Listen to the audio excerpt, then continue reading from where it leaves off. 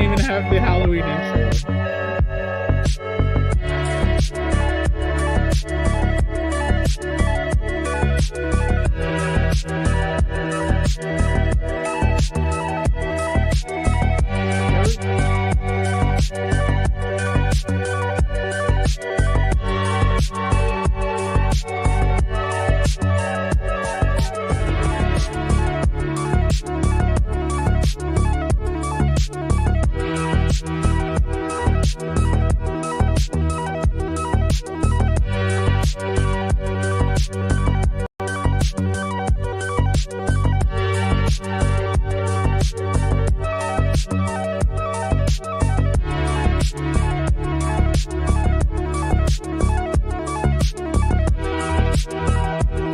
Should we reveal ourselves one at a time? They can hear you, Phil. I mean, maybe, I guess.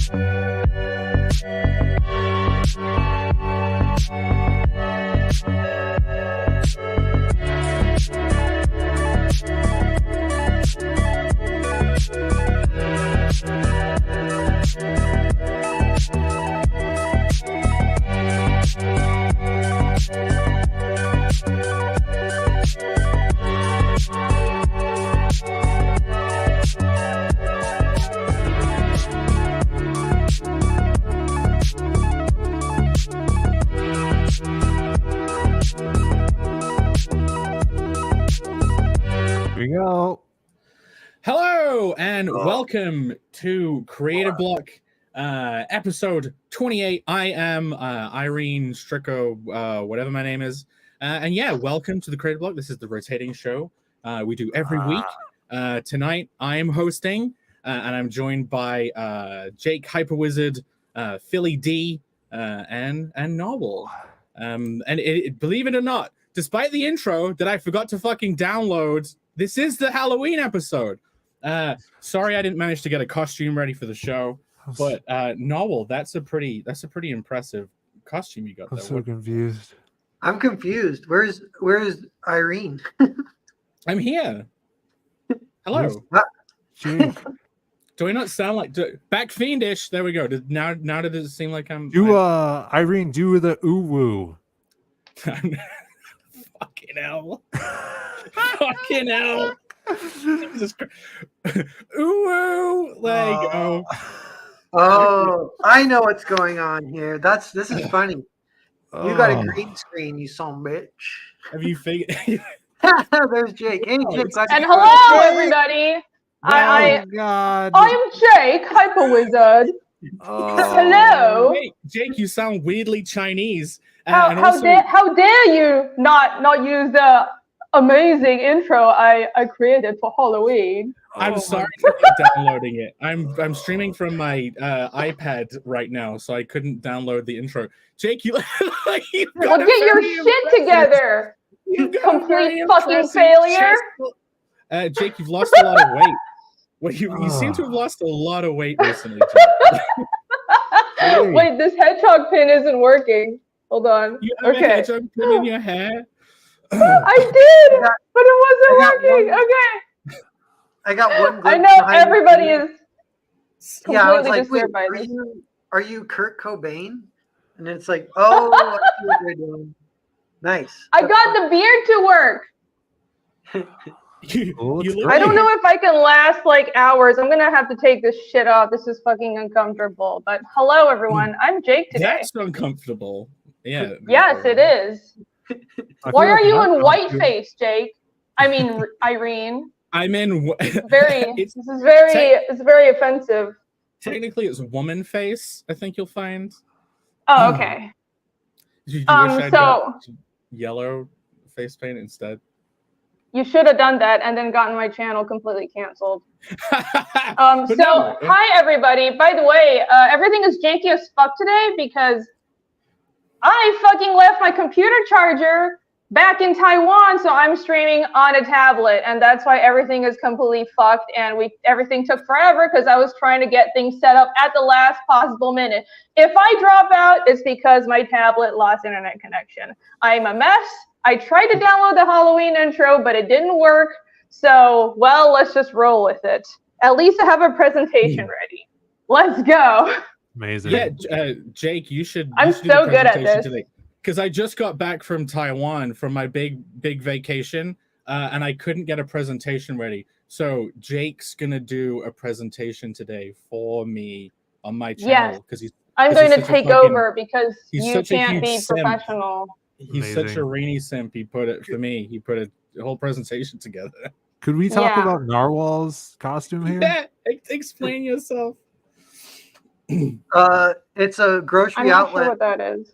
shopping bag that I cut eye holes in, and they're way too wide, so I taped them together to connect a little bit better. But then I couldn't breathe, so then I opened it up and took a little like toilet paper tube and turned it into an elephant, and then I wrote monkey twice on my forehead. What? What does that mean? It's so I don't even know. Narwhal. I'm like the ending of 2001: A Space Odyssey. I'm abstract. Gnomsky Very says Narwhal confused. looks like a legit psycho killer. That's right. Yeah, yeah, And, yeah. Camel says Jake is in whiteface, typical racist Jake. I know, right? Damn white people. I'm gonna steal their thunder. Oh my god. I feel like my costume is not going to live up to any of this hype. I like the funny Well, thing is hurry up and Phil- reveal it. We'll see. Phil turned his off and he's like, should we introduce our costumes? And he's built it up in his own mind now. And now he's like, I'll just leave my camera off. And now I'm just mind fucked. This is really weird. All right, here we go. Hey, Yeah, you're in whiteface too. I'm kind of in whiteface, yeah. that's a pretty intense. Speaking of like mine being low effort, yours is high Yeah. effort. That's fucking Nice. cool. I really like these glasses. Look at this. Side glasses. You dressed as a mummy. Well, are you a Like, sperm? Are you the one sperm that Oh, got to your mom's egg? I'm also not a mummy. Because you are. You realize you are the one sperm that got to your mom's egg, right? So, Phil's dressed as himself when he was Phil a is the sperm. only one who actually did a serious costume. Well, I bought this. For I this didn't have year. time to put a costume together because I just got back from Taiwan, so I didn't have time to put a costume Look together. at my tongue, guys. No. Irene, you look very Whoa, normal. That's gross. Someone says Sure. that you're dressed as Vaughn. Who? I think that's actually no, Dangocello says Phil is dressed as Vaughn. I think that's accurate. Is that because he's so 'cause I'm white? He's so Ooh. white. You need to put some ramen noodles on top of your head. Bodied in the chat knows it's the Invisible Man. So did 40% said. No, Michael Deitch says creature from the White Lagoon. Oh my god. So So, yeah, today- everyone, today we are talking about killing characters, and I feel like we have mostly me and Jake have assassinated our characters with this show and this costume. So Very good. it's very appropriate. It's very appropriate that this is the theme for today. We've killed our own character. Jake, you're doing all We embarrassed, have. We're never gonna live this down. Yeah, if Irene had to pick like the quintessential Jake shirt, and she picked a Hawaiian shirt. No, hold on, guys. Hold on. I put effort. I can't fucking do this beard. I'm gonna have to take it off. No, But- you got to keep it on for the whole thing. You can't. Oh my god, shave your it's so beard off, fucking Jake. uncomfortable. Okay, but It's so hot. I though. got like a hairy guy shirt as well, like a hairy chest shirt and everything. there will be no Sims in today's chat. That was my aim. Just here to destroy everything. You'd be surprised, People in the yeah. chat were Taking saying out that for- Irene does look exceptionally good looking today. I know. Thank you, everyone. I put in a Oh. lot of it. I put in a lot of effort. I'm wearing my typical it's Little 3 inches of curvy in all the right foundation. places tonight. Yeah, look, I got the girls out. That's right. It's a rarity. Is that what that is? Is that TP rolls? No, they're real. They're real. They're real. They're real, guys. She's Look, stuffing. yeah. If you want to send, no, I'm not. They're real, Phil. Don't do this to me. I need super chats. Handle it. No, you clearly stuff your chest. Don't lie to everybody. No, I don't. Don't say that, Jake. This is very mean. I see You know, through he's you. talking, says, it's ma'am. Yeah. It's ma'am. So, Jake, are you going to start your presentation? I will, if my computer doesn't lag too much. For me, you The froze. manager's Oh my God, she's got to do her Did it slideshow, freeze? but on an That's iPad. This is There, now Happy you blink. Halloween. Oh, man. This is the worst. I might just turn my camera off for this because I think that'll make things go much better. And also, everybody will be- FKA322 says, "Hi, Perini, can you speak some Mandarin for us?"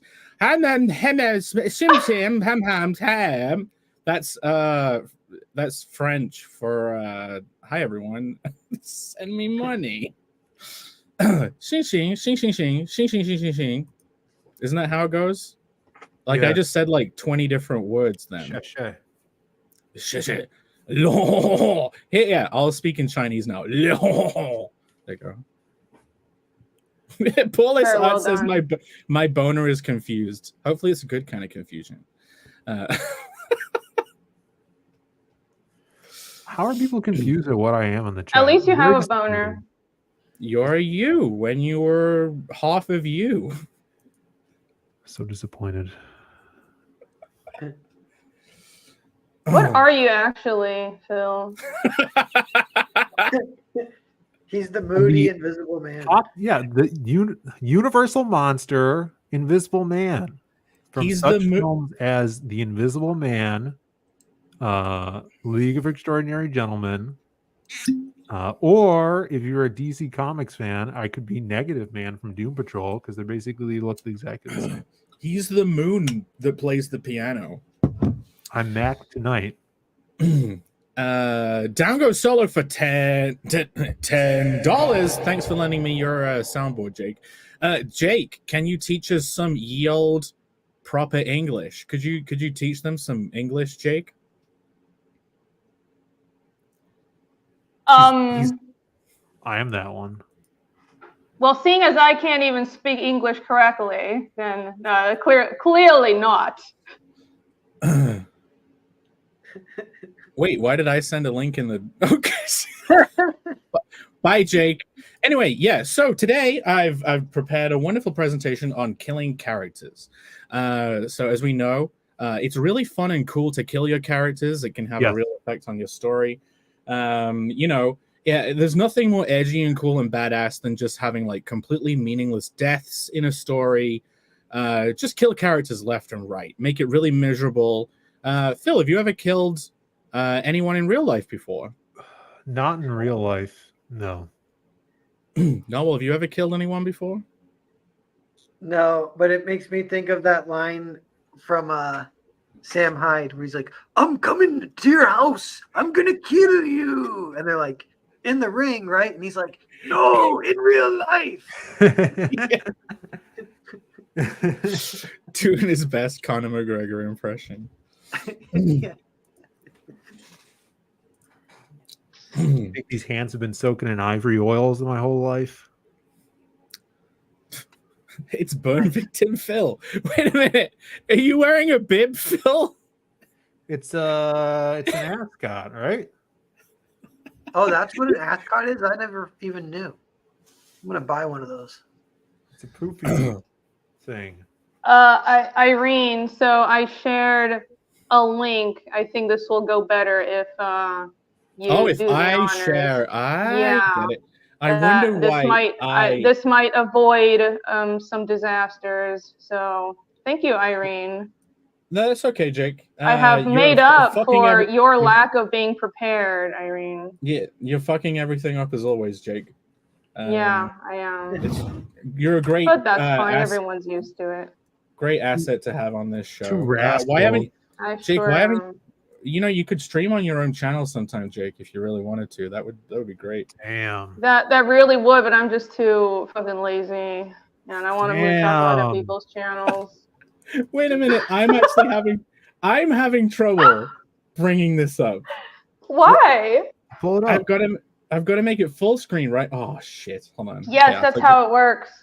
Quit trolling, Irene. Stop it. No, I'm not trolling. I can't move windows around. Okay, wait a minute. Yes. Let me see. Holy shit! I'm the one literally without a computer right now. Just click the buttons. No, hold on. Oh, I might have to restart my computer. What is that? What's up, Jules? What's up, Angela Curry? Okay, let me read a couple of super chats. Hello, everyone in chat. I apologize for the mild disaster today. It's 50% my fault, 50% not. Phil, can you click the link and share it? I apologize, but honestly, my computer is fucking up. Oh, Jesus Christ. Okay, Jeremy Burrs for $19.99. Thank you so much. Thanks for the replacement mug. No problem. I'm glad you got it. Thank you for the super chat. Marumi, member for 21 months. Thank you. Which one to read later, Malin Cut or Fiendish 2? Well, clearly Fiendish 2. Clearly, because, you know, that's just how it goes. Did you finally get your book? I'm glad you did. LCRV for $2. Thank you. I feel like I did drugs. Where's my alcohol? I'm about to start drinking as well, because if you're stressed, imagine my stress. Down Go Solo for 10. Thank you so much. Jake, can you teach us some ye old proper English? I think we covered that. And I clearly don't know proper English, so I cannot do that. So you got to teach them something. You got to teach them something. You got to give them the oi. You got to say, "You having a laugh, mate?" You know, stuff like that. Oi, you having a laugh, mate?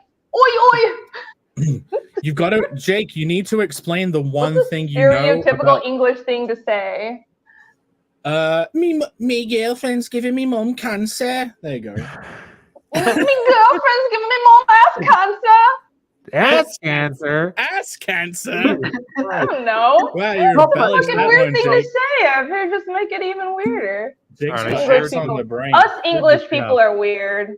I want to point out too just how cartoony Irene's cork popping out of her drink sounds every time she does it.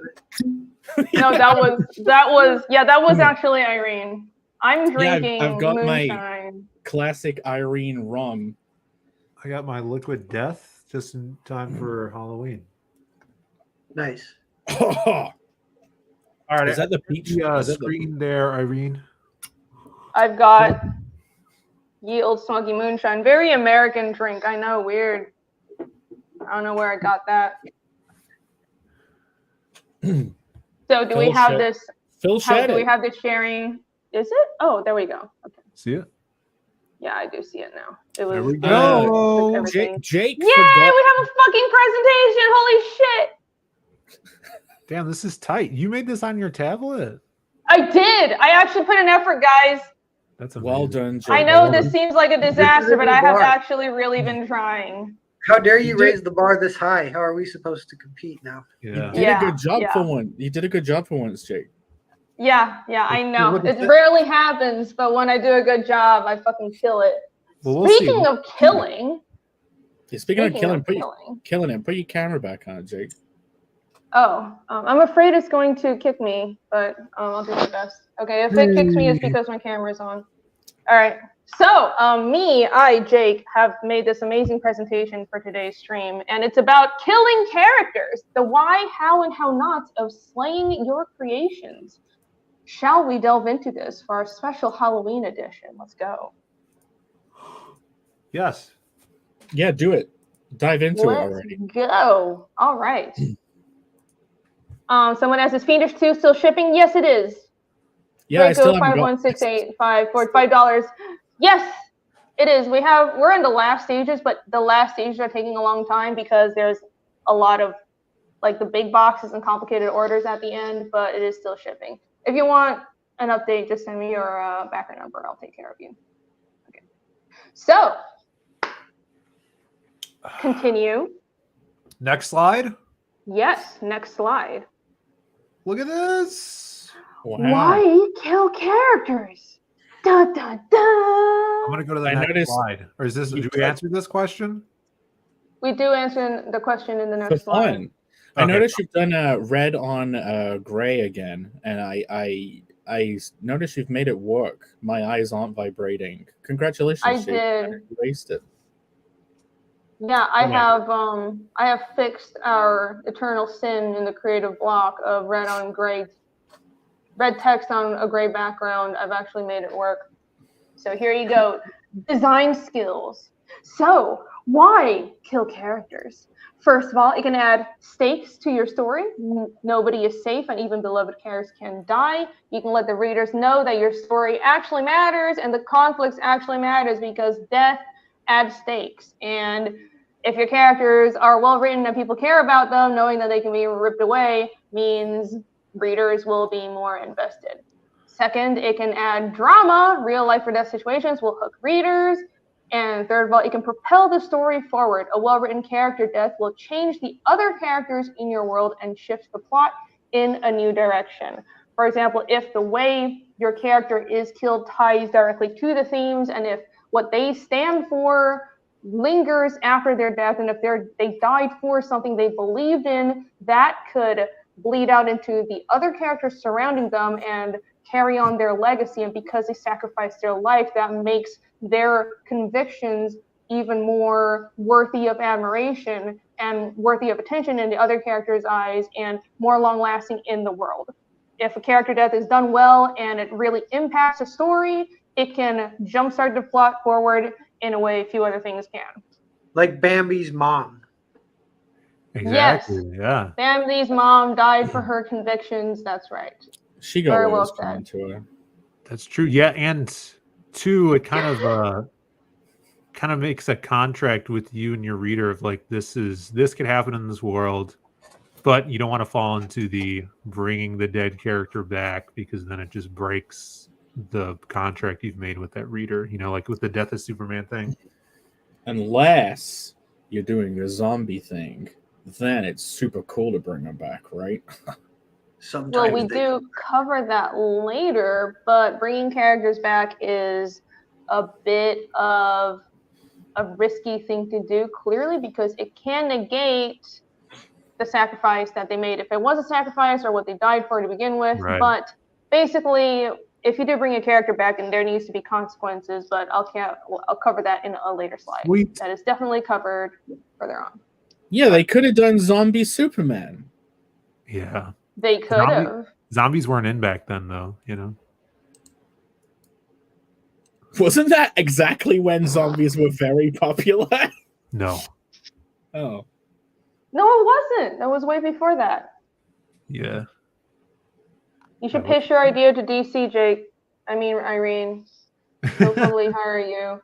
Making the new hot thing. I'm more of a Marvel girl. Hold on, let me answer a couple more super chats.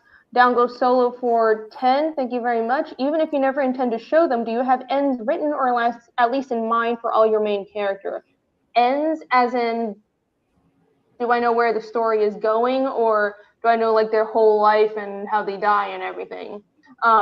Yes and yes, for me at least. But what about you guys? Oh yeah, I don't know how they die. That's an interesting question. But that's kind of fun. Yeah.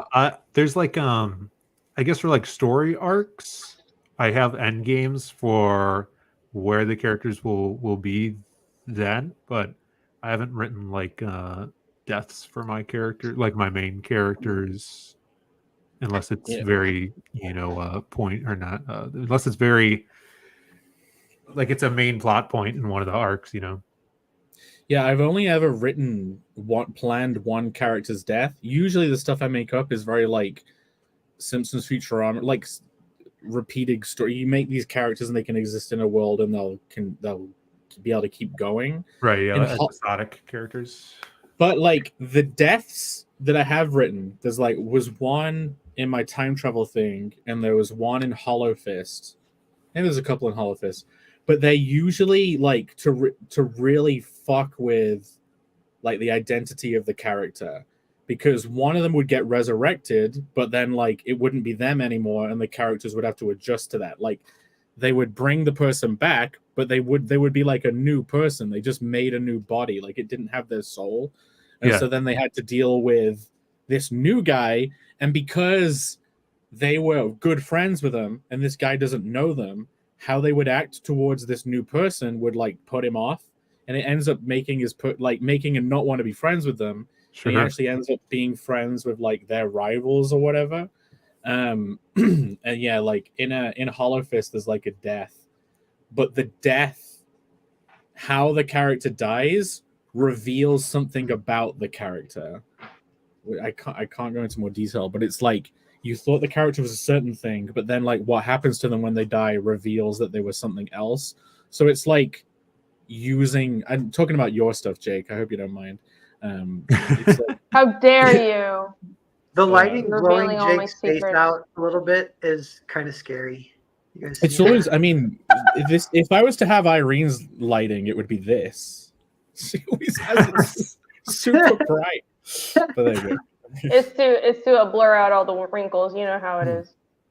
But yeah, like you can use deaths in more ways than just having stakes. You can reveal things about a character using a death, like the death of the character, and then they come back. Like that reveals something about how all the other characters are acting when they're faced with like a new person. True, yeah. Yeah, it depends on what you're trying to do with the character death. Sorry. I know, I was preaching Lonesome Dove the other week, and there's a character named Newt, and he kind of has an end where he's kind of become a man, but he doesn't quite get satisfaction of kind of talking to his father, really. So he kind of runs off in a little bit of a huff, and that's the end for him, his story. And you're kind of like, oh, well, that's not fully like resolution, but at least he got to see him grow up. So that's cool. You really like him. And my dad's like, yeah, in the sequel, the next book, a horse rolls on him then when he's trying to break a bronco and he dies. I was like, what? They just kill that? They kill him like randomly in a tragedy? I'm like, what the fuck? I was like, I would rather not know that. Speaking of like knowing.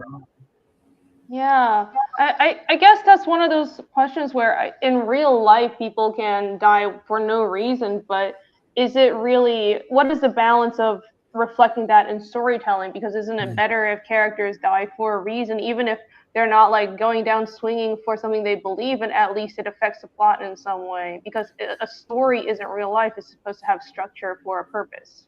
Yeah, the only reason I would, like, if you're playing devil's advocate and be like, why would you even do that? The only thing I could think of is if you needed a reason, it would be to reflect the chaoticness of real life, Yeah. It does give it that kind of like real life feel. Like imagine if you had a time skip, and then the reader is kind of like catching up with everything after this time skip, and like one of the characters just happened to die during the time skip, right? And like you could even see one of them going to their grave or something. Another kind of poignant example of that is in Stand By Me. That's a Stephen King short story, but it's where River Phoenix, like the most badass of all the kids, who's kind of the coolest. At the very end, I think the narrator's like, 10 years later, he tried to stop a knife fight in a bar and got stabbed and died. And like, they just say it right at the end, kind of. And you're like, what? Yeah, he does that in, like what Jake was saying, like a time skip thing. That's very prevalent in Stephen King's It, when you see the whole crew as adults again. You get almost no time with maybe it's not Richie, but anyways, he hears that the gang's getting back together because, it is back or whatever. And he just goes in his bathtub while his wife's down in the living room, and he just like slits his wrists and kills himself. And then you never see it because he just like off screen. But even like those things have meaningful story points that increase the mood of the story, even if you're killing a character off. Man, if you want to show a time skip and show that like younger characters have now matured and they're having to deal with like really adult concepts now, knowing that they're not just now having to deal with a death of a friend, like they've already moved past dealing with it. Like that instantly makes all of those characters feel more mature. Yeah, see that. But it's also, if you do something like that, what we're talking about, it's also very easy to have Narwhal's reaction of like, I would have just rather that not happen, because people will jump to the theory of, oh, they didn't have any place to put that character anymore, so they're just killing him off. True. How did it make you feel with that death then, Narwhal? Well, so in that case too, because I didn't get the death from the context of the story, which it might be a little more like balanced or whatever. But yeah, just my dad being like, oh yeah, he dies, a Bronco rolls on him. I'm like, what? And it does not make you feel good in that case. And that is a little bit of the theme actually of Lonesome Dove, is like the tragedy of real life. It's all random, like it's bad weather, it's snake bites, shit like that is like what's killing people. Yeah, a lot of the more modern Western stuff is like it's a version of the old fantastic Western things, where it wants to show the reality of how rough life was on the West and the frontier, you know? You just made me, because you said about the old West and the frontier, you made me think of Back to the Future and how that deals with death, like the imposing death, and specifically like that third Back to the Future film when they like have the teacher had died and her name was like, had the Ravina been named after her in their present, but then they still tried to save her. Oh, I don't remember that. I just remember where it's like, oh, if he doesn't solve this or something, he's gonna die. He won't exist anymore, and something like. But it was kind of played almost comedically. Should we move on? Yeah, let's go. How to make a death effective? Dun dun dun. How to make a death matter. Number 1, write a believable character with hopes and dreams, and then dash them across all away. That's right. Tell everybody about their hopes and dreams, and then dash their brains across the ground. Number 2, make a character connected to the plot and the other characters, so their death necessarily has an impact on the rest of the story, the plot, and the other characters, and their legacy is carried on. And number 3, don't make their death cheap. Have them die for a reason or go down swinging. Those are the main points I could think of. Yep. Because conversely, you can make a character death not matter. You can kill characters just for shock value, and we'll cover that in the next section. But are there what character death do you guys remember from media that really exemplifies these things? Yeah, that was certainly one. I think the best character deaths from any media exemplify one of these points, but if there's anything more you guys can think of, the lawyer from Jurassic Park getting eaten was pretty cool. Yeah, he really died for what he believed in, Jake. Yeah, he was really proving something. Great point. Well, you know what is, or go ahead, Phil. Sorry. I was going to say, I'm sure there's a good amount of the audience who's probably seen the movie Tombstone. It's probably my favorite movie. The Western film. It's about Wyatt Earp and his 2 brothers going to a town to strike it rich in the oil business, but they get sucked into being lawmen because they're all previous lawmen from different towns. So his Wyatt's younger brother Morgan is the youngest of them, and he's bright-eyed, really excited about going to town. And they lay out his death very well with kind of a foreshadowing thing. Earlier in the film, they come out of a theater show, and Morgan's telling his brother, he's like, oh, I've been reading this book about philosophy and life and death, and there's been reports that people, when they die, they see a light, at the end of a tunnel. And it's super, it's just a passing thing. So he gets, and this actually happened in his history, he gets assassinated while playing billiards in a bar by a gang of cowboys. And Wyatt, rushes to his aid in the film, and the doctor's trying to pull the bullet out of his back, and tensions are super high. He's bleeding everywhere, and the dogs are barking, and the doctor's like, it's too deep. I can't pull this bullet out. And so they turn him over, and he's talking to his brother, and he's like, why, when I told you that he's on his back on the pool table, he's like, remember I told you that people, when they die, they see a light at the end of a tunnel? And he's like, yeah, that's real good, man. What about it? He's like, I can't see a damn thing. And he dies. Oh my God. Oh, that's good. Yeah, awesome. And then the impact that has on Wyatt, because he didn't want to be a lawman anymore. He just wanted to be a family man, go to this town with his brothers and strike it rich in the oil business. And then he gets that moment pulls him into being a lawman and trying to take down the cowboys, and goes on this, ride of vengeance. That's awesome. Yeah, super big impact on that film was his death. On the flip side of that, there's an accidentally laughable moment in one movie with Michael Mann. What's it called? I think it's called Public Enemies, where Channing Tatum gets shot with a Tommy gun, and they run up from like 100 yards over. He's lying there, and he looks at him and he goes, I do believe you've killed me, sir. That's the Johnny Depp film? Yeah, Johnny Depp's in that one.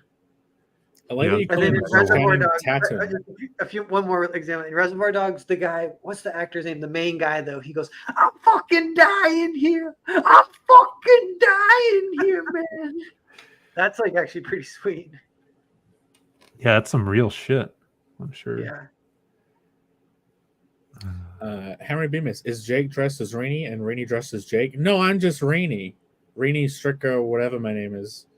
And Jake has his camera off, so you can't even see what it looks like. One too many sushi rolls in Taiwan. I just I ate something weird. My voice is really high, but I'm totally Jake. Yeah, my balls finally dropped. Mine retracted, as they do once in a while, and my voice gets really high. It's very cold where Jake is right now. Yeah, England is cold, don't you know? Sometimes our balls just all shrink up. Over here is very uncomfortable. Anyways, continue. Wonderful image you're painting for us, Jake. Yeah. That's an accurate painting of today's episode. Caveats to killing off characters. So now we get into the downfalls of killing off characters and some mistakes that you might make in doing so. Next slide. Oh yeah, you're not in control. I'm not, because I don't want to blow up this stream any more than I already have. All right, number one, when characters are repeatedly not given meaningful deaths. For example, if they don't change the other characters or don't forward the plot, or if the writer just seems intent on killing a lot of characters for shock value, which does happen quite a bit in media, especially modern media, it can have the opposite effect that tactfully killing off characters can make, as we previously discussed, and it can water down reader investment. You can water down the stakes, you can water down what the readers have latched onto the characters about, because you're telling the readers effectively that none of this matters because you're making the character that's cheap. So that's point number one. Yeah, like you can kill a character off screen and it can actually still have a meaning because you explore how other characters would have reacted to it. But yeah, like a meaningless death is like they just die and it doesn't matter, right? Right. Mm-hmm. Yeah. Before we move on, now I haven't seen or read this stuff, but you're a huge R.R. Martin book series fan or whatever, and to my knowledge, he does that a lot, right? So how does that affect your enjoyability of reading or watching those Game of I Thrones stuff? think, right. So I think reading, first of all, the books and the show are separate. And I think in the show, it definitely slid into the killing characters just for shock value part at the end, especially after they just gave up on the setups. And that is what you don't want to do. Because towards the end, when characters died, you just didn't give a shit. You didn't even give a shit when, at least I didn't give a shit when fucking like really important major characters die. I won't spoil it for anybody, but it's just because they had a great character trajectory. You really cared about them for the first 3 seasons, and then their character just stagnated or went in a direction that made no sense, and you stop caring. And they suddenly die, and it's not for any reason. It seems like they just went back on their character development for no reason, or they just took a turn, but it wasn't set up, and it just pulled me out of the story, and I stopped caring, because to me that wasn't the character that I originally cared about anymore. That's how I felt. Now in the books, that it kind of borders, I think George R.R. Martin kind of walks the line on that. For the major characters, I feel like a lot of the times he does kill characters, and their death, they don't have heroic deaths, they don't die for any reason. He does kill characters because he wants to create a world where anything can happen, and sometimes deaths have no meaning. And Right. that is the vibe that he's going for. So when certain characters die, even if it's not for a greater purpose, it's for the world building. So to me, that's usually enough. But on another level, it does get a little gratuitous sometimes. Sometimes it's like a character dies, and then we're going off into Essos, and we're watching this other character die we don't really care about, and that ties into this whole thing, this problem that I have with him, where he gets too distracted, he's not focused on the main plot. But that's a whole different thing. When you're reading that or ingesting that media, does it give you a sense of the world that like anyone at any moment can die, and does that put you on edge more?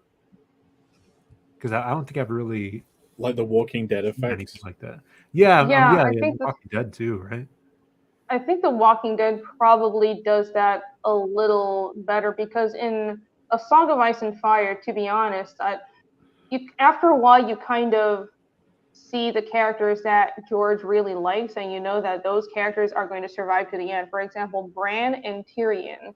And it's kind of stated by George that he likes to write these downtrodden, crippled characters that you wouldn't think are heroic, that aren't stereotypically heroic in traditional fantasy writing. So it's like those characters kind of have plot armor.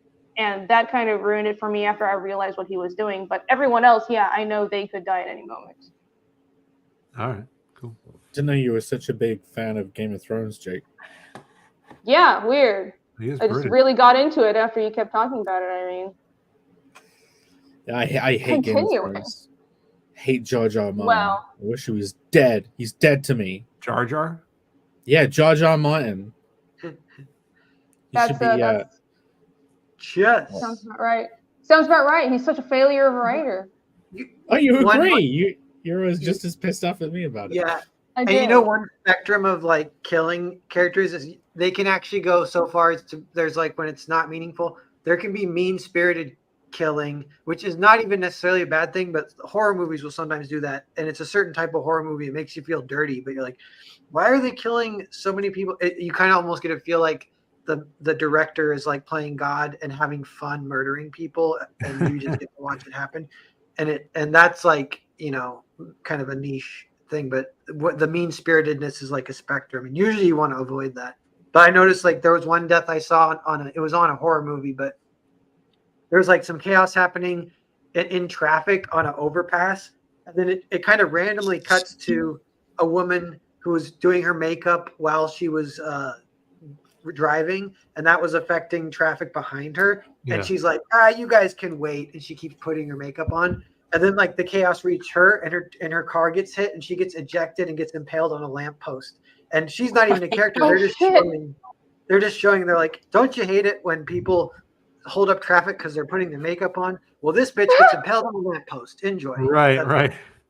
Do you feel like How did you feel about Death Proof then? Like when they had that car crash and that guy was killing all those women. Like, was that a similar thing, or was that like not? I think that was just regular horror, as I remember. It's like those are the first people who die. There wasn't a weird commentary, like they suck, so I'm going to kill them because I'm playing God and I don't like them, so I'll kill them. And don't you think that's funny, viewer? Create a character you don't like that represents something that you think is bad, and then just kill them. Yeah. It's like a form of social commentary. It's like kind of stupid. JW Learning says a death doesn't have to be a main character to be effective. Agreed. The first 20 minutes of Saving Private Ryan is nothing but nameless characters dying, and it's massively upsetting. That's true. I think that is that was very effective, but also we understand the historical context and the sacrifice those people were making. But yeah, it doesn't have to be a main character. Those people that scene was effective because we understood what they were giving their lives for and where the story was taking place, I think. Yeah, definitely. I want to watch Death Proof now. I haven't watched that in so long. You're the one who mentioned it. Yeah, I want to watch it. I watched Inglourious Bastards again, going back to the Inglourious Bastards versus Django debate. My mom agrees to always watch Inglourious Bastards and never watch Django. Never. Sorry. You should. I mean, Django is a better film. So. Says you. Yes, says me. Arthur Brown, the Uncanny Kodiak for $1.99. Thank you. Are you finally freaking home?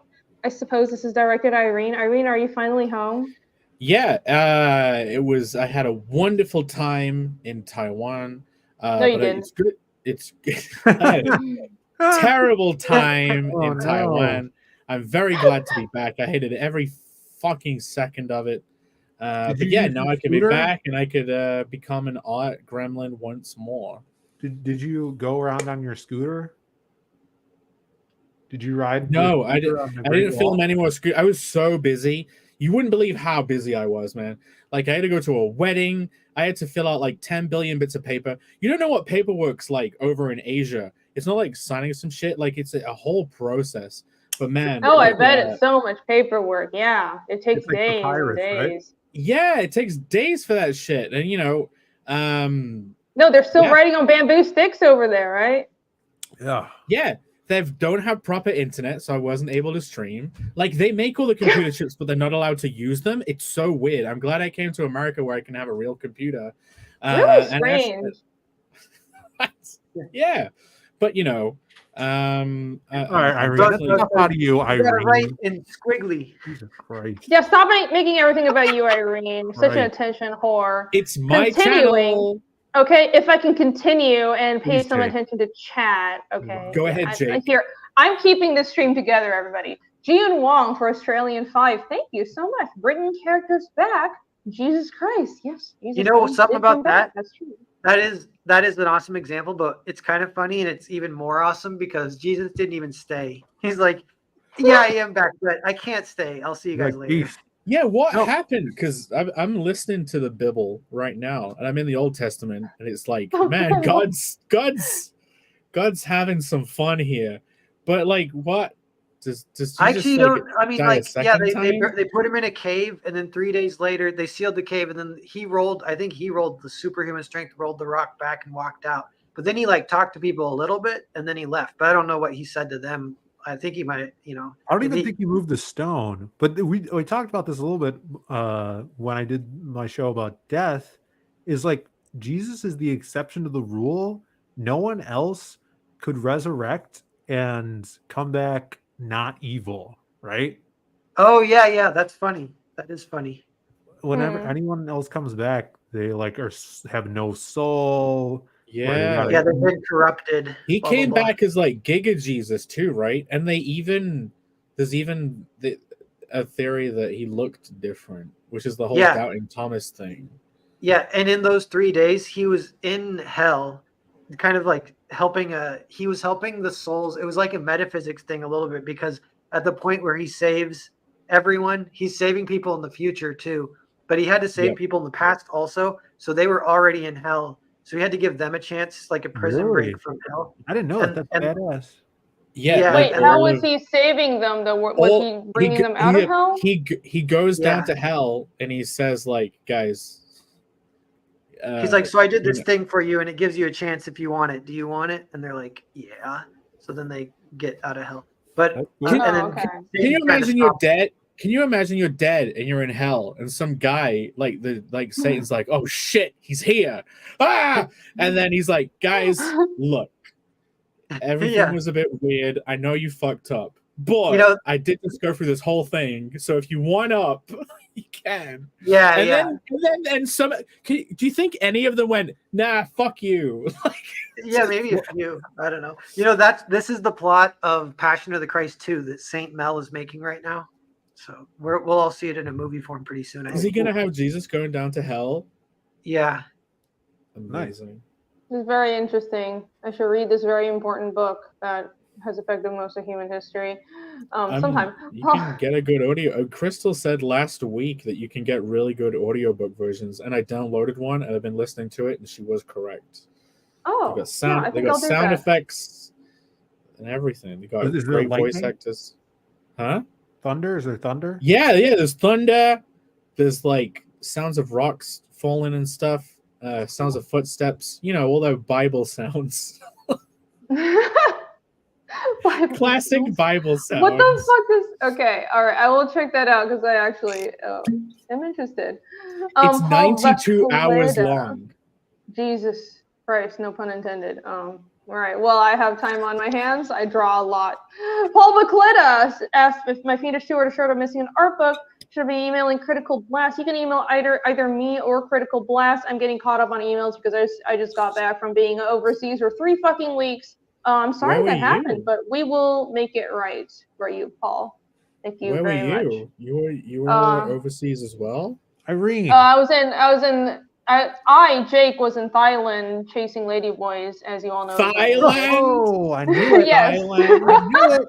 Yeah. Well, you were, taking care of family and being a good daughter for once in Taiwan, Irene, because you just never are. I was in Thailand having fun, so just so everybody It knows. sounds like you confused the two again. I bet you were trying to get to Taiwan and then you ended up in Thailand. Yeah, that usually happens. Jake, that's weird because I did hear some news reports coming out of Thailand. There's been a slew of ladyboys being murdered over there. Yeah, why are you so What? angry? Why did you go on such a spree, Jake? I hope that wasn't Just you. leave him alone. Oh, sorry, I get blackout drunk sometimes. It just happens. Jake the It Ripper. runs in the family. Jake, Yeah. Oops. Hyper Ripper. He cut off all their dicks. Oh no. He has them on a horrible. necklace. He has them on a necklace. This is dark. Sorry. That's from something. Isn't that from something? Yeah. I don't know. Stinky face, you're canceled. How dare you? Yeah, Your Highness. That is like a comedy fantasy thing that I know about. Wait, I don't know about that because I'm not the comedy fantasy. You know about that film, Jake. All right. I sure do. Hold on, there's some more So that- super chats. Hold on. I need to pay attention to chat because Irene clearly isn't doing her job. I can't pull up chats. Because Well, I'm too- why are I'm you too such a drunk. fuck up? My God. Which dead character should have never been brought back? Says FK322 for $5. Thank you. Don't say Jesus. Super Don't Mom. say Jesus. Don't say Jesus. Yeah. That's blasphemy, Irene. Oh. Dead cure. Well, I'm Buddhist, so I don't Oh. care about it. I got one. Respect Emperor Palpatine. Oh yeah. He's come back somehow. That was literally the line in the movie. Somehow Yeah. he's come Oh yeah. I mean, just the entirety of the Star Wars sequels, I guess. Yeah, Marty Couldn't have been McFly brought back. should have just died. Bonnie and Clyde. I agree. Yeah, they should. The car should have floated, gone into the sky like a spaceship. back. Gone into what's the Wait, that's afterlife? not Valhalla. Thelma and Louise. Wouldn't Endgame Bonnie have been and better if Clyde. everybody stayed dead? Yes. There you go. Honestly, I'm kind of half joking, but I kind of think so. It would have been more interesting. Gandalf should have stayed fucking dead. Oh. Oh my God! How dare you? He didn't come back as should- people, though. Yeah. He You does should come say- back though. He Jon comes Snow back comes with back no and it's kind memories. of dumb. It's a Is bit it of a bad? stickler for me. I don't like characters coming back. Phil, okay, the Gandalf thing. There is still some kind of cost. He's not actually him anymore. Do you know what I Right. mean? He doesn't remember his It's- past self. Basically. Yeah. Yeah, there- but the cost isn't even. It's like he comes back, but better. He's just a little different. That is the Just one like singular Jesus. thing I kind of had a problem with in Lord of the Rings, because I don't like characters coming back with no cost paid. No, but that hinted at the world building. That hinted that a character could die and they go off and become like ascended and then Well, it can made come sense- back. It made sense in the world building because he's Maya. He's a different race than everyone else, and he's Maya. But still, for the sake of the story, part of me was like, I kind of wish that didn't happen, because death should mean something and sacrifice should mean something. What do you think should have happened? If Gandalf had stayed dead, how would there have been any plot holes, Jake? Because you're an expert on Lord of the Rings all of a sudden. Yes, I am suddenly. Don't you know? I care a lot about my English heritage. I am a Tolkien specialist. I have read Lord of the Rings back to back multiple times in the a singular week since the last show. I actually hadn't really thought about this, but off the top of my head, I really haven't thought about this because I've just been like, oh, I kind of wish he didn't come back. But whatever, I fucking love Lord of the Rings anyways. It's an amazing book. But maybe a new mentor character, or maybe just they didn't have a mentor and they had to struggle through and figure things out on their own. But then there's the question of, well, who would have brought the army to Minas Tirith and all that stuff? Maybe that would have been assigned to another character. I think a new mentor character being introduced might have worked better, or taking one of the other elves that had already been introduced to replace him. But then again, I'm nitpicking here because. So you're proposing Tolkien. Gandalf's older brother, Bandelf, could have come in instead of... No. Like, this is not well thought out. But maybe one of the other elves that have been around for a really long time, or there's no other Maya that could take his place. I mean, there's fucking, Saruman, but he's not going to do that job. I'm a little put on the spot there. This is not very well thought out, but generally, I don't really like whipping the hobbits to work in his factories. Yeah, Maromi says Gandalf is completely different. He's different than human, so it's one of those things where I'm 50-50, but generally I don't like characters being brought back. Down goes Solo for 10. Thank you very much. Do you have a favorite character death? Something that drove the story without feeling cheap, like Thoris Snorreson?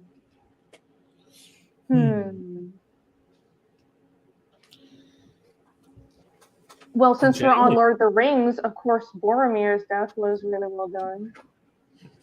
Yeah, it was badass. Mm-hmm.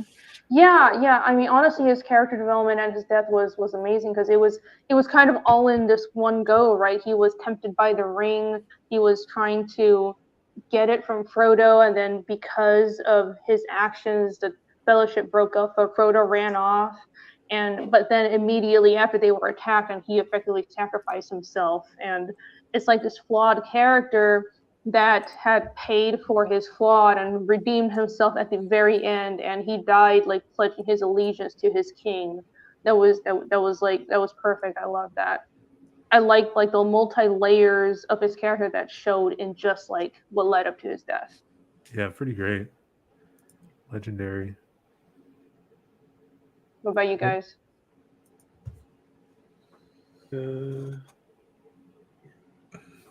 I can't actually recall that many like really effective deaths. I liked the episode of Futurama where like Fry died, but then you realized it was just Leela was high on honey the whole time. Oh my god. Yeah. She was just in a coma. But... what do you call, like a different example that's kind of interesting? It's the Alamo with John Wayne. And that one, the story ends when they die, and you know that they're all going to die. And I was watching that one kind of wondering, like, how does this even be entertaining? Because we know they're going to die. But one of the things they do is they have the night before, all the men are there by the campfire, and they're all like, well, this is it. This is our last chance to go. And none of them leave. And then they all just like have a drink together and sit in silence, knowing they're going to die the next day. And then they give it their best shot and they like almost win, but then they don't. And then it ends. It's like, but it is, so it like doesn't affect the plot other than it ends the plot. But it is like, that was a very effective, like heroic kind of thing they did. Yeah. I'm going to, this is mild spoiler, so everybody who has not read Vinland Saga up until wherever they are now, cover their ears for the next 20 seconds. Both Thor's and Askeladd's deaths were amazing and affected the plot majorly, because first it was sort of like this book ending of Thorfinn's journey, where he was motivated for vengeance and he lost his vengeance and his character changed to realize vengeance was wrong because of it. The end. Bleeding Gums Murthy, Edna Krabappel, the bus driver from South Park, all amazing deaths that really affected the plot. No, you need Maud Flanders. She actually Yeah, died. Maud Flanders died by being hit by a fucking t-shirt gun and falling off. Actual death. At least Ned did go through a whole arc because he was like single now. Stinky Face is just... Sorry, go ahead. You should have gone back to Vegas and found his Vegas wife.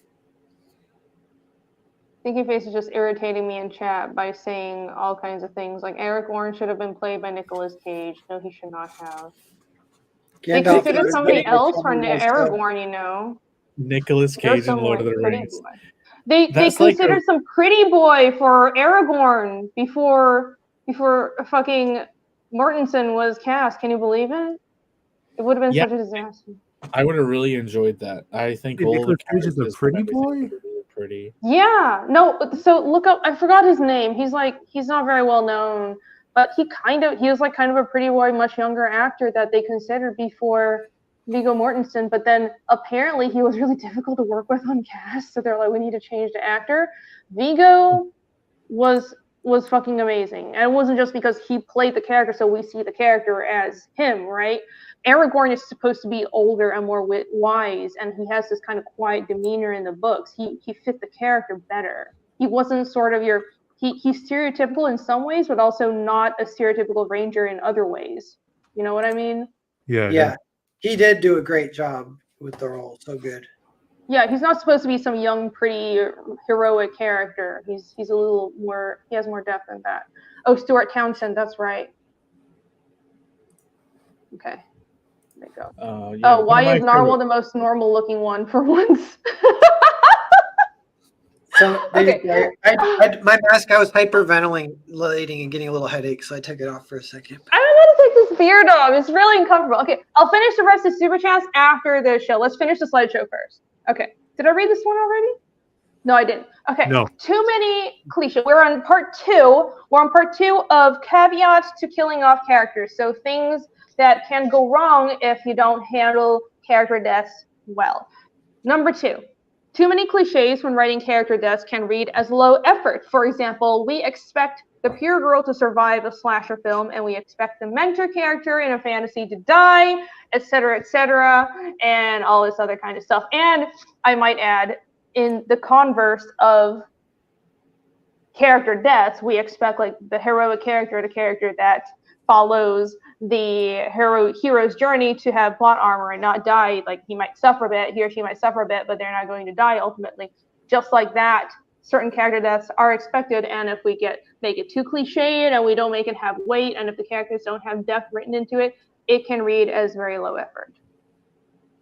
Right. Yeah, that example of the mentor dying, that is a good example. I didn't realize that till I read it. I was like, oh, that. I didn't realize that was a thing. Yeah. Who? Yep. Because that ends up being the passing of the torch moment, right? Like that's an upgrade to the experience of the main character. Like, oh, you were teaching me all this, and like now you're fucking dead, and I'm the one person. The mentor dying. Yeah. Yep. It's a very classic heroic fantasy sort of trope. they definitely did that in Lord of the Rings, except Gandalf came back, but that's because he had a reason to come back. He's Maiar and all that stuff.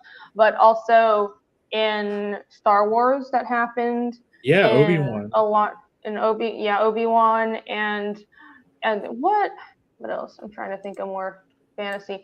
Technically, in A Song of Ice and Fire. Okay, so here's the thing: the character that follows the hero's journey the most in A Song of Ice and Fire is Bran, and he does have a mentor character.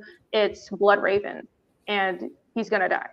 So, Song of Ice and Fire does actually follow the hero's journey. It's just in a very, very roundabout way. He's never gonna get to actually finishing it, but all of this tracks exactly for Song of Ice and Fire. And does that follow for Dune as well? I think. Who's the Dune have, mentor like, character in Dune?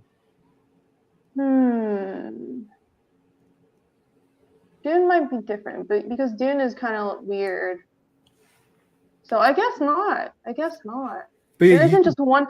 Maybe Duncan Idaho, but then again, he kind of comes back again and again, so that's different, isn't it? But yeah, I think we can learn yeah. from the tropes and stuff like that, and kind of go in the opposite direction of what your readers are suspecting or familiar with, to kind of make unique moments that don't fall in line with the typical trope and The formula. main character dies and the mentor takes the main character role. Exactly. Yeah. That'd be great. You follow a story of it's like the typical manga where they change something. They just have like, I am the mentor and my heroes keep dying. That's the title of the fucking manga. And you just follow a wizard and he keeps like sending people to their deaths. Well, yeah, and that would power him, right? That would push and motivate Yeah. him forward, where like the tragic death of his apprentice. Wait, that would just be like Perfume, where everybody he latches onto dies horribly, and it's just like a thing that happens. No. The story would be one of the heroes finally doesn't die, and he's like, "What the fuck? You're actually not dying?" And then like he's constantly sending him into more shit, and always surprised that he survives and is leveling up or something. That would be a great. That's some great fucking. You know what? There's a Western called Little Big Man starring Dustin Hoffman, and he is a white guy who hangs out with a tribe of Indians, and the chief of the tribe is this old badass, and he takes Dustin Hoffman up the mountain. He's like, "I'm going to die today, my son," and he's like super sad, and they're talking and saying goodbye, and then he goes and lays down on the rocks, and they're all like kind of crying and watching him, and then he gets up and he comes back. He's like, "I actually don't feel that bad. I think we should just go." That's great. You've kind of reminded me of like Bender's funeral in Futurama, where like in the future they have funerals for people before they died, and they're in the coffin berating evereveryone that their funeral isn't good enough. He's like, "Cry more, mourn harder." Oh, that'd be so fucked up. I can think of a lot of manga examples, especially in shonen, but I feel like that would be spoiling a lot of shit. But just so you Spoil know, in every shonen, manga. most mentor characters die. There you go. I'm gonna not elaborate on that more. Yeah. All right, the last point. Bringing back characters from the dead can also negate the impact their deaths had. This is the last point on the caveats of killing characters and things that can go wrong if it's not done well, especially if they come back with no consequences from their ordeal. Bringing back characters is a touchy subject, and it has to be handled with nuance. Maybe this is like a personal pet peeve, but I kind of am bothered by this. I think character death should matter because the whole point is to create stakes, and if they can come back, then what are the fucking stakes, right? Right. I think the only kind of true way to accomplish that without erasing the meaning of the death is if what comes back is not fully the character, and it comes back as like a soulless version of it that has even more consequence or ups the stakes for the person. You know, like what we talked about a couple of weeks ago, if you have a character that is obsessed with someone that has died, take, for example, Pet Sematary, Stephen King's Pet Sematary. He takes his dead son to this, tribal burial grounds, and it brings him back to life, but he's evil, right? And he's so obsessed with his family and so distraught from the death of his offspring that he'll stop at nothing to get this kid back. And when he comes back, he's evil, or the monkey's paw. You see that in so many different tales when they're really just cautionary tales or tales to be like, yeah, you as a human will experience death, and you have to cope with it and you have to get past it. And if you dwell on it, it'll eat you, and what comes back will be detrimental. Go on, Noel. I was going to say, they were saying in chat too, this is someone who didn't come back in it. You do feel it, but it's Optimus Prime in the Transformers movie. And that's one that's kind of formative because it's animation and we've all seen it as a kid. But I do remember kind of not getting it even in kind of a cool way because it's so serious that I remember thinking like, he's coming back, right? And then the movie ends and you're like, he never came back. Is he dead for reals? And you're like, I think he's dead for reals. It happens like after the movie ends. You're like, oh my God. Yeah. Has there ever been a death where they brought them back and it's kind of like they basically haven't brought them back, they brought back like a demon and it masquerades as the person that was brought back, and there's like that air of suspicion around like, is it really them? Isn't that kind of what Pet Sematary does? It's kind of like that, but I understand what you're saying. You could totally take that in a more literal aspect where the demon knows it's not even them and is kind of tricking the family. I think it can be expounded on. But yeah, it's kind of similar to what Pet Sematary is. That would be a good fan fiction sequel to Titanic, where Jack comes back and then the chick, she's like married to her new husband now and has a family. Oh shit! Wait, he's like, really baby. She's like, didn't you die? I saw you die in the ice. He's like, you should have let me on that board. There was room. Oh my God! Yeah, he's stalking her. You should have let me on, bitch. Here's the ring, by the way. I still have it. Well, I even explore this kind of. I mean, you can push it as like a metaphor in the Graveyard Shift story I wrote, where the main character, his son and wife were murdered by Dracula, and now the way he copes with it is he hunts monsters throughout different dimensions, so he can jump into different universes, basically universes rather than dimensions. So he goes to a universe to hunt down a monster or recruit the monster. That's how he gets new team members. He just to see how big of a threat they are, and maybe they're good guys. And then as he's doing that, he runs into that universe's version of his son. And it's the first time he's ever dealt with his son since he died years ago. And then he doesn't know how to react. And he kind of goes through the motions of treating him like his own son, even though he's this doppelganger from a different universe.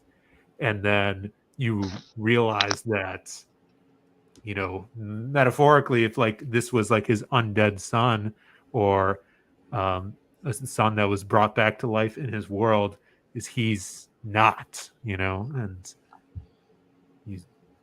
the twist is, he's evil or whatever. So yeah. Michael Disha in the chat says sometimes a great notion has a great death. It does. I remember that. It's the guy it's like a drowning. It's super intense. That one's almost a little bit like, why, like freaking randomness, God damn it, and that kind of like tragedy or whatever. And Vaughn's here too. Vaughn and Camel Moon, how's it going, guys? Yo. Hello. Vaughn launched a new campaign yesterday, Kintaro Witch Hunter. So yeah, it looks awesome. Yeah, everyone we might look at it later in part 2. Yeah, drop some links, boys. Yeah. Take a look. Yay. Here. Dun dun dun. Was that it? That's it. I have a thank you screen, but that's it. Hey! Yay! Welcome. Is those AI generated images? No, they're just images they found off of like a stock collection that was free. But nice. I thought they looked pretty good. They probably are a little janky, but there you go. Look, I actually put effort into this presentation despite my shitty setup. Thank you, everybody. Good job, Jake. Good job. Yeah, I did really good. Thank you, Irene. Good job. Yay! I will cover the rest of the super chats, and I think that'll lead into some probably loose threads regarding this topic that we haven't covered yet. So Nice. Ghost House, hello Ghost House, what's up? For $5, thank you. Apparently, one of the things holding up George R. R. Martin right now is that he's killed off a character and have forgotten he did, but now he needs them for the plot. Yeah, he has actually said that. He has actually said that. I don't know if it's holding off. It's holding up his writing, but I know he has killed off characters and forgotten about it, and he has these couple of assistants, this couple that is really into his world building in his books and knows his characters better than him, and they're constantly correcting him, like, yeah, this character's eye color is wrong. This horse is already dead. This character, like, they remember everything, but he fucking doesn't. So there's that. That's really great. I aim to not be like that. I aim to try to remember the characters I fucking killed off because I want it to matter. Victor for $1.99, thank you very much. Jareen say? What? Oh yeah, Jareen. Jareen! Jareen. Yo, Jareen. Okay, I don't know who that's supposed to be. But Jareen said, I love you, Vic. Don't wait, what? I'm not gonna read that, but thank you very much for the super chat. Thank you. Well, the thing is who did he mean? I don't know. It was confusing, but thank you very much for the super chat. I love you, Vic. Don't you want to fuck me? I'll say it. There you go. I have no dignity, Beautiful. especially after this stream. Well, I'm sure that was directed at you, so I'm glad you made Victor's wishes. I don't know who Vic is, but yeah. I don't know either. Down goes Solo. Oh, I thought this was a good question, so I wanted to start. Do any of you cling on to one character, someone you would never harm or kill? I think never harming a character is probably a bad thing. I think a important aspect of any character is for them to feel and show pain, in a story. Yeah. In comedy, I like drawing attention to a character having plot armor though, and they can be really reckless. And especially in like time travel stuff, when they've already seen themselves in the future, and they're like, "Well, I can't die. I have literal plot armor in reality." But yeah. Yeah. Yeah. There's a very iconic death in Death Note, and that's all. I mean, there's a bunch of deaths, but that I guess it's spoilery. Which is the one iconic death in Death Note that you're about to point out? The one death. What is the most spoilery one? What is that probably 90% of our audience knows? Yeah. Which one? I don't know if we should say it because it is so spoilery, but it's such of an example of a death that's like there's no weebs in here. It's the most affecting to the point where it almost ruins the story, though. But it's so affecting that it completely changes the story, kind of. And it's right. It's my channel. There are no weebs. Don't worry about it. It'll be fine. Yeah, or who it is. The most weeby channel. Yeah. Well, okay. Yeah, I will say it. But now I can't even know the guy's name. Is it Krita? Is the guy's name, or Krita? Is that his name? The genius, or is that the killer? K. Is it K? Oh, one of them guys. No, you ruined it. No one knows. No. Yeah. I've been reading. It's a bad Japanese accented pronunciation of killer. Kita. Akira. Oh, the Kira. I mean, everybody dies, but there you go. Everybody dies. Narwhal, you just failed at that story. Actually, everybody dies. This brown wig actually looks pretty good on me without the beard. Okay, anyways. Yeah, just dye your hair meat color. I can't do the fucking beard anymore. I'm so uncomfortable. Okay. Well, I can't take but this face. Spoilers, everybody dies in Death Note the end. There you go. Eric the Guapo wants me to not her costume as a murder kitty. Nobody is safe and fiendish, don't you know? If if you had a Death Note, who would you fucking kill? Oh, I don't know, some other character I would think about, and it'd be maybe funny. Like maybe I'd kill No, in your life. I kill Carnal. You'd be like, get rid of I'm this very fucker. offended. Why would you kill my character? I thought we were friends, Normal. Wait, Carnal. I'm talking about Jake's character. Oh yeah. No, I because don't care. Jake, sometimes you go a bit far. You know what I mean? There's like funny, and then there's just like retarded. And sometimes you kind of cross that line. True. I know, but you're not funny at all. So how about just put up with it and learn about? At least I can draw well. You know what I mean? At least I can draw nice stuff. And then like, what do you do? Like Simpsons eyes on a guy with a fucking bean mouth? Like, good job. Well, man. listen. People are entertained, okay? And I don't waste a bunch of time drawing useless detail, and I just entertain people. So how about you watch and learn, Irene? I'll give you that. I did laugh a lot reading the thumbnails that you changed 50 million times. That's right. That's right. My point is proven. Some people can get it right the first time. You have to do like 50 takes. That's true. Well, I put in effort, unlike you. Okay, you just mask over your lack of effort with a lot of detail. So I'm just a creative genius like that. I understand humor and the human mind. Listen, I set my story in a snowy forest for a reason. I like drawing snow. Yeah, it's cheating. You don't have to draw anything except fucking snow. Yeah, there's no line. And you still bitch about it. You only have to draw trees and you still bitch about it. How about shut up? Okay, this is but like the cool thing about my therapy for both of you.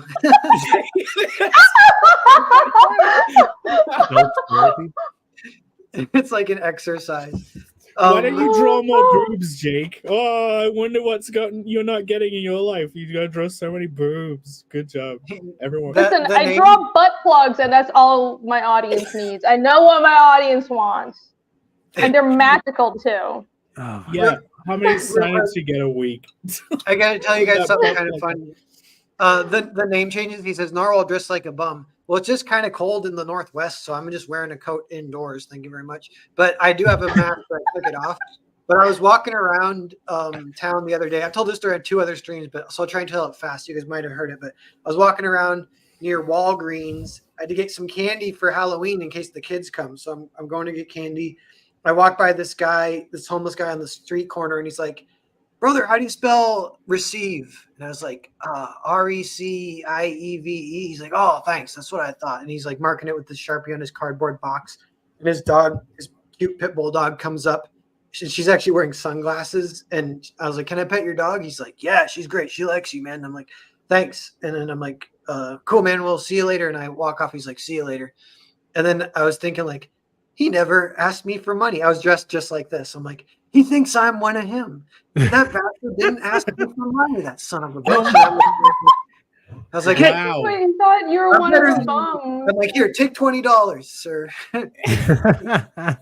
hey, I'm better than you. You fucker. I've got how dare you think you're equal? House. How dare you have parents that love me. Like, I have parents that love me. I don't do drugs. And I can buy food if I want. You know what I mean? Like I'm not struggling for food right now. Yeah, it shows too, Irene. No, I was an impression of Narwhal. Oh, okay. No, it's all the rice. I mean, I went home and all anyone did was feed me rice. It's a lot of carbs. I bet it's very. I bet that's how it is. Sleep. Rice is that's a nice excuse. Y'all had rice today? My family was like, "Why are you not more fat?" And then fed me because they really like overweight people over there. Yeah. It's really big in Asia for people to be like really big and stocky. They love it. So like when I was over there, they had to feed me up. Well, that really makes a lot of sense. Luckily, now I'm back in America, so I can finally lose weight and be a skinny American instead of a fat Asian. I know Americans are so skinny. You should really aspire to that. You can die now that you're back in the States. I know, thank God. There's there's so much high fructose corn syrup in all the rice in Taiwan. Yeah, it's just such unhealthy fake food. It's weird. Everything is just fake and manufactured there. Yeah, Bob everything's really Solar Terror for Canadian 5 with a super sticker. Thank you very much. I can't see the super sticker, but I appreciate it. Thank you. Sorry, I cut you off, Irene. Hey, Sorry, Jake, it's- Jake, have you had any flare-ups of gout lately? Oh, it's been horrible. I've been Maybe you doing should- nothing but gorging myself in Cinnabons and drinking a lot, so my gout has been terrible. But I still maybe you show up shouldn't with eat a stuff. steak every day, Jake. Maybe if you ate like vegetables instead of just eating fucking steak and Monster energy drinks. Yeah, that would really help. That would really help. But I can't control myself. I have no self-control, as you all know. Victor for 199. That was for Hyper Wizard. Thank you very. Oh, that was for Hyper Wizard. Hey. Yeah, so Wait, that read means me. it. So I'm really confused. I'm so confused right now. Okay, I think that's all the super chats. I think we're in the second half of the show, so let's just go ahead and do it. All right, we're already devolving. what is that misery, Jake? Oh my fucking god. Okay, I'll put you on misery. We will be coming back. Don't go anywhere. We're going into the second half of the show where we're going to be just chilling and talking some shit, and we're probably going to bring on a couple of guests and promoting their books as well. So stick around for a 30-second interlude, and we will be right back. If my internet doesn't get it.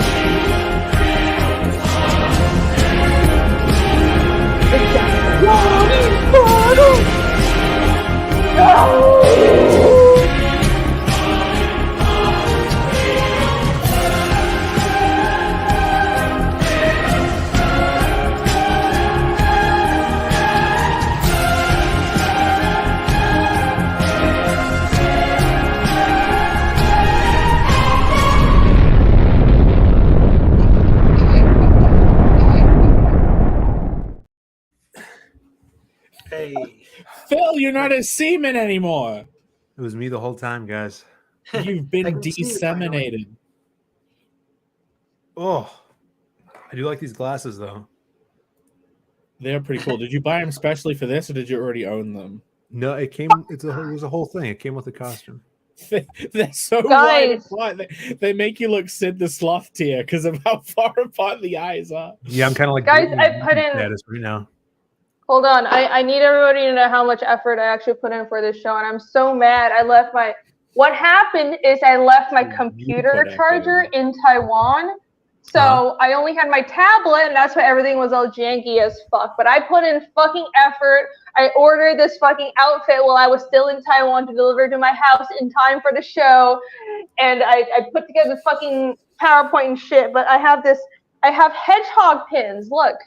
These are mini hedgehogs. Oh yeah, Here's 'cause another you were hedgehog. like, This was really wait, like here's the hedgehogs for camera. some fucking reason. Why do you like hedgehogs Yeah. so much? Like they're so. yeah, I don't know. I'm just weird like that. Look, there's little hedgehog fucking patches, and they're all over this Hawaiian shirt. So, anyways, Jake, I tried. Of all the creatures in the world that you could be a fan of, you picked the most cowardly, ineffectual. I know it's really stupid. They just get run over all the time. It's kind of lame. I don't know what the fuck's They wrong with spend them. like half of their life as a pancake on the road. I mean, God damn, This shirt is so gross. I really look better with my mask on. I wish I would have kept the mask on. put it back on, Phil. Become a seaman again. Guys, this shirt is so gross.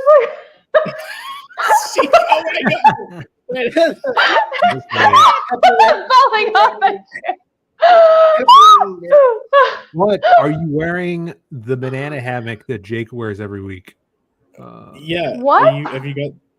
Are you wearing the mankini underneath that? That's the typical underwear. The man. Oh, my I God. actually own a Embarrassing. mankini, Phil. My dad bought it as a joke gift one Christmas. That's now horrible. you know what? Next Halloween, Irene can go as Jake, dressing up as Irene. She's gonna go. Wait, Fat that would just be Irene. me, but I need to gain like 100 pounds and put on geisha makeup. You'd put on like the white makeup, and you'd get 2 rolls of. Toilet paper, yeah. Hey, they're Cover all my natural, boys. They're all natural. Hold on. I did have lipstick. Yeah. No, Dangasil, it's not one shirt. I bought 2 shirts. I spent money on this outfit. But I am returning the shirts. Because why the fuck? Was I'm not angry. keeping this shit. I'm not gonna wear it again. She was angry that fucking she spent so much money on her outfit and I spent like less on mine. I ended up having to buy 3 different fucking shirts because I accidentally bought a small in one of them, and then like 2 of them didn't fit, and I can't be asked to return any Amazon stuff. But No, yeah, I return shit all the fucking time. I'm returning all the shit except for the beard because that shit like went on my face. I can't return it, but I can probably use it some other time. Sorry guys, I gotta go off camera and do my hair and makeup for like 10 minutes. I kind of like the wig though. Don't you guys like the wig? The wig's kind of nice. You should keep it, and then you look at yourself in the mirror and say, "Hey up, love." You start doing impressions of the beat. Just like that. Yeah, it's kind of like Fabio, because you had a beard earlier, so it's still like an association. Yeah, Irene, I'm sharing something. I'm sharing something. Or yeah, you Okay. it kind of looks, Jake. It kind of makes you look like So impatient. from Berserk. Yeah, I look like a really fat goth.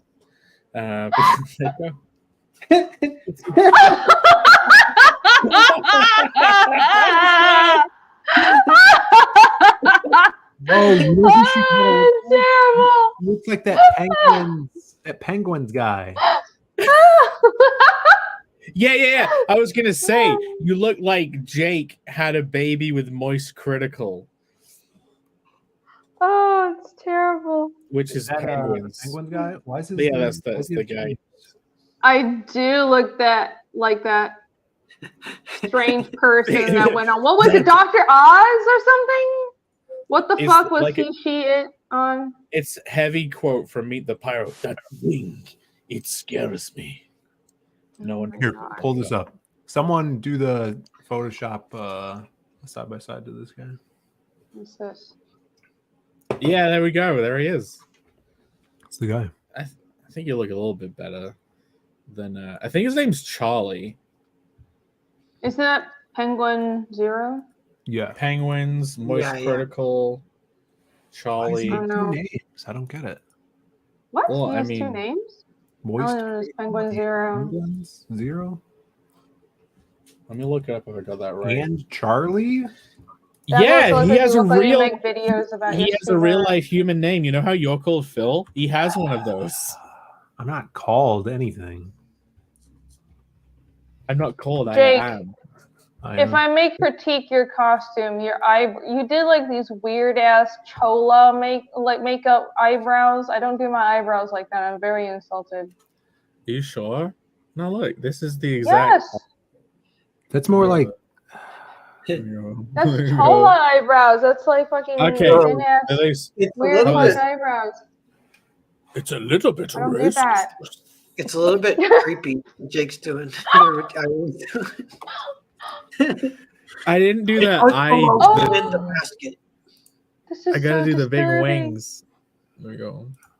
Yeah, You it's didn't. You didn't Can't do look the directly at you. eyeliner. it's just I'm just yet looking at- another. Hype Wizard and Phil. I'm not looking at Irene right now. Hey, I took the beard off. Okay, it's not that bad. I'm gonna take the shirt off because No, it's he really meant uncomfortable. It's really He meant me Oh, because okay. I'm Irene. okay. I I'll be right see. back, guys. Hey, if you guys want to send a link to Camel Moon if he's not too embarrassed to come on, that's cool. I'll be right I back. already sent it. I think he's very I already embarrassed. sent it. Oh my god, we're both trying to get him on, and he's like, "I'm out, guys. I can't do it." You got cross dressers on stream. What is this? Yeah, that's pretty shocking. These guys are This is so just cool. another notch on the belt of Jake has zero dignity and zero restraint. I thought of this costume a couple of weeks ago. I was in an instant, like in a fever. I was in bed. I was like, "Oh my god, it'd be so fucking funny!" And I ordered the stuff straight away on Amazon. And then, like the next day, I was like, "Oh, this might not go well." But then I was like, you can't be a bitch now. Like, you ordered it. Don't be a baby. So I was like, fine.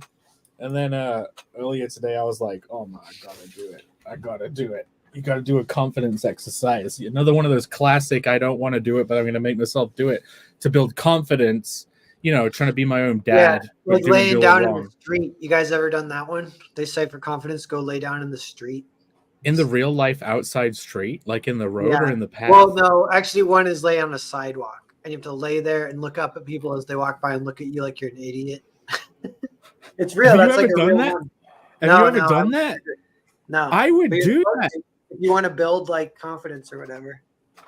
It's like once I was at a wedding, but it was Ukrainian wedding. So we were all going swimming in a river because that's Ukrainian wedding. And I didn't bring any swimming costume. And I was like, Are you know what? in character as Irene right now? I'm confused. Ukrainian. Yeah, right? Irene did this. Irene did this. And I was like, I didn't have any swimming costume. So I just I was like, fuck it. I'm going in my underwear. So I went swimming in my underwear. And everyone was like, oh my God, Irene, not Jake. You're so outrageous. Why are you so Sound just like her. I'll be right back. Wait, I think I can get the Irene voice. I have a voice changer in this. I just thought it'd be, be less funny. But if I change the mapping on my stupid routing and put Mike, and now I can put the effect time, so we have wait, I can't hear it. Wait a minute, I switch headphones. Sorry, Phil. Sorry, I'm sure you're like wanting to wrap your lips around a shotgun right now. But I'm sending some notes. Sorry, I'm not being okay. in the chat. Echo. Right. So what's this one? Take off megaphone. And then I can change the gender of that's male. Hello. Finally, my balls have dropped, Phil. How's it going? You can hear these effects, right? Yeah. Oh, you have a female voice one? I can't hear anything. You have a female voice one? Yeah, watch. I turn this dial. Hi everyone, it's me, Rainy Draws. How's it going? Back fucking fiendish. Buy my book, guys. Send me like 10 billion super chats. But do in the voice you're speaking, do a female voice, and let's see how your female voice. No, that's sounds too. with the female voice. That would be too disturbing, Phil. I don't want to. You think so? They're kind of like, oh, hello, how's it going? Yeah. Back fiendish, guys. No. Yeah, I wonder if Camel's in the back and we should just can't bring him in. Well, he would say I'm here. No, I think Camel's abandoned his plans for coming on the second half tonight. Yeah, you didn't mention how you were dressing to him when you invited him, did you? No. Probably should have given him. Are you sure you want to come on, Camel? Heads I up. mean, I'm going to be dressing as myself, Irene, how I normally look. And Jake's going to look like how he usually looks. But I know it's Halloween and we're supposed to wear an outfit, but I'm not really going to bother. And Jake isn't going to bother too. But yeah. Harry Koffel says he sounds like Mandy. Wait a minute. Howdy, y'all. Shit. What notes are you sending, Phil? I got some penciled pages in, so I'm sending some notes to the publisher and I guess co-writer. You know, you put up that stream today about possible future book. I actually thought you were doing that stream today, and I was very excited. Then I realized it's for it's tomorrow. Yeah. So actually the notes are about that book. So I'm excited to announce it. So if you guys are in chat and you got nothing going on tomorrow, 7:30 Eastern time, we'll be doing the Diaz Brothers show, special Halloween episode, and we're gonna be teasing the next project that will launch next year after Lost Pages 3 is shipped out. So super excited about that. We actually have a Halloween special pinup for the announcements that I think you guys will dig. I think Irene really likes how she looks in that wig. I do actually really like this wig. This is great. I took everything off except the wig. I'm really excited for that book, Phil. Thanks, man. Yeah, it's a horror book, so horror slasher book thing. Pretty fun. It'll be fun. Do you know what? Seeing as everyone else is taking a thing, I get to. I'll be back in a minute. Oh my god! All right. He's going to add more to his. That's my typical plan. avatar, Phil. This is how my avatar usually is Irene. Now that we're out of costume, I will put myself back in the correct position. All right. None of this bullshit. You guys want to see some of my souvenirs from my travels around the world? What did you get? Let's see. Show and tell. Okay, show and tell time. So, let's see. Hold on. Actually, I mostly brought back fucking snacks and shit from Taiwan, but so I went temple touring and I edited a bunch of videos of me going around Taiwan and just taking street shots and stuff and videos of mostly temples, but also just around my hometown. And I kind of like doing that kind of stuff. I don't know if anybody's interested, but people seem to like that Gogoro, that scooter video that I did. So I did more of that, not on a scooter, but just walking around Taiwan. And I want to do that more when I travel. It's on my not private, but my personal channel. It's just my name, Irene Strakowski. And I think I want to make that kind of just like my travels and random travel videos because I fly everywhere all the time. But anyways, so I really like temples and churches and any old buildings. I kind of have a thing for super old historical things. So I went temple hunting, and here is one of the things that I got. It's a kind of a talisman of sorts from the Guangdong Temple in Hsinchu, which is my hometown. And Guangdong is the god of war, but he also oversees courage and wisdom in battle and things like that. And it's kind of interesting because I just found out recently that my family has a figure of him in their family shrine because of some family history. It's kind of weird because most people like praying to the god of war in their family shrine is a little, I don't know, I don't think it's a common thing. But anyways, I think it's kind of cool. So I went to the shrine and I got this. And I'm going to have a video of that and a bunch of other temples around Taiwan going up really soon over on that channel. So there you go. And also I got this. Yeah. Here you go. This is significantly less badass, but it's really cute. It's a leather birdie. Did you go to the Penis Museum? No, the what? That's in Vegas, right? No, I went to the one in Iceland, but there is also one in Vegas. I do plan on being a patron of that because I just find it hilarious. But no, there is no penis museum in Taiwan. There probably is one in Japan, but I didn't go to Japan this time. There's a little birdie that I got in the Taiwan airport. I just thought it was cute. I like cute things because I'm a girl. I have a couple other things from Colombia, but I have to unwrap them. So hold on. But yeah, it was great. It was great. It's 3 fucking weeks of traveling. Whew. Feels weird to be back. Yeah, those temple images were super cool. Oh shit! It was pretty cool, wasn't it? I have videos of them and like whole fucking little mini documentaries of a couple. I want to do more, but it's sort of one of those things where. So this time I went back. It's mostly to see family. It's been 4 years because of COVID. Like it's because Taiwan had such stringent lockdowns. I haven't been able to go back for 4 years, so I had a lot of business to attend to and everything. But so I mean, it's fine. I wanted to spend time with family. I didn't do that much stuff just for fun, but I was there for family. But I do really like temples, and I went around my hometown. Next time I go back, I want to go around the rest of Taiwan, actually do some touristy stuff and see the big temples in Taipei and everything. And I'll get more videos of that. That's the plan. Provided we don't break out into war and I can still go back in a few months. Yeah, I like that a war did actually break out while you were over there. Like you were saying you were going over, I'm like, oh yeah, I don't like that. World War III is gonna happen, and you're gonna be stuck there. And it's like it didn't actually happen the way that we thought it would, but still, technically, a war did break out while you're over there.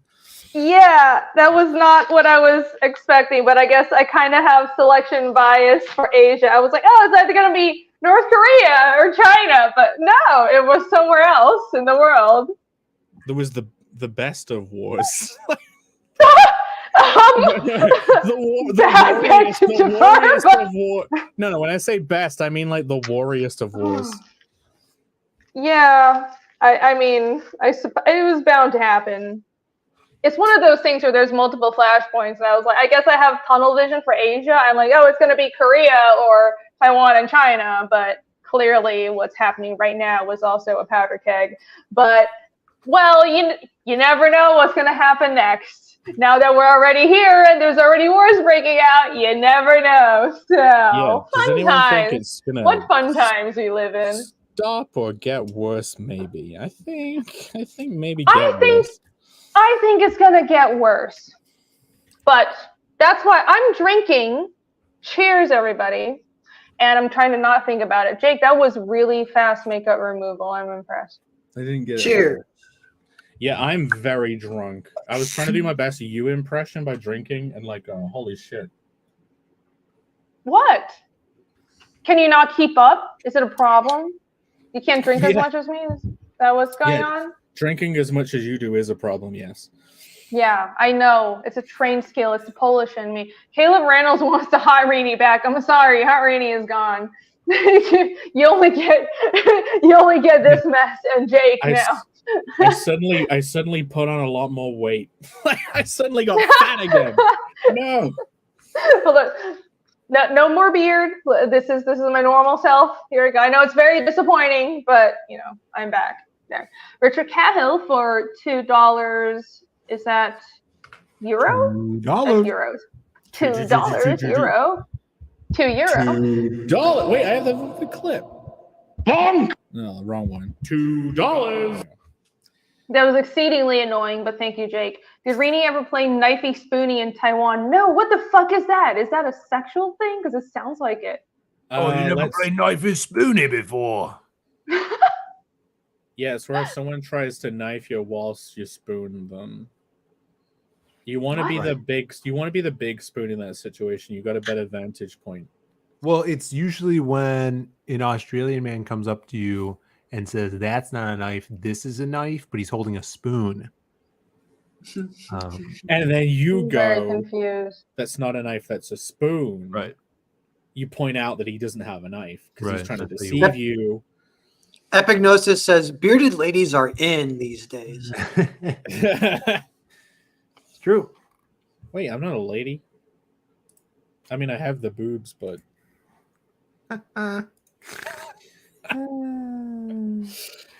I've been wondering if I should share a photo of what I dressed up as with the girlfriend I definitely don't have now, or whether it'd be like, yeah, probably won't share the cross-dressing photo yet.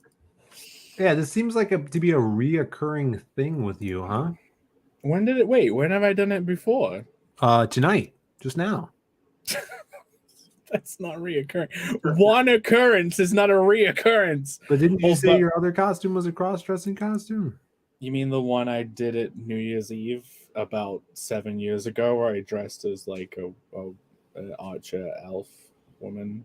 No, that didn't happen. It definitely Well, that was the thing for a while. It was like a little simpy. Too many people were doing it, where like the girl goes as Han Solo and the guy goes as Leia or whatever. Slave Leia. Oh, I never saw that. Yeah, I see a lot of guys dressed as Slave Leia. Caleb Reynolds in the chat says, Phil looks like an evil genius about to take over the world with clones of Narwhal. Mm-hmm. I would submit my DNA for your clone experiment. You're gonna wear those glasses on the regular, I bet, Phil. I get the feeling, I know. I asked my girlfriend, I'm like, I kind of want to wear these outside. And she's like, they're kind of too big for you. But Caleb Reynolds says Phil got his Brittany Venti eyes on. Yeah, the Sid the Sloth effect of the wideness. Dude, I would totally wear these out. They're pretty. That's messed up. That's all. That's all Those Chocow are nice says whenever glasses, she though. comes up. I like them. Those are nice. Where'd you get those? I missed it. I'm They sorry. came with the costume, so it's just like I just got this at the Spirit Halloween like a month ago or whatever. Really? Got those glasses with the Oh, they do. Yeah, That's I made really sure they nice. came with the glasses. That was a reason why I got them. Fucking Lovey dressed up as a seaman. He just People were saying it's a sock. It's my.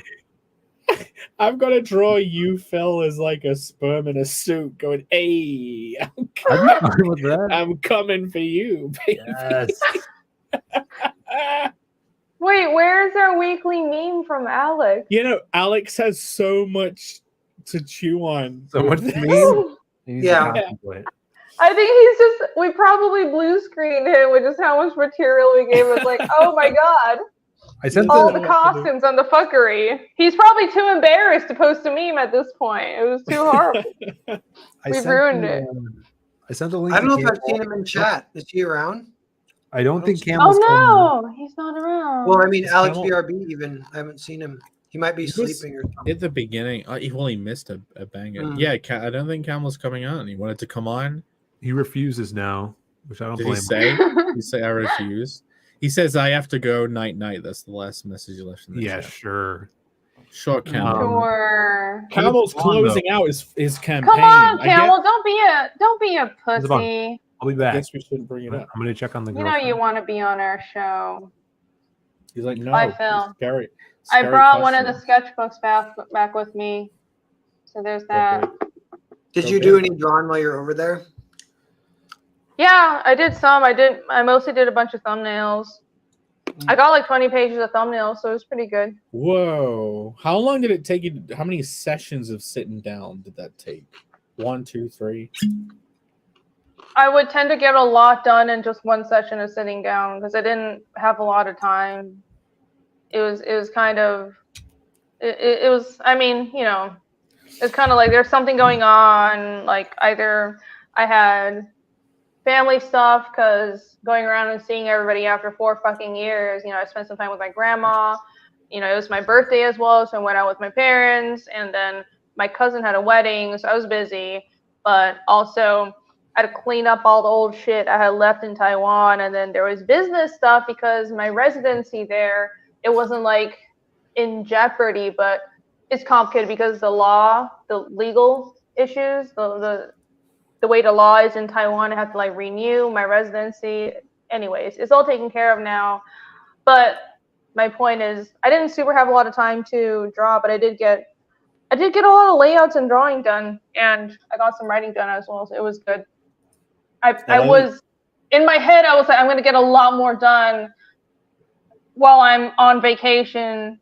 That never happens. I always think that. It's very dumb of me because it never fucking happens. Like the only thing I can do, and actually when I'm away from my studio and I'm traveling, it's really good for ideas and thumbnailing and writing because I'm kind of like removing myself from the daily grind, and my mental state is in somewhere else. I just separate myself from kind of here, but I don't get like drawing done. So it's silly. I'm always like, I'm totally going to get a new cover done while I'm in Taiwan visiting family and on vacation in Colombia. Bullshit. I like that you say you had to go back and clean up mess that you left, like as if your room, your old room is still untidy, and they're like, Irene, come back, come and tidy your room.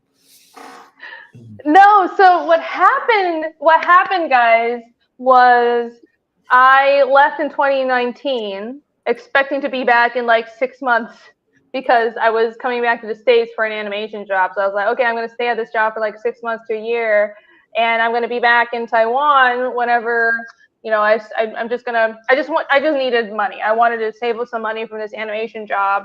So that was the plan. I threw a bunch of my shit in an extra room that my parents have. They have an extra apartment and stuff. So I threw a bunch of my shit in the storage basically. And then COVID happened. So I have all the shit that's been sitting there for 4 years that wasn't supposed to. And it's kind of frustrating. And also I haven't been able to see family for 4 years, which kind of sucks. So, but I think everybody's been kind of dealing with that. It does suck a lot when literally your entire family is overseas and I am here alone. And the reason I'm here is that, I mean, I plan to fly back every year. You know, that's just kind of how I've always operated. But it's been 4 years. Thanks a lot, mandates and global lockdowns. Fuck you very much. You save the money. You save the money on flights. I want to spend the money. I want to see my family. You have that excuse. Fuck this shit. Like anyone else would be like, I don't want to hang around with those guys. Like, where's my excuse? Oh, I've got to hang out. Oh my God, it's COVID. I don't have to see any of them. I mean, yeah, family is stressful, but it's like I still want to see them for like a brief amount of time every year. It's one of those things where it's like I don't want anyone else getting in the way of my plans of how I want to live my life. I've had a bit to drink, so I'm a little opinionated right now. Yeah, during the pandemic over here, we weren't supposed to go and see people, but every fucking week I just went and saw my family the same as I always did. Like, I would have too, except here's the thing with Taiwan. So during the pandemic, I still flew around. I still went to conventions. I still went to Colombia because I didn't give a fuck. But the thing with Taiwan was Taiwan had really strict lockdowns. They had lockdowns where so I'm a citizen. I'm a dual citizen, right? I have Taiwanese citizenship. But even if you're a citizen, doesn't matter. Doesn't matter even if you're jabbed. I'm not, so it doesn't fucking matter. But they will quarantine you for 2 weeks whenever you land. It doesn't matter what your status is. They lock you up. And you have to pay for it yourself, like the majority of it yourself. And it's like 5,000 NT a day, which is, how much is that? It's a lot in Taiwan dollars. 5,000 NT is like the basic one. And it was 2 weeks of being locked up. And then I can see my family. And then I can and then I come back to the States. And I just didn't have the time. And I wasn't going to deal with that because I was like, I'm not going to be your bitch and get locked up for 2 fucking weeks. So I was like, if there's a family emergency, I'll do it. But if there's not, I'm not going to put up with this shit. So it's been 4 years and they didn't lift that mandate until the middle of this year. So I booked my flights. My cousin organized her wedding for this month because I guess everything was loosening up. And I was like, okay, I flew back and I finally could see everybody. I didn't have to deal with any of that shit after 4 fucking years. Mm-hmm. Richard Cahill says, how very CCP of Taiwan. It is a different approach than the mainland. I'm not happy about it, but the truth is most of Asia was just really stringent with that stuff. You know, it wasn't like with the mainland, but the thing in Taiwan is within the island, it was kind of free. It was like masks were encouraged, but they were hyper terrified of anyone coming in because they're like, we're an island, we can't handle any pandemics. And the thing with Taiwan is fucking traumatized by SARS, okay? So the minute that there was a pandemic, they were like, we're just terrified, we're gonna lock down, we don't want to relive SARS. So on one hand, I understand, but on another hand, I was really annoyed because the science doesn't pan out the same way, if you understand what I mean. So yeah, it wasn't. It's the timing too. It's been 4 years, and it is going to be more bullshit in the next year. Some bullshit's going to happen. God, I hope not. I think if they try anything now, I think they had a window in the last year to try a second one. I think if they would try anything, people are getting desensitized. People aren't going to give a fuck. Yeah, I don't think it's happening because people are desensitized. I think they're going to try some other shit. We had the same quarantine stuff in England, like another island nation similar to Taiwan, but like no one did it. No one did it. Like, oh, you're supposed to go in a hotel for 2 weeks. You're supposed to isolate for 2 weeks. No one did it. And like, there was just no, they didn't have the resources to oversee any of the rules they made. So none of the rules were real. Like none of the fucking rules they made just had any effect. And in fact, all that happened was everyone was telling on each other. So they were all calling up the fucking police, telling like, oh, so-and-so is getting visitors at night and stuff. Like, oh, this person's breaking quarantine. So all of the police's communications were like overflowing with useless people telling on each other. So even the crimes that they would be solving were prevented. Like all their resources That is the most were taken up. 1984 shit I've ever heard of. But it's British 1984, meaning it just doesn't work at all, and there's It's nothing like like petty, dysfunctional 1984. Yeah.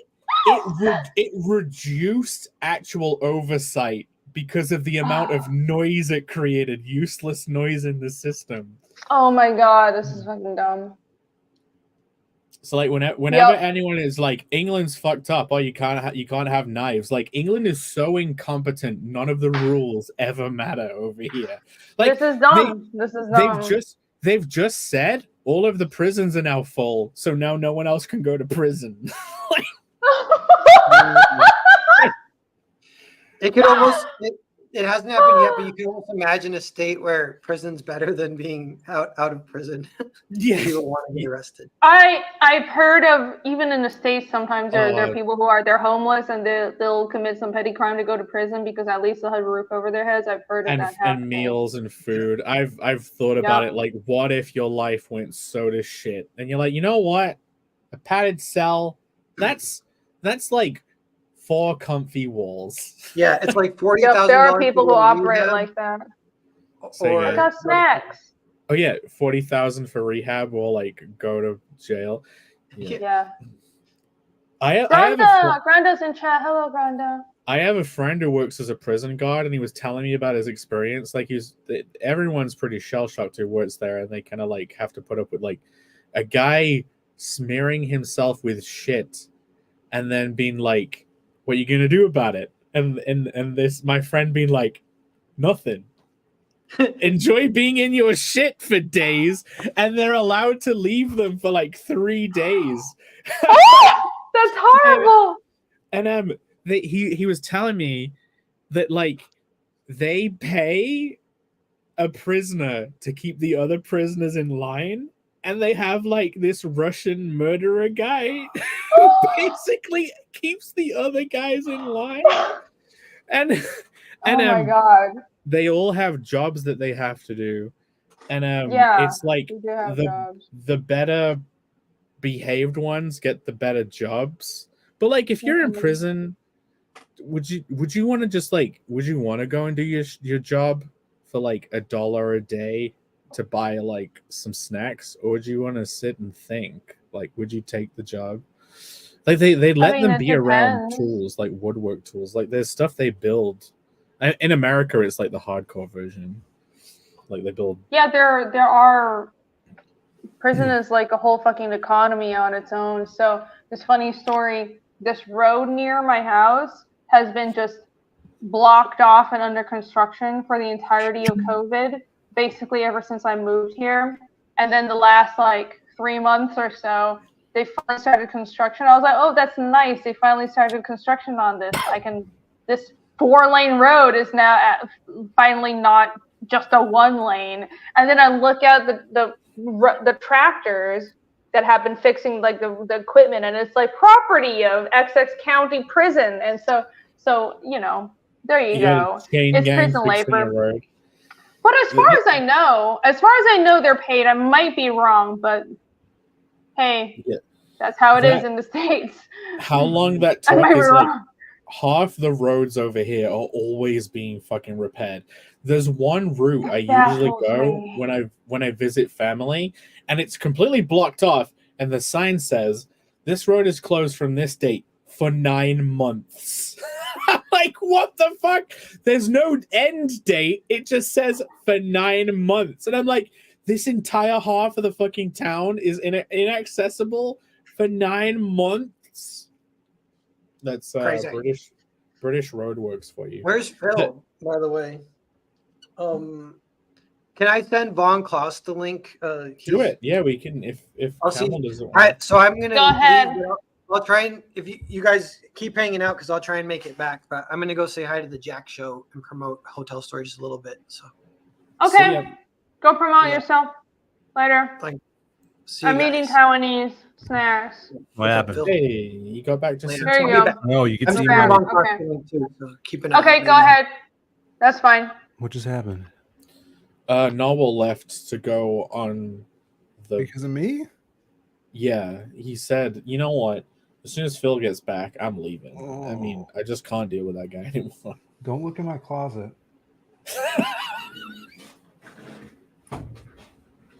Phil, you own clothing? Holy shit, this is a revelation. And you store it in a doored enclosure? So, no one told me this, but my my girlfriend went to do this like painting thing. You know how like girls go and they pay money to paint A things craft together. class. That's called my entire childhood, Phil. Every Saturday Did you went drink to- wine while you were painting as well? No, No, I don't, because I do that on my own damn self. I would go every Saturday to pottery class and I would paint plates. So, well, I don't know if she That was drank your wine, but childhood? she went to this painting thing with her friend, and then she had just gotten home before we started the show.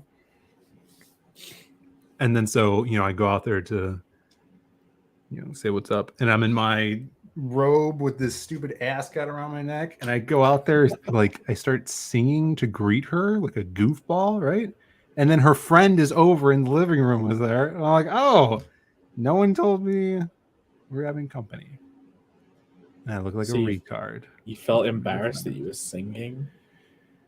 Yeah, it was funny. Are you going to do that reading of your story? Halloween's ticking away, Phil. Like, you haven't got long left to post it up. No, I know. Yeah, so I want to do that maybe Sunday. But should I do it live or should I make it a video and premiere it? I think the audience would like it live, but it All would right. be cooler as a video. I'll- I don't know. Ask at chat. What do you think? Should he make I a think cool I'll do video it- with his... I think I'll do it live and then edit it down after the fact. You should get your smoke machine. You should wear an outfit.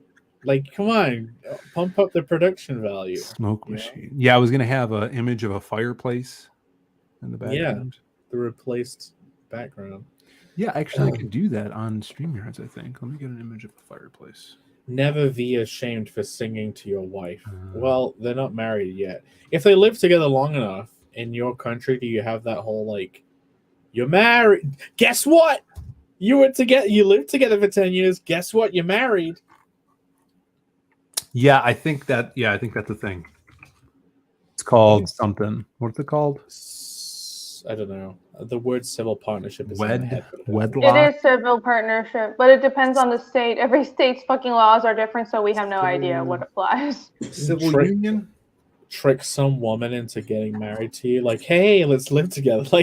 Like you just roommates. You're roommates for like 10 years, and you're like, wow, we were living together. Oh, I that would be guess we're married. horrible. Like if you're in a relationship and it's at the roommate stage and just drag it out until surprise, you're married. Yes. Hello. That would be I fucking guess- bullshit. Common law. People chat is saying Yeah, common law marriage. marriage. There we go. Yeah. Common law, yeah. that's it. Block live on Halloween. I don't know about that. When is Halloween? Monday? This Sunday. is Halloween. Tuesday? This is technically Halloween. I think is it Monday or Tuesday? Is it on the 31st? It's Tuesday. Tuesday. That's I the thought last- it yeah, was- Tuesday. It's Tuesday? Yeah. Ain't nobody streaming on Tuesday. Ain't I nobody- like Cecil streaming on Tuesdays. Good, yeah. Tuesdays with Cecil and getting the slot before that. It's a good blank day. Wednesday is full of promo streams. Thursday's this and who would stream over Stream on this? Tuesday. Tuesday's a good day to stream. Guys, I went to Taiwan and got my Suka John. You guys want to see it? Suka? You sucked off John. No, what? Suka? Ew! Suka means Never? That's fucking disgusting. Not Suka that means- John. No, Bitch. Suka John, you culturally literate. all right. No one knows what Hobo? Suka John. Don't come in here and act like people know what Suka John is. How the fuck do you guys not know what a Suka John is? It's a What the It's a fuck is Japanese Suka thing. Why John? don't we pull the Jesus chat and fucking see Christ, you in the culturally chat illiterate what nimwits! a Suka John. Fucking shit! Oh No my one- god! No one on the internet has even uttered the phrase Suka John before. Yes, Yeah, people I've who never aren't heard that. It people just who are sounds like- weebs would know. You Oh my fucking god. Good job. I'm not a filthy weep. It just sounds like what a prostitute is. They suck off a John. Yes. Go fuck off. Okay, look. Not you. Not you. A John is what a prostitute services. They sure I'm do. Okay. too drunk. Are you now? Eric Hupful says we're not Chinese. It's not Chinese. It's a Japanese thing, but I have one anyways. This is I actually got it on an American website. It's a custom printed varsity jacket. That's basically what a sukajan is, but it's embroidered. It's not printed. It's embroidered. Look at this tiger. Hey, Alex VRB's in the chat. I hope you were here the whole time because you got plenty of. Yeah, Alex, we're waiting. Yeah, that's pretty. I've seen those before, actually. I didn't know. That. Yeah, exactly. So that's what it is. It's not a suck-a-jan. It's a sukajan. It's a Japanese term. You fucking culture illiterate Westerners. I feel like old Asian women that bowl a lot wear those. Am I wrong? Oh my fucking god, no! It's a Japanese thing, and it's like really cool streetwear. And this one has tigers and dragons and shit. It's really beautiful. I left this one. I spent a lot of money on it, and I left it in Taiwan. So I finally got it. It's one of my favorite jackets. So there you go. How much is a lot of money over there? Like $20? Like what? No, it was like $100 or something. Also, I got birdies. This is from Colombia. Yay! Colombia seems like a fun place to visit. It was great. I loved it. I want to visit more places. I was only around Bogota this time, but next time I'm going to go to Cartagena, maybe Medellin. I'm going to go later next year. Did you get that dinosaur pin? Did you actually get that dinosaur pin? I did. Yeah, you got it! That's great. Oh, that's so cool. I did get a dino pin. Here are my birdies. They're like stone craft from like Aborigines, or I guess native crafts or whatever. They have Aborigines in Taiwan. In Colombia. I get it mixed up. I get the terms mixed up because some places they call them natives, some places call them Aborigines. But in Taiwan, we do have Aborigines.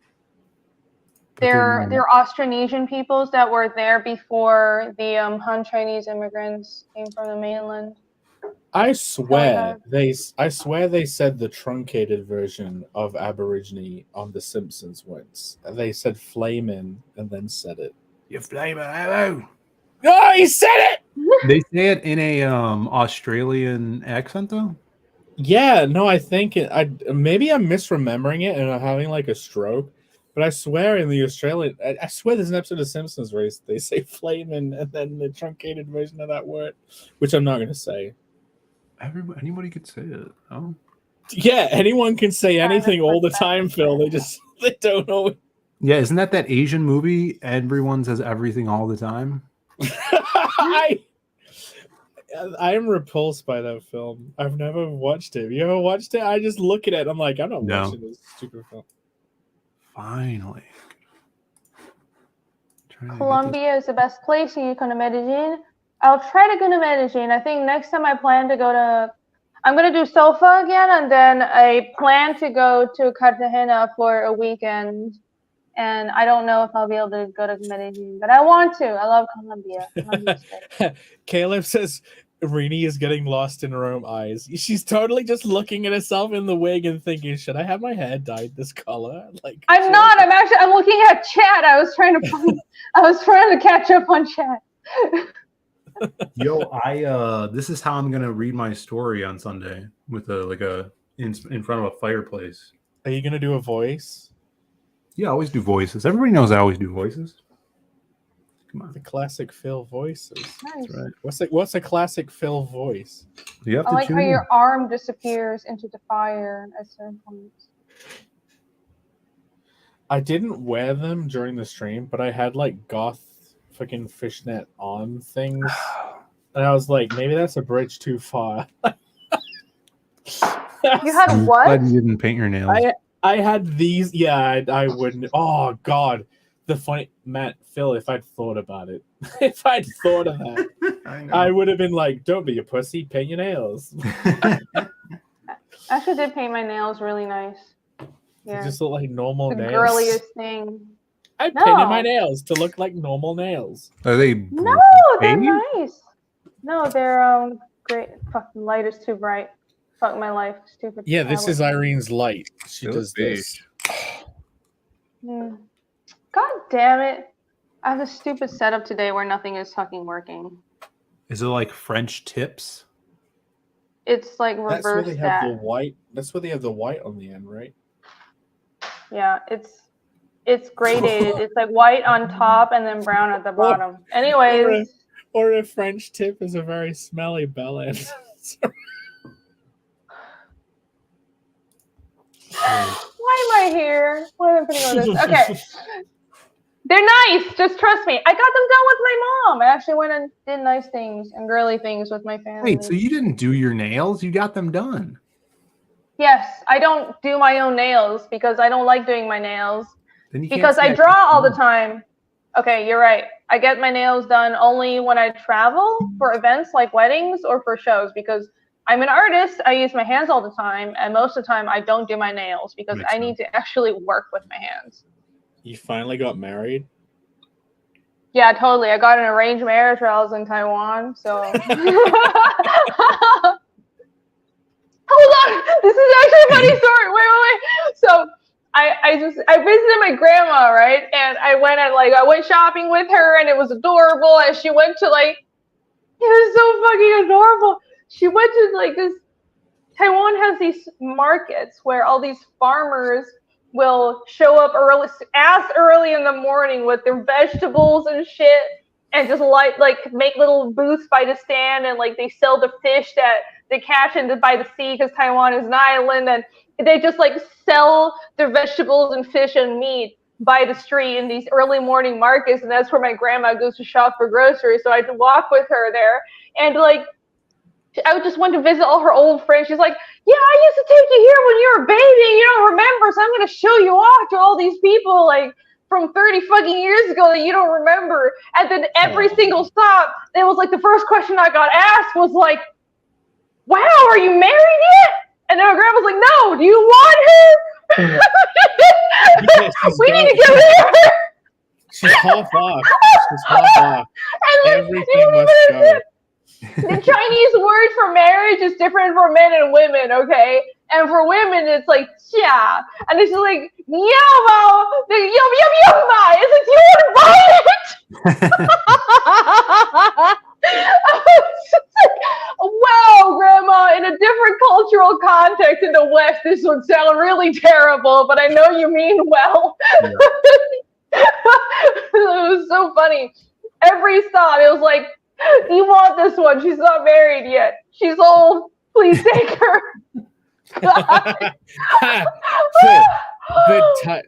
The tires are looking a bit bare on this one. Yeah, the ties. That's right. Tires. I'm sorry, the name changes. I am too loud. Also, my room is echoey because I've been doing renovations. But it's your channel. You can be as loud as you want. You can blow everyone's eardrums out. Is the echo really bad? I'm sorry if it is. There's nothing I can do about it. I'll mention. I don't know if you want me to mention this, but there was a situation where Rainey was staying with her friends, and she was just talking normally, how she normally does, and then they said, "Irene, last time you were here, we actually had a lot of noise complaints. Could you keep it down?" Do you remember that? Makes sense. And then Okay, listen, I'm a naturally loud person, okay? I can't help it. They actually had noise complaints because she was shrieking. Last time she visited. You guys, I have to jump off, though. Oh, see you, Phil. And entertain. Fine. Sorry. But great show. Insane costumes. I wasn't expecting it. Thank you. I'm glad that it worked out in the end. What did you really feel, Phil? And welcome back, Irene. It's good to be back.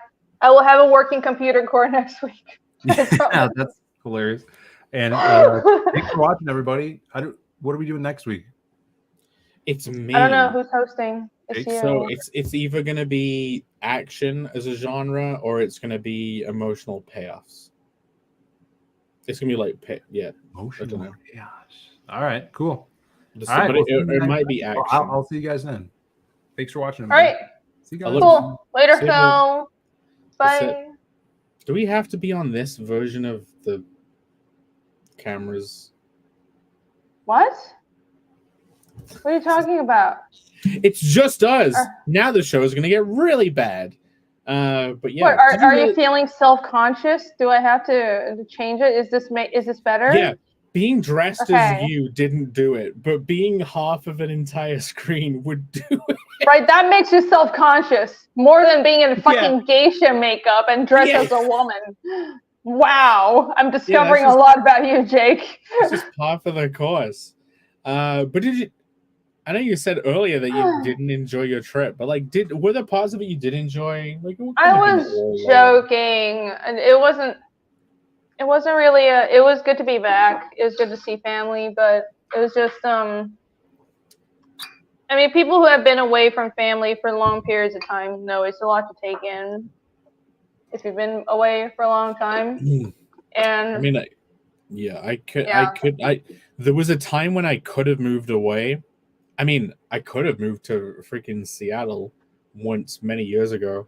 I just couldn't bring myself to do it. Like I'm still near like my grandparents. I'm like, I just want to be around during the last, well, you know, it would suck if I moved away and then something happened and it was like, you weren't here. So it's like I'm feeling honor bound to stay here. But yeah, that's exactly what I worry about, you know. And it's, I mean, I guess it's better that all my younger cousins are there, and the second oldest is really responsible. She's the one who just got married. I feel like she's a good second oldest. She takes care of everyone. She's there. But on the other hand, I feel like I'm not doing my job as the oldest of my generation, and that actually means something in Chinese culture. Where I'm the oldest of my generation, I'm an only child, there's certain duties that I should do. And I feel like if push comes to shove, I have to go back, I will drop everything and I'll go back for family. You know, and I've always been ready for that. But I feel I go back this time and so much has changed and a lot of people are older and I just feel really guilty for not being there for 4 years, even though it really wasn't my choice. And it's so much worse for other people because there are people who miss like births and deaths because of COVID. And at least that didn't happen to me, but I still feel guilty for not being there. And I feel a responsibility to take care of my family. And I kind of made a gamble that me as the oldest, I was going to leave and I'm going to make my money in America and I'm going to send money home and I'm going to be sort of somebody that everyone can rely on when push comes to shove. When everyone needs help, they could come to me. But I don't know. I don't want to get too much into it on stream, but I just feel like I don't know if I'm there yet, right? I kind of made a bet that I'm going to be successful and I'm going to be the reliable one. I don't know if I can do that. So I've been through a lot of like mental stuff and shit. No, I can imagine like after having 4 years, there's a lot of catch up. It is, yeah. But it doesn't all come at once. Like that, it's better now. At first, it was a lot to take in. It's better now. It's also just like the culture shock, like how different things are, and this whole every time I go back to Taiwan, it's like I have to adjust for a few days, and I come back to the States and I have to adjust for a few days. Was everyone doing the public shaming thing for you being a giant? Like, did you feel everyone's eyes upon? There was a little bit of it. It wasn't even my family doing it. It was like, you know, my mom will make these jokey comments about like, oh, my big butt. But I'm like kind of used to it. And I'm like, I posted about this part. I told my family, hey, believe it or not, Americans like big butts. And they're like, they just straight up laughed at it. They're like, they don't believe it. And I showed them pictures of like the Kardashians. They're like, oh, I guess like Westerners have bigger butts, so they're used to it. Like, they don't believe it. They're like, in Asia, the beauty standards is skinny, like thin. Like my cousins are scary skinny. So I've actually lost the weight while I'm there. I need to lose more weight because I'm still fat as fuck by Asia standards. Actually gained a lot of weight during COVID, so I do need to lose weight.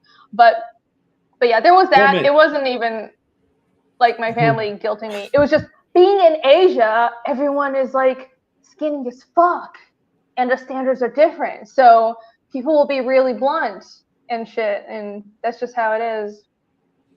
Yeah, the thing you mentioned about like people dying during COVID and not being able to see them, mate.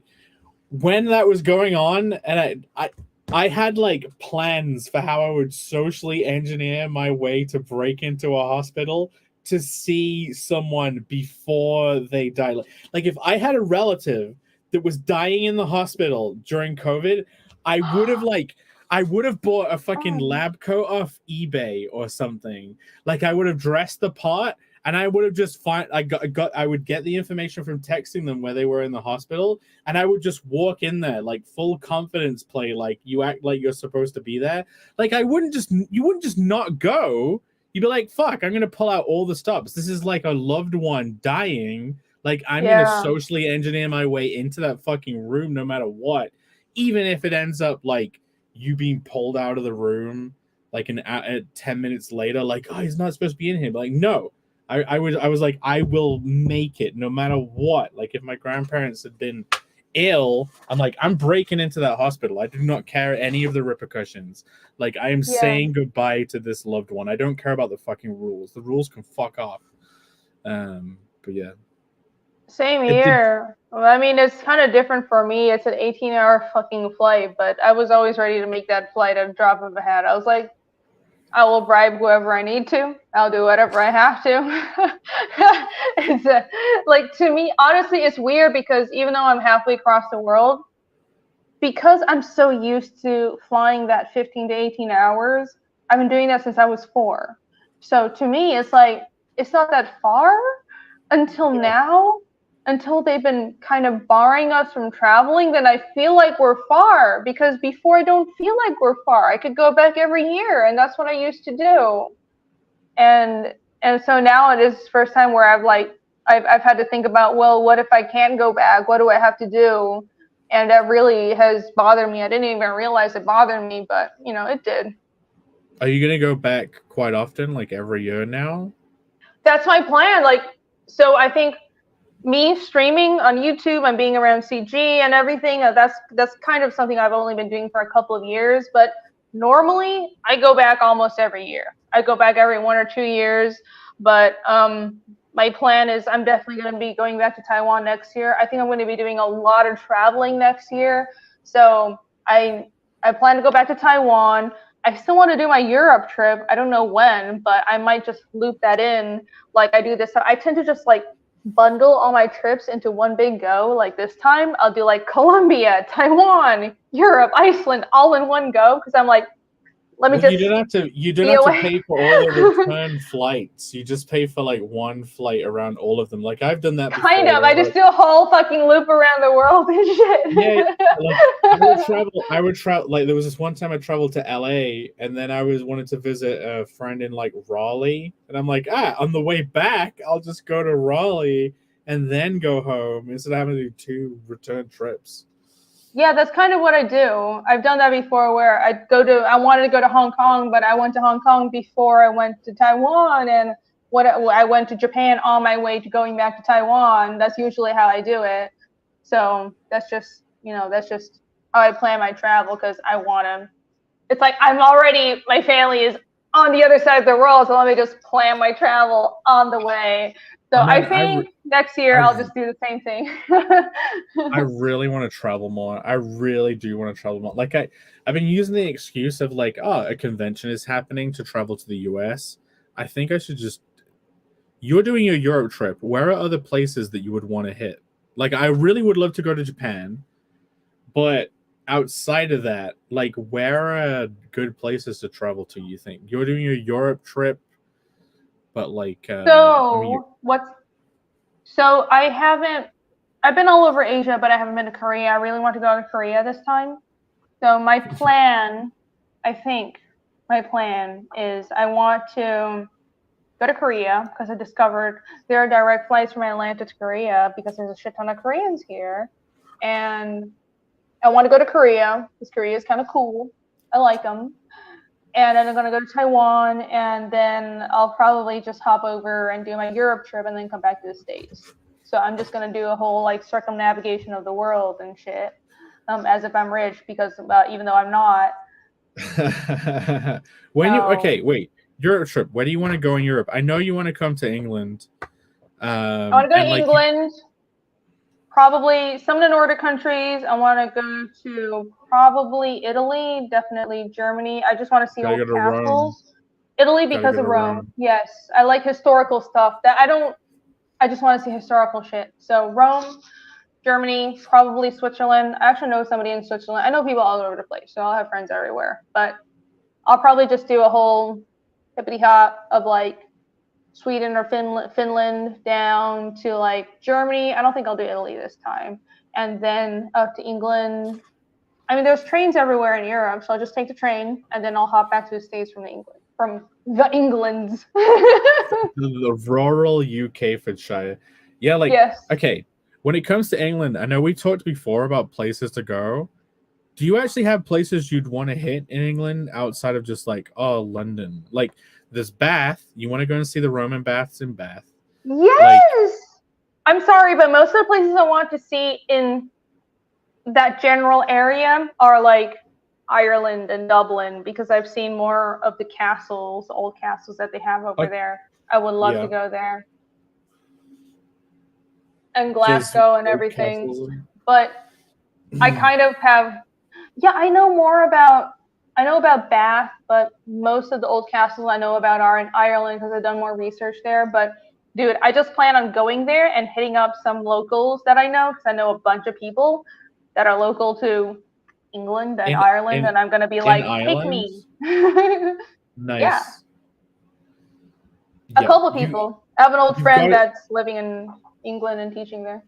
You've got to see the Peak District. I mean, it isn't really historic, but like it's beautiful. Like there's an England version of, you know, like the European, like the hills and the mountains, like all of that serene, idyllic. The Peak District is pretty fucking nice. English version of that. But yeah, all of the countryside-y stuff, all of the places of power, like where is it? Like down south. I forgot where it is. Oh no, I forgot the name of it. But yeah. You're terrible Englishman. How dare you? Vaughn, I see you in chat. Do you want on? I was gonna wrap it up soon, but if you want on, we'll just keep on chatting. We can do a Europe trip, all of us, the whole creative block, and Vaughn. It'd be great. Yep. Try and get any of them over here. I mean, yeah, as many spaces in the car. Let's see. Italy is down to Rome, Tuscany. Yeah, I do want to do Italy. I would love an excuse to explore my own country, because when you live here, you're like, well, what do you do? So if someone's excited about coming over here, it's like, where is good? Where are you thinking? Like, what do you as a foreigner think is cool about this place to come and visit it? But yeah. Well, that's like one of those things where I visited a bunch of old temples that are honestly really awesome in my hometown in Taiwan, but I didn't even know they were there. And I took a bunch of videos, and everybody's like, this is fucking amazing, but I didn't really think much of it, honestly. Didn't you say temples like that are everywhere? Yeah, didn't you say that like the local community center is like a temple and people can just go in? So temples function effectively a lot like churches in the West, in Asia, at least in Taiwan, and I guess China and most places in the West. It's every time I have a Westerner visiting Taiwan, I tell them, if you need a bathroom or somewhere to wash your hands, find a temple, and they're everywhere.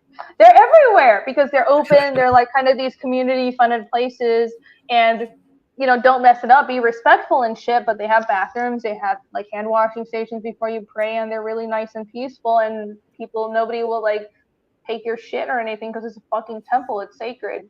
So and they're really, really beautiful architecture. I just like old architecture like that. And they're everywhere. You'll see giant old skyscrapers. Well, you'll see new skyscrapers and so next to old temples on every street, and little like miniature shrines to the local earth god just by the side of the road all over the place. That's just how it is. Richard Cahill says, I won't allow Vaughn into this country. Believe it or not, Vaughn is actually technically British. He wasn't born on American soil. Unfortunately, Vaughn is British. Yeah, he's actually one of us who gets to like cause. Oh no, you shouldn't have said that. Oh no, he's going to like. Be like, what the fuck, man? No, I think he likes his heritage. But yeah, he was born on this soil. Really is frozen in time. But yeah, man.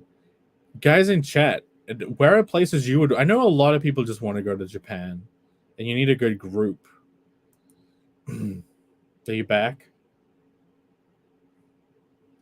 She's 2 FPS, Irene. Yeah, Zeno3XL says, I bet Vaughn is Welsh. I think you are correct. I think that's what it is. Ellie Mina says, Vaughn... Wait. Vaughn is a red coat. Toss tea in your general direction. Yeah, why does he not drink tea every day?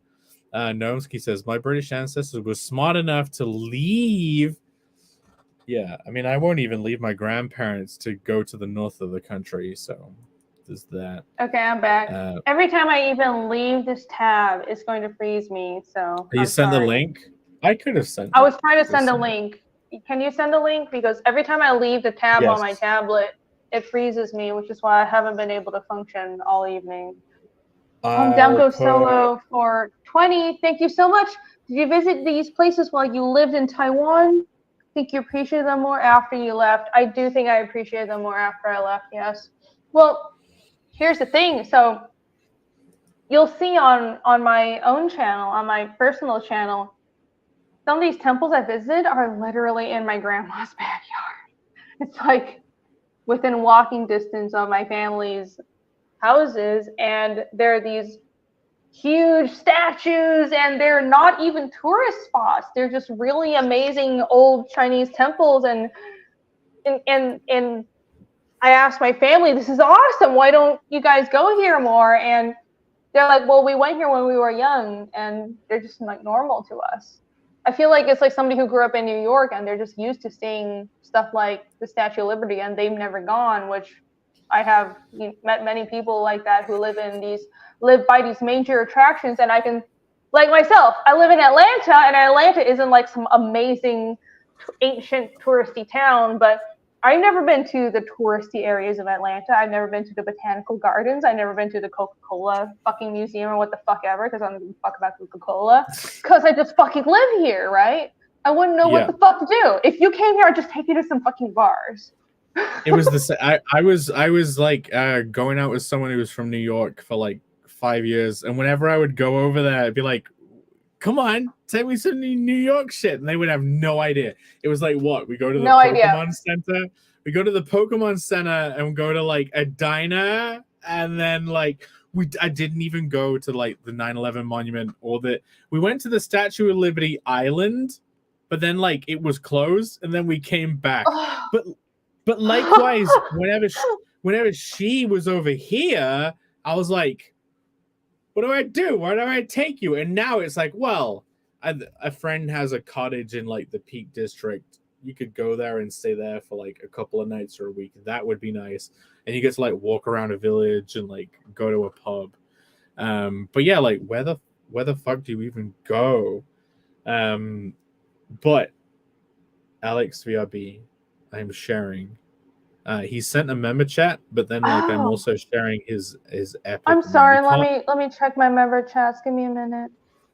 Let me get caught up. Just to make sure I didn't miss anything. Okay, I've seen it. Alex VRB member for 21 months. Oh my god, thank you so much, Alex. Hail the creative block and all the blockheads out there. Hail, thank you guys for your support and for being here for all of our streams. Thank you Thanks for your 28 awesome episodes and counting. Back Phoenix 2.5, yeah. The Lost Pages 3, Hotel Story, Voyage, Kitaru, and sign up for Cardinal. Happy Halloween, everybody. Happy Halloween, and thank you so much, Alex. Let me pull up your meme now. Add to stage. Let's go. You're going to decode it. So we got Genie, I guess. Genie, yeah, okay. Whoever they're cosplaying as takes the beginning of the name. I can't even fucking see this because my screen is too small. Okay, well, I think we're all standing around a dead body, and that you're on the left, and you're saying he had hopes and dreams. I don't know who's dead. I don't know what he's holding, but yeah, this is gonna be. No, okay, the dead person's head is my Suka-chan jacket. No, he's covered in it. He has a head under it. He has a head under it. But yeah, he's covered in your jacket. And then Phil is Seminole Phil says, I really hope he stays dead. Okay, yeah, because it's killing. And then Elephant Man Norwell says, does this advance the plot? And then Rake. I guess if it's Genie, then it's he got what it was coming to him. But yeah. That's pretty good. Thank you, Alex. That's great. Suck a what? Suck a John. Jesus Christ. You guys have ruined this name for me forever. Angela It's Curry says, Suka. John.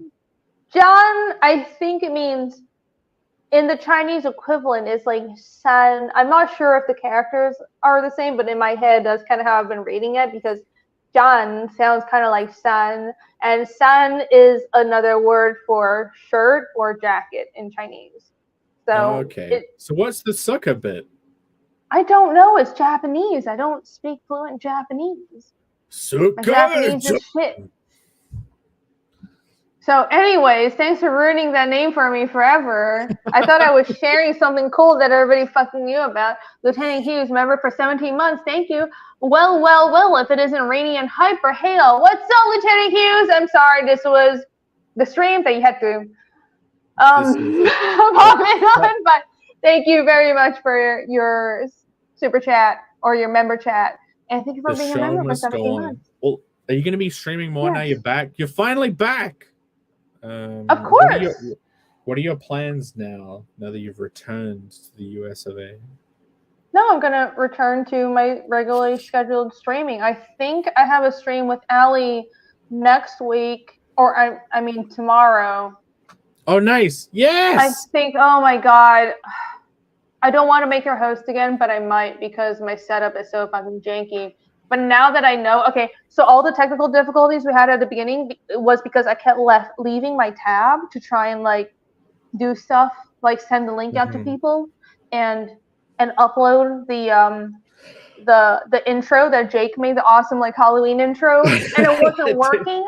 I literally tried to upload it and it didn't upload, so I was so frustrated. And I just clicked on the uploading and it'll pull up a pop-up, right? And that would freeze the stream. So that's why everything was so fucking janky. And I was like, my internet connection is good. Why does it keep on fucking freezing? You never explained.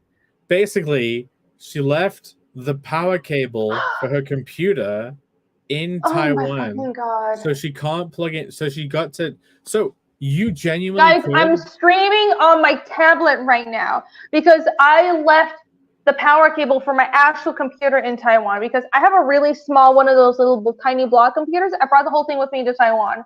And I guess I left the power cord of it in Taiwan. Either that or I just can't fucking find it in my piles of luggage. I have 4 bags of luggage. I have so much luggage this time. But I actually did find 2 other AC adapters and none of them worked. They would turn on the computer and then immediately turn off. So I'm like, this fucking sucks. And I was freaking out before the stream. I was like, okay, I need to it was like 30 minutes before the stream started. I was like, I'm just going to have the stream on my tablet. I'm going to have to set everything up at the last minute. And we're going to have to go because this is too late to change anything. And I feel so bad for anything that was like really janky and fucked up. But I was prepared. I got the costume. I did the PowerPoint and everything. And it's just like, I didn't have my fucking power cord because I'm a fucking idiot and I was rushed when I was packing. Fuck my life. You could go to some kind of tech store place and buy. I bet you could buy a power adapter if you were like, oh, I've got to get it on Amazon and wait like a week. You could get one, like go somewhere and get one. I bet. Probably. But the thing is, I was going to do that when it was like probably 8 or 9. I was like, maybe some computer store would be open. But I found power cords in my house and they fit. They were the right voltage. So I plugged them in. Yeah. And I was like, they just didn't work. And by the time I was like done just switching them out and trying to troubleshoot, it was too late. It was too late. It was like 9:30 and I was like, I kind of need to just fucking set up my tablet. So sorry, everybody, if things were kind of fucking janky today, but I did my best. I hope you guys still enjoyed the stream. At least the costume was hopefully worth it. I'll wear it again next week if that makes things better, because I have a whole month before I have to return this wig and that shirt. It's not going to be Halloween. The thing is, next thing we get to do Christmas. I'm going to do like a Christmas intro. That's going to be fun. I'm going to do all of us on like a sled being driven by narwhal reindeers. And then for the outro, I think I'm going to do different art. And it's going to be like all of us by like a fire opening presents or something. Oh, Chad is saying I did great. Well, you guys are being extra sweet, but thanks. I feel like I kind of fucked things up. But no, the I'm presentation glad you thought looked so. Great. I really try to be prepared. I put in a lot of effort. It's all downhill next week. Yeah, it won't be, but you know, you can say so if you want. But yeah, oddly unsettling, but my books are supposedly on their way. I'm glad. Okay, so one last thing before we end. I would pull up campaigns, but if I do that, I will fucking implode the stream because I can't leave this tab. So I'm going to not fucking do that. All I'm going to say is go back. Fiendish 2.5, that's live on Find My Comic. I think the link is in the description. If it isn't, can some mod please post a link in the chat right now? You're awesome. I love you. Please post the links for all these campaigns. And also sign up for Cardinal the Barbarian. And what is Phil's current campaign? Lost Pages 3 is up, and Narwhal's over on Jack Hotel Story. And like I read, he's on the Jack Show, Pimpin' Hotel Story. But everybody go back Hotel Story and hop over to the Jack Show if you want after this. Thank you, LSBRB, for posting all the links to all these campaigns. You're the best. And also Eric Hutfuls, thank you for posting Hotel Story. And Marumi, thank you so much. My mods are the best. Thank you so much. You're awesome. You're saving my fucking ass, especially today where I can't fucking do anything except just talk into a camera and not leave this tab. So you guys are great. Next week, we'll be on Jake's channel. We're going to be talking about, have you made up your mind about what you're talking about? It's either going to be action as a genre or it's going to be kind of like the warm payoffs to the cold intrigue. But yeah, and it can be like happy and sad. Like it was gonna be like feel good moments, but it could be like also really feel bad moments are good payoffs. But yeah, who knows? I like that. Okay, I'll have to think of shit tons of examples, and then. But yeah, it seemed like it'd be a fun topic, like how to make your audience feel elation, but also like the bitterest pain. But yeah, so it's either that or action as a genre. So yeah, before we go, you do have a couple more super chats. Oh, thank you so much. Let me go check on them. I might have a little bit too much to drink as well. So I mean, with both of us, I think I've drank half of this fucking. Whilst I was role playing as you, I ended up getting very drunk. Oh. No, I've just been so stressed from today because I'm fucking up, I'm fucking everything up. I've drank. Okay, this moonshine was here when I started. Okay, it was here. If only this was see-through. I think I've drank like that much. Like I drank like this much fucking moonshine. It's like over this much.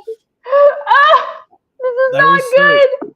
I was so stressed before the stream. I went to the gym and going to the gym didn't stop me being stressed. I Oh my came back fucking god. from the gym and I was like, why do I still feel like crap? But yeah.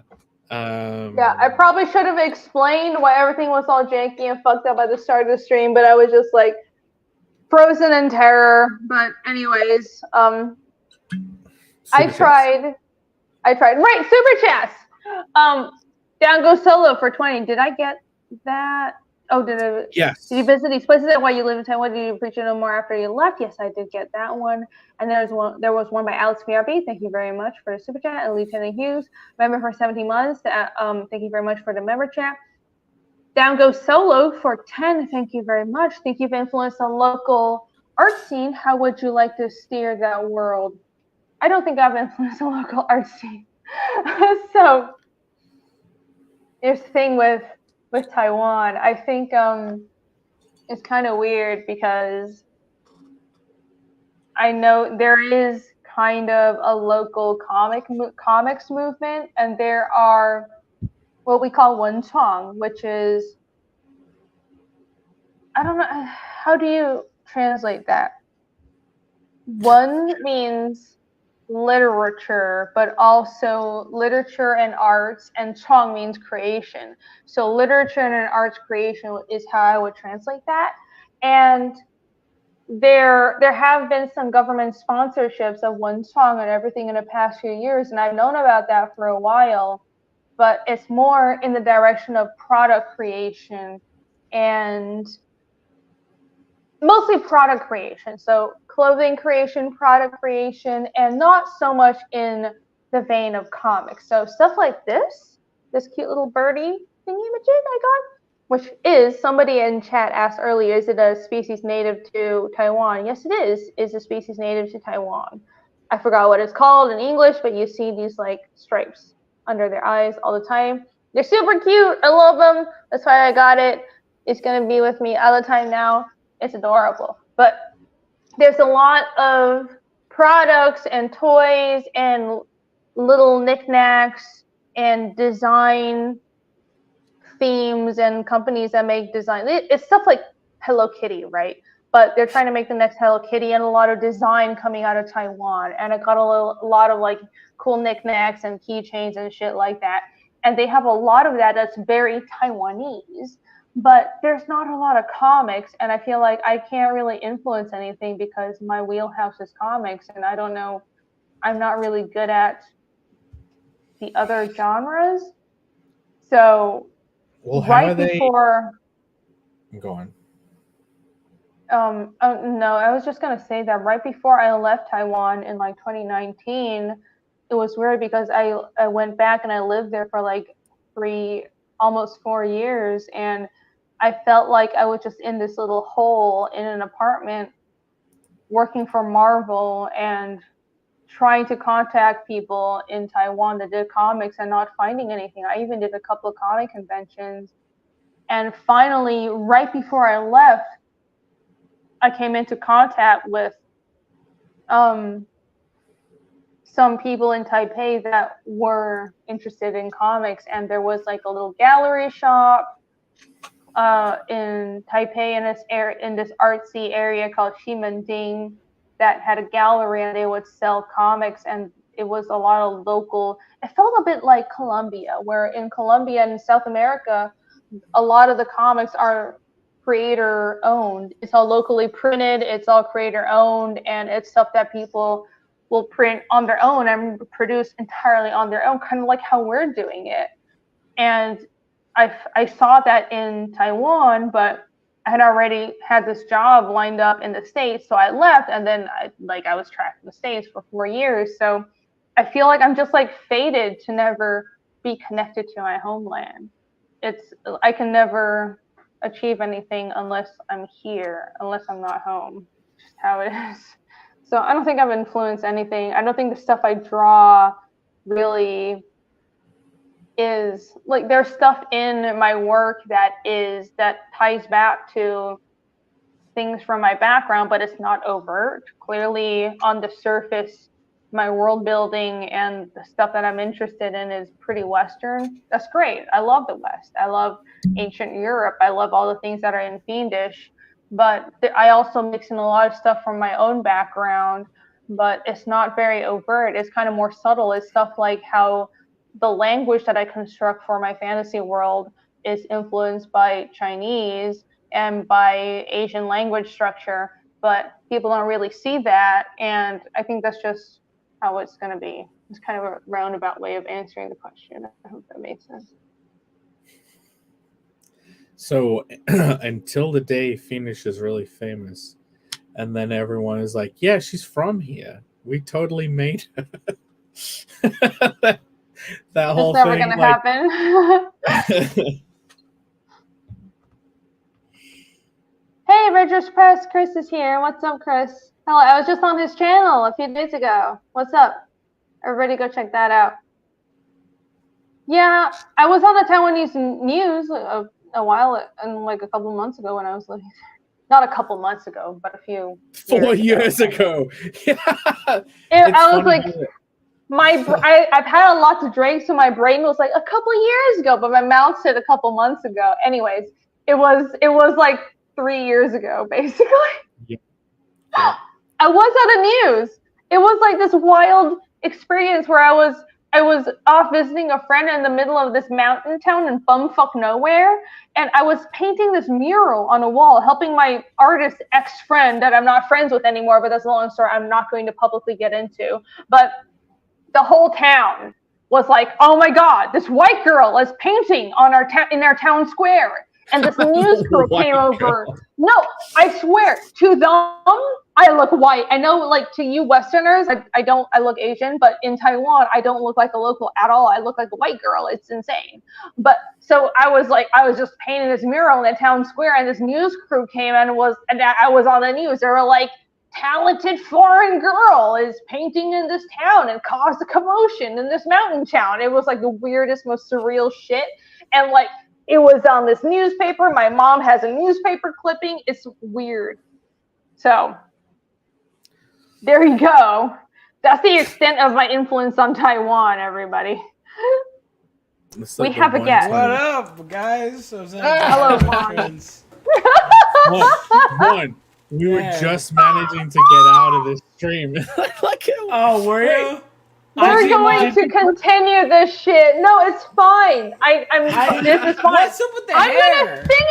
I'm gonna finish this bottle of moonshine now that you're here. We're going to die. That you will die. You will die. Do that. You will die. Oh you should do it though. You should fuck you. You should fucking kill yourself. That'd be No, so fucking what- based. Why are you wearing a fucking tank top? Alright, What the fucking weird? I'm What the proud. fuck is this shit? I What? was at a bar. I was at a bar. It was a Halloween. There was What like is this gay ass shit? You got like fucking long Catwoman gloves on and explain. fucking tank top? What is going on? I'll This is explain. the worst fucking outfit. I was yourself a fucking listen. weeb, Irene, Yeah, and you come don't on, know what Irene. he's You don't even dressed know up. it. You don't even You're know right. the fucking- fucking I No, was 'cause going you're- to. Your Are you gonna let hair me doesn't talk? look straight. You don't look like Cloud. No, she just Well, wants to because I talk didn't over do you. it. I was like, here's what happened. All right, so I was going to like go to a bar with friends, like, oh, get hot costumes, and I got the costume, and I was like, oh, I could do the hair, and then I looked at the Google images, I was like, ah, shit. And I saw the spiky. I was like, I can't do that Do it. shit. You just, no. Dude, That's no, very have you specific. seen it? No, because you gotta do like these You could do it. specific. No. There And is I was like, specific- fuck the that. Specific hair gel, the specific hair gel that you can get. Dude, that's I for was cosplayers listen. where you could put your hair in spikes, just like Cloud. You've grown it long enough. I've Yeah. noticed. Don't grow your hair long. Long hair is gay. Oh, okay. But I've noticed you've been growing your hair longer, Vaughn. Says Jake. Yeah. No, Long hair is gay. That's it. What if the you're fuck wearing is your, that? if you're He's wearing your Jake. Cloud, I'm Jake. Get it? I'm Jake the dog. Wait, I do have my the God. sword. I have the cloud sword somewhere. Anyway, no, but Rini, you tied your hair. I noticed. No, I didn't. Yes. This isn't my. This is my It's real black hair. now. Rainey's suddenly isn't- become This isn't my real hair. Wait, it's So, not? Vaughn, you missed the netherworld horror part of the beginning of the show where I Okay. dressed up as Jake and Jake dressed up as me, where I had a beard. I did. And- I did when I first saw it. I was like, "Holy God!" But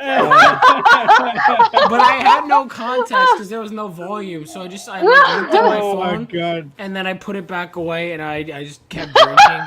To cope I with feel it. like that's why we lost so many viewers. They're like, we don't know what the fuck is going on here. This is fucking insane. I had a really good topic prepared and everything, and then it was just a complete fucking shit show. Oh, was it a shit show? It wasn't good. No, the topic It was was great. good. I had an amazing presentation. It was about killing characters this week. No, I know that's an interesting topic, but It was great. I did great, but nobody wanted to look at our costumes. Wait, you had yeah, all right, I'll go back. And Wait a look at minute. it. I can just I didn't have to dress as me, Jake. I can hold on. I know what I can dress as. Nobody wanted to see Yeah. anything I dressed up as unless you I had believe proof it? it showing. And everyone, can you believe the CG audience wasn't interested in seeing two people cross-dress? I mean, I put in effort. I thought it was hilarious, but whatever. I thought it was funny. I don't think.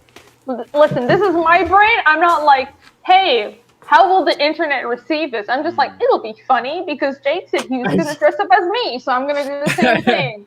And it was a disaster. So would you I put a thought it was beard hilarious. on? Like, She did have a beard. I had a beard. I even got a shirt. So they have this it was actually a women's size shirt, but it was like a hairy guy chest.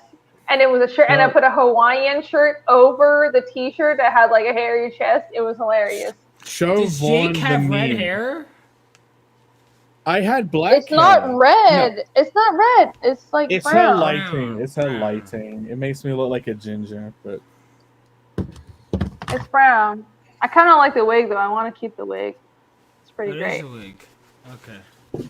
It is. You can actually see my real. You can see my real hair underneath it. Okay. Yeah. guys, I can't see anything. Oh fuck! Why is my head so big? Because you got a big head. Okay. I don't know. I didn't do it. Okay. Don't blame me. It's your parents' fault. Well, anyway, so Vaughn, how has your day been? It's been a good. while. Yeah, it's been a minute. How's well, all right. I'll answer your question first. It's been good. Let's see. What did I do? I can't drink while. Hold on. I went out to a bar with friends. And then I was like, "Oh, you guys are still streaming. I'll hop on." What are you doing, Jake? Holy shit! That visual. Okay, just ignore Jake and continue talking, Vaughn. Oh my god! Marge! Bring me more rum, Marge! Where is Ignore him and keep talking. hankering I'm trying to think. strangling. Bring me the boy! Can you actually hear me? Loud and clear, you sound Jake. really Loud and muffled. clear. Loud and clear. Oh shit. Oh shit, it's a No, you recent sound like episode. shit. Holy fuck! Yeah, you sound like shit as always, Jake. Is what she's trying to say. I'm gonna beat the Finish shit your out of my sentence, wife Vaughn. What tonight. are you gonna say? I'm trying to think. I mean, I went out. Before that, I went to dinner. I didn't really do anything super exciting today, I guess. Did you know. pull anyone? Did anyone at the bar be like, "Oh my god, Cloud Strife"? I'm no, but there was this, like, there was, like- "Hey, babe, sorry, I live with my mom." No, all right, no, but I did get in the bar, and immediately this 40-year-old woman's like, "Oh my god," because there was a karaoke thing. She's like, "Oh my god, do you sing?" I'm like, "Not really." She's like, "You should sing." Oh my god. I'm like, "No, I'm like good. I'm kind of just like chilling here." I love you, Vaughn. What? I love me too. Pretty great. Okay, get a room. Holy shit. Wait a minute, you're blonde. You're bot right now. Oh my god, This it's is the a- boy. this Hang on, did you fucking just notice I'm disaster. blonde? Like, Yeah. This new information to you? You Why don't was look it- what like is Cloud you on unless this your thing? hair is straight. It doesn't fucking work. It's not supposed to be. It's supposed to be spiky. Well, then fucking spike your hair. Spiked it up. If you want to bought some hair gel, put in Yeah. like 5% more effort. Oh, now you just look like some twink. Oh, all Maybe right. that's Well, what all it right. was Well, hang on. aiming So for. Rini, all right, Rini. No, you know what? I want to say thank you for. Wait, hang on. Oh, wait, hold on. Fuck you. Fuck you. Vaughn, Fuck you. if I could Alright. pass as a twink, I would be mining that shit. I would be looking for I don't know. cougars. I'm not I would be selling. trolling for cougars as some kind of twink, saying like, "Hey, do you have a pool? Do you need to get your pool like cleaned? And like maybe we can hang out." Wait, sometime twinks are like afterwards?" gay, aren't they? Listen, Isn't that what twink means? I've had like, okay, I've had. Dude, all right, hang on. There was like, yeah, no, I've had. Listen, I've had older women hit at me in bars. All right, Jake, fuck you. I Wait. have. I'll put the beard back on. Does that make you feel better? Here. No, I feel We're all kinds of great. degeneracy. Look, here. That was the. What are you Now talking we about? need to I feel go I to look sex- now great. we don't need to hang I out in don't a need sex you guys dungeon. to make me feel good. It's You know what I mean? not. It's not staying on because the beard was. There you go. Oh, this is me. Why would I'm that gay. make me feel better? I That's should have like, been doing this voice. That's Oi, her oi, attempt oi! to, like- Hail the king! Oi! are Okay, you there- okay? No, Yes. no, no. I have my doubts. Shut Irene. up. Sometimes I worry about you. You know. No, you Only don't. Shut up. sometimes? Only some. Shut up! I don't Only need to on be days mentally that end in stable. Y. I don't need to be mentally stable to draw comics. Shut the fuck up. Ryan Blue That's Thunder, true. member for 20 months. Thank you. Wow, you stuck around for 20 months. I really appreciate it. That's a whole feat on its own. Vaughn looks Yeah, like I Golden wouldn't. Muse from Mad Max. Oh my, Look it up. oh my Along with it, his Rob Arnold partner, Wes. Fantastic stream. Thank you. I'm glad you liked it. I should have been more drunk right from the beginning. This would have been way better. Holy fucking shit. Fucking All right, I'm gonna eat my cup fucking noodles drunk. now. Sorry, what were you? Dango Solo asked if this stream will follow him to the grave. This stream is following all of us to the grave. I didn't do anything. Death will come for us all. I didn't Death do is gonna come shit. for us all, Marge. Also- Have you ever considered killing Also, yourself, what Marge? the fuck? God damn it, Reedy called me a twink. That's fucked up. That was Twink. I fucked mean, up. you're wearing you're wearing like a fucking form-fitting black tank top with long gloves. Did that do anything for you? Is twink exclusively gay? Like, is it only gay? Can cougars not enjoy twinks? Is it like a whole Apparently, gay listen. thing? I've had like older women hit at me at bars. I heard I'm not that kidding. subtle buried insult in there of cougar, Jake. No, I'm not trying to insult Vaughn. I fucking love Vaughn. Yeah, When Listen. he shows up on these streams, they come alive. They do. They come. They come. They come deeply. First of all, alive. cougar is not an insult necessarily. All I right. wasn't Cougar's not using an it as an insult. I No, would it's love to not. fuck some older chicks.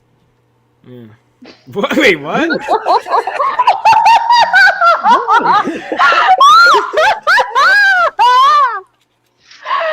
Oh my god! Who wouldn't want to get busy with some cougars? Like, for real. Like, Okay. some loose, Listen, some loose older I- women alright, that just got I gotta tell- divorced. alright, They're I'll like, tell my this. son's moved out. dude, there was this one time, all right, because this girl wasn't. She I should wasn't probably like end this hot- stream. Oh, okay, never mind then. All right, you'll be deprived then for this story. Never mind. No, finish telling your embarrassing Tell the story. story. It Yeah, wasn't how embarrassing you for like- me. It was embarrassing for her, if anything. What, you let your friend's mama or something? Shut the fuck up, Jake. I'm telling the goddamn story. No, it was really. Yeah, It was the I'm weirdest. listening. No, My it was a ears weird. are It, open, no, it was boy. a weird. It was a weird experience. Cause like one time I was at my local college bar, and she wasn't like. I don't think she was hot personally. No offense to her, but like I was sitting there just drinking at the bar, and it was the fucking weirdest pickup like ever. It was like out of a movie. I swear to God. She goes, "Whoa, sorry," and then she fucking fake falls on me. I'm like, "What?" And she goes, "Sorry. I like your style." I'm like, "What?" because I was wearing And a you leather didn't jacket. capitalize No, on this? I was like, can you leave me? Like, I'm just trying. Oh to my beer, God. man. What? Dude, she wasn't my- hot. So I was like, That what's doesn't usually matter. That doesn't have to always well, matter, Vaughn. listen. That I have standards, Jake. Okay. You fuck. Listen, some of us are Vaughn Coleman, and some of us are Jake. You know what I mean? My I scale would is that I mean? could take the means Jake my every scale is time. a I little don't- different than Jake's. All right. Listen, You know? My sometimes power Is it- you just need- scale. Is it? Are you eating Vaughn, you ramen? reminded me of a story. No. You reminded me of a story when I was a kid. I went to like some fucking social thing where you're dancing, and everyone was dancing Social on the thing dance when you're floor. dancing? Why Oh, don't you yeah, just? it's one of those things. That's like such a there's a fucking party weird and way people to are put dancing. it. I was on the dance floor and I was like really fucking. I was really embarrassed. Like I was really fucking embarrassed, but I would be doing it embarrassed anyway. too if I was you personally. And then some girl turned to me and said something to the effect of like, "I like your dancing," and for some reason, my instant reaction was like, leave me alone. yeah, It's but like, what? Good job, Jake. But this is my an important brain was job. question. like, tell this person to fuck off. But hang on, this is an important question. Was she attractive? I mean, I was a. How low are your standards, man? She was female. No, I wasn't. I was Nice. just. I Wait, wasn't what? even. I Alicia didn't was even. female? Jake, have some fucking Jake, standards. Jesus Christ, Jake. Mine Oh was my like, God. mine was like, Dude, I dude, this told him to woman get was like in her, lost. the one who was Fair, like oh my following me was like in her 50s. Like, no, I was like, listen, no, thank you. You know, no disrespect. I like how the I same respect the action could be driver. interpreted completely differently if it's a guy. Because That's what I'm saying. I was sitting on a bus. No, I was sitting on a bus once, and I had a chick. Oh, not a chick. A guy, like an older guy, just like pretend to Chick fall came onto you asleep on a bus. No, it was like a really long bus ride to like between cities. I think it was Hsinchu to Taipei, which is like an hour and a half. And How you gotta say that like in middle-aged English? guy, what? Nothing. Stop interrupting me! Wait, This Ellen guy Nunez just like says, "Jake, pretended I'm to fall here to asleep dance." on my shoulder, which Oh was like, man, that's yeah. fucked up. So, He was like, oh yeah. oh, Yeah. And First of all- it was super awkward. That was really great. That's Not. really- It was first of terrible. first of all, Don't do that, guys. did you like? Were you like, dude, like, did you push him off, or did you just like? No, I just leaned over and let him fall.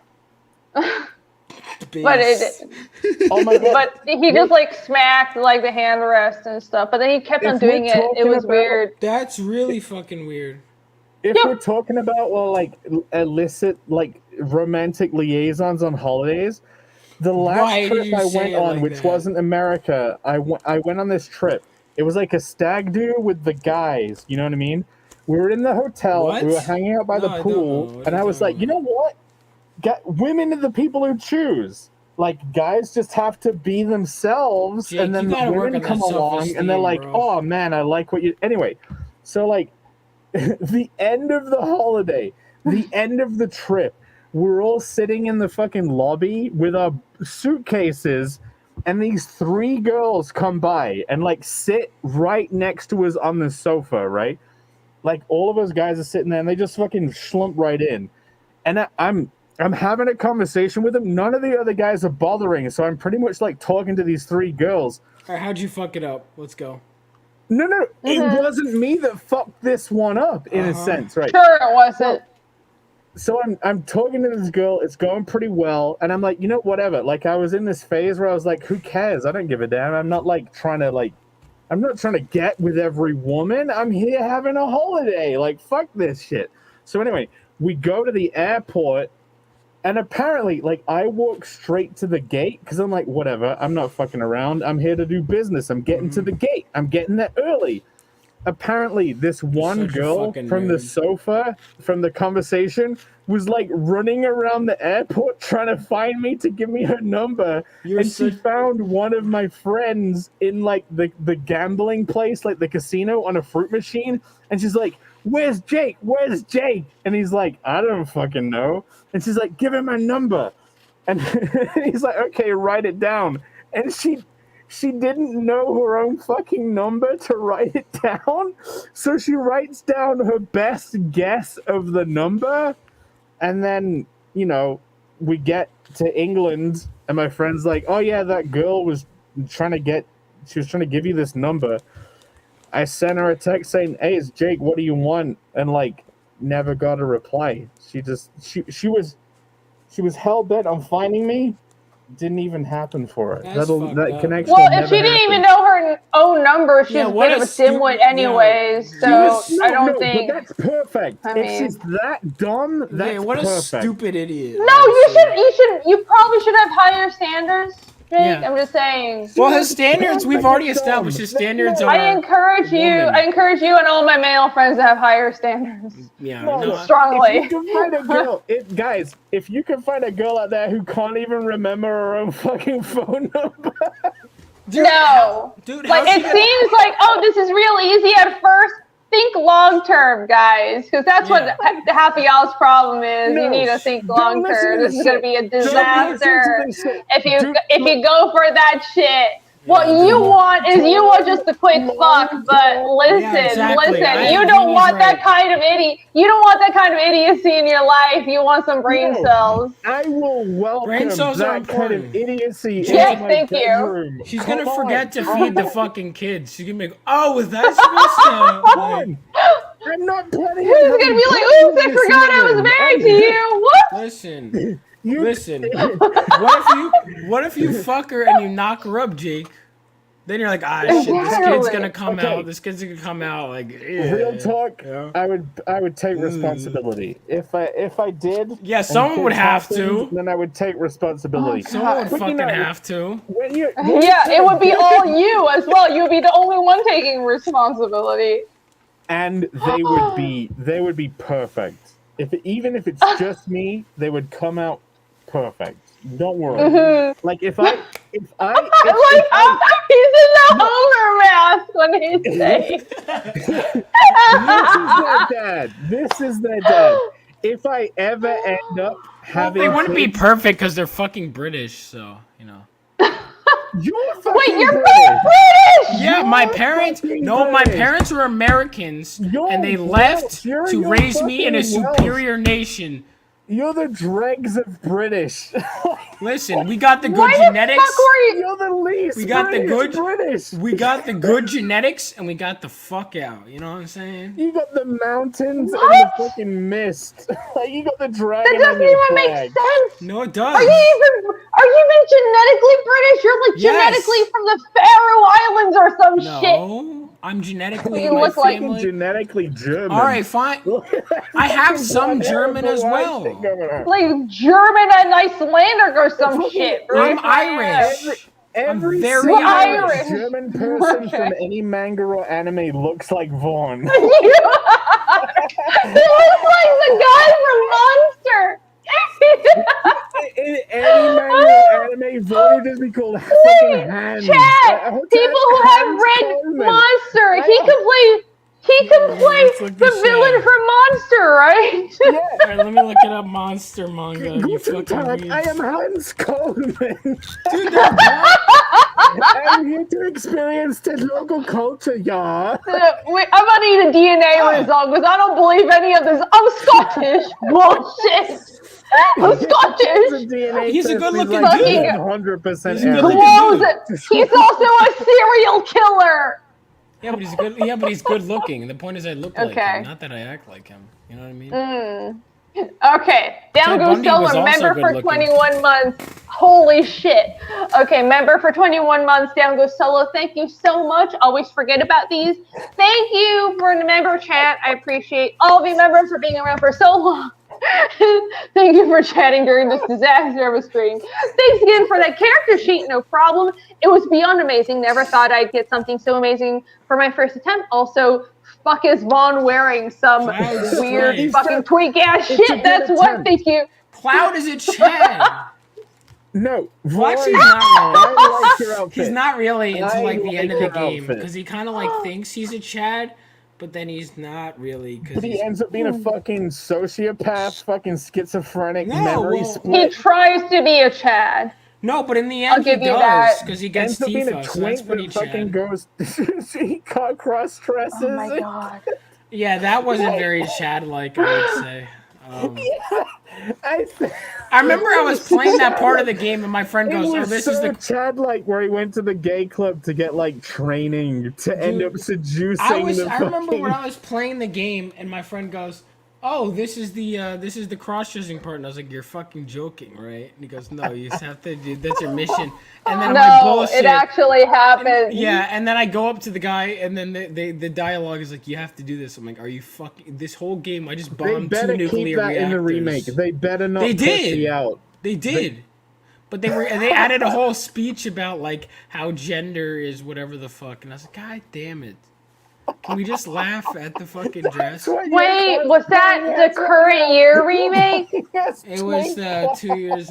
No, I'm not twink. I've seen a lot of twink clouds at cons though. There's a lot of clouds at dresses. I'm like, wow, you really. To fixated. your Get fucked in the ass. He to had your to benefit, for that's just kind of what Cloud looks like. It's not just you. It's just him.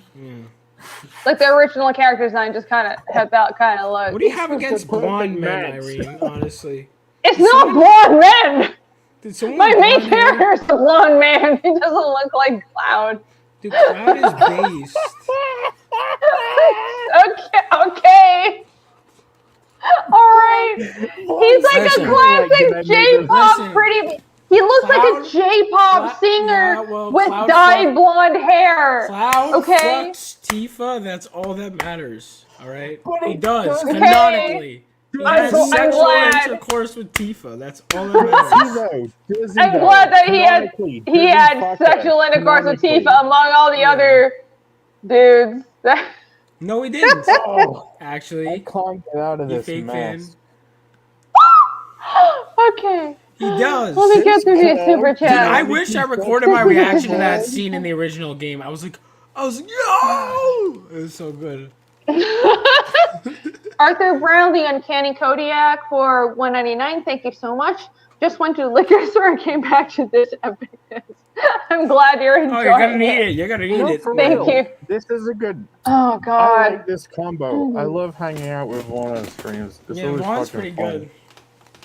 He's all right. Gets his armpits It's out. fine. Yeah, I didn't mean look at- to. Gets his armpits out. I didn't mean to. But No, the listen, three of Vaughn, us. This. I know going for the simp money is an easy choice, okay, Vaughn, but I must steer you in the right Listen, direction. Thank you. As a I big appreciate sister you for in keeping this me honest. trio, I'm Trio? here to be your moral compass. Yeah. I know. Yeah, she hasn't quite managed to master the English English? language yet. She's saying shit like Trio! It's trio. You mean trio? Isn't it trio? No. Oh, I didn't know. I learned. Fuck all of you. Fuck you. You know what? Goodbye. Fucking trio.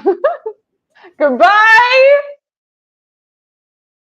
Cool. All right. That was just me. So, anyways, I learned English by reading, not by speaking to people. So sometimes things are pronounced a little funny. And fuck anybody that has a problem with that because I read a lot of fucking books.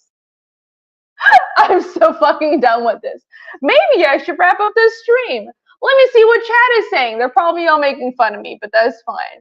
Maybe Human says I'm speaking Fiendish, not English. That's right. No, I'm speaking English, okay? English. It's a real language. All right? Alex BRB said he's revising the meme. Oh, no. Okay, that's fine. Chat can make fun of me. I just won't let it happen on my own panel. I will punish them. Maromi says, how do you say wind the clock? Like that. What? Did I say it wrong? I didn't say it with an accent. I just pronounced things. Okay, hold on, guys. Before I bring on these two clowns, I bring them back on. I learned English by reading, so I pronounce things weird. I used to say vegetable instead of vegetable. and I used to say stingy instead of stingy because that's how it's read, and English is fucking retarded, and it's not pronounced the way that it's read. So fucking sue me. All right, you may all come back on, you fucking assholes. Jackasses, hello. Cunt. Do you fucking wait? Do you fucking say epitome? Fuck you. Epitome. Wait, hang on. No, I'm sorry. No, yeah, you're right. Totally. Yeah, no. You said aluminium instead of aluminum. You had extra fucking syllables. So don't give me shit about pronouncing things a little differently. I said fucking trio instead of trio. Oh my god, it's the fucking end of the world. Sue me. Asshole. Imperialist supremacist scum. What do you mean? You're the one invading my country. My beautiful, Wait, why is beautiful Voldemort- country. Wait, who I'm are better you than talking to? Who are you talking to? Well, you, Irene. Jake. How am I Jake invading knows- your country? Oh wait, where are you at right now? Country. I'm back home, you asshole. Back home? And where? In Yes. America? Yes, I'm in Atlanta. I didn't know you were back. The fucking shit. Yeah, I'm back. Why would I know that? Because this is the whole old screen that I have. This Well, is, no, you have the Do you not fiendish have thing. Irene's house like No, it's- virtually I didn't mapped in take your it out. brain? Do you not have like an autistic level of association No. with the Rainey's dwelling? No, I don't, because her mic sucks, so I just assumed she wasn't back. no, Vaughn. Okay, it's a whole fucking saga. Okay, hold on. You get. What was that sound? Sorry, You get to actually laugh at me now, because I got back. You weren't already. That's right, because this wasn't a fucking laughing stock already. So I was getting my whole house renovated while I'm gone. So first of all my fucking furniture is out of the place. That's why there's probably an echo, because all my shit is like in another room. I haven't rearranged everything, but also that's why my usual like backdrop isn't here. Emphasizes the loneliness. Oh, fuck you, fucking you. Are you in a relationship, Jake? Are you less lonely? How about you shut the fuck up about that? Guess what? what? Guess what? Maybe, Guess what? Maybe. A maybe isn't a yes, Jake. A maybe isn't a yes. It sounds like a very hopeful and lonely maybe. Sounds like a lot of wishful thinking. Sounds like a lot of wishful thinking. So, anyways, Vaughn, my retarded ass forgot my computer charger in Taiwan, so I'm streaming on my tablet right now, which is why everything is janky. Sorry, Angela. Okay. Captain Benton's fake Emma kissed a girl. Angela, you should probably, I wish you all the best, but you should probably rethink this. This is probably going to be the Captain Benton's fake Emma kissed a girl. In high school, Captain Benton, I would be like worried if I hadn't kissed a girl within 2 weeks. I'd be like, oh man, it's been 2 weeks. You fucking whore. You fucking slut. That is the most hoe-ass shit I've ever heard. And that's bullshit. Oh, well, you'd be worried if you hadn't kissed a girl in 2 weeks.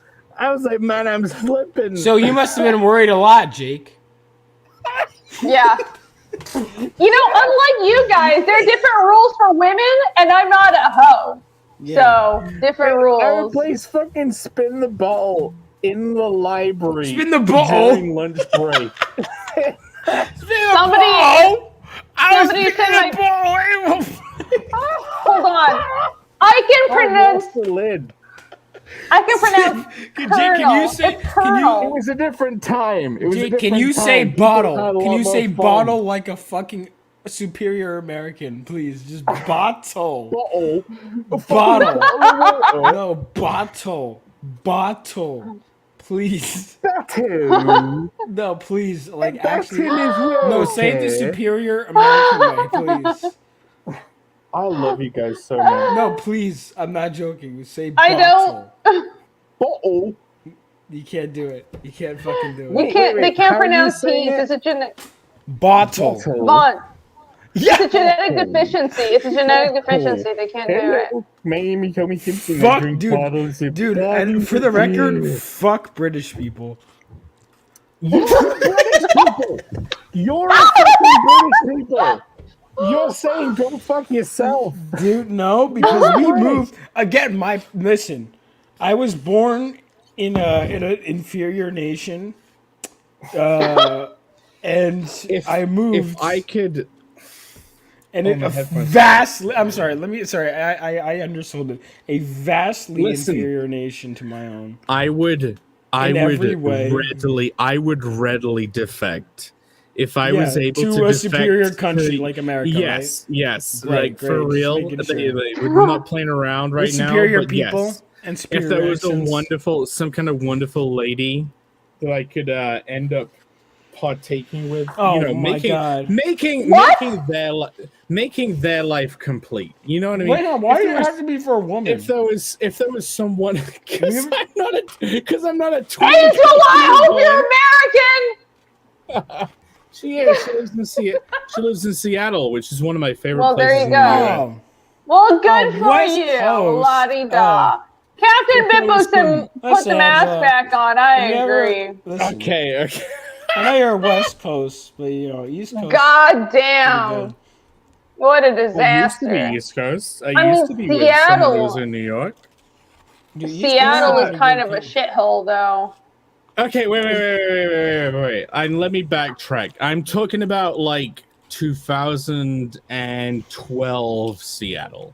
That's when I did like Valve stuff. Like Valve's in Seattle, Bellevue. Like that's why. But like the the kind of like climate is similar. Like even You're in so 2012, fucking boring. I know, nobody cares. Good for you. I'm glad 2012 was a good year for you, bro.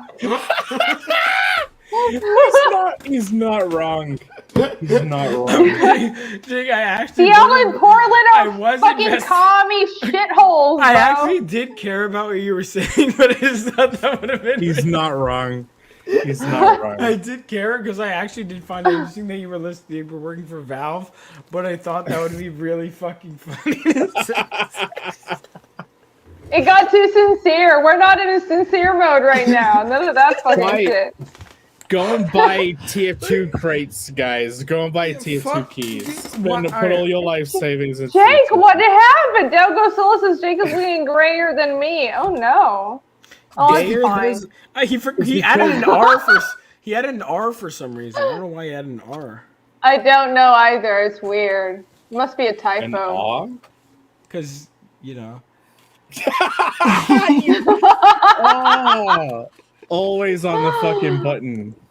It's fine. At least you're not being shopped around for marriage like me. You're literally being like, who wants to buy this one? So at the cheers. fish What do you mean? market, Who's the shopping fish you around market. for marriage? No, okay, Vaughn, you She missed was it. being You missed She was it. being Sorry. match made. Okay. She was being Okay. match made at the fish market by her I grandmother.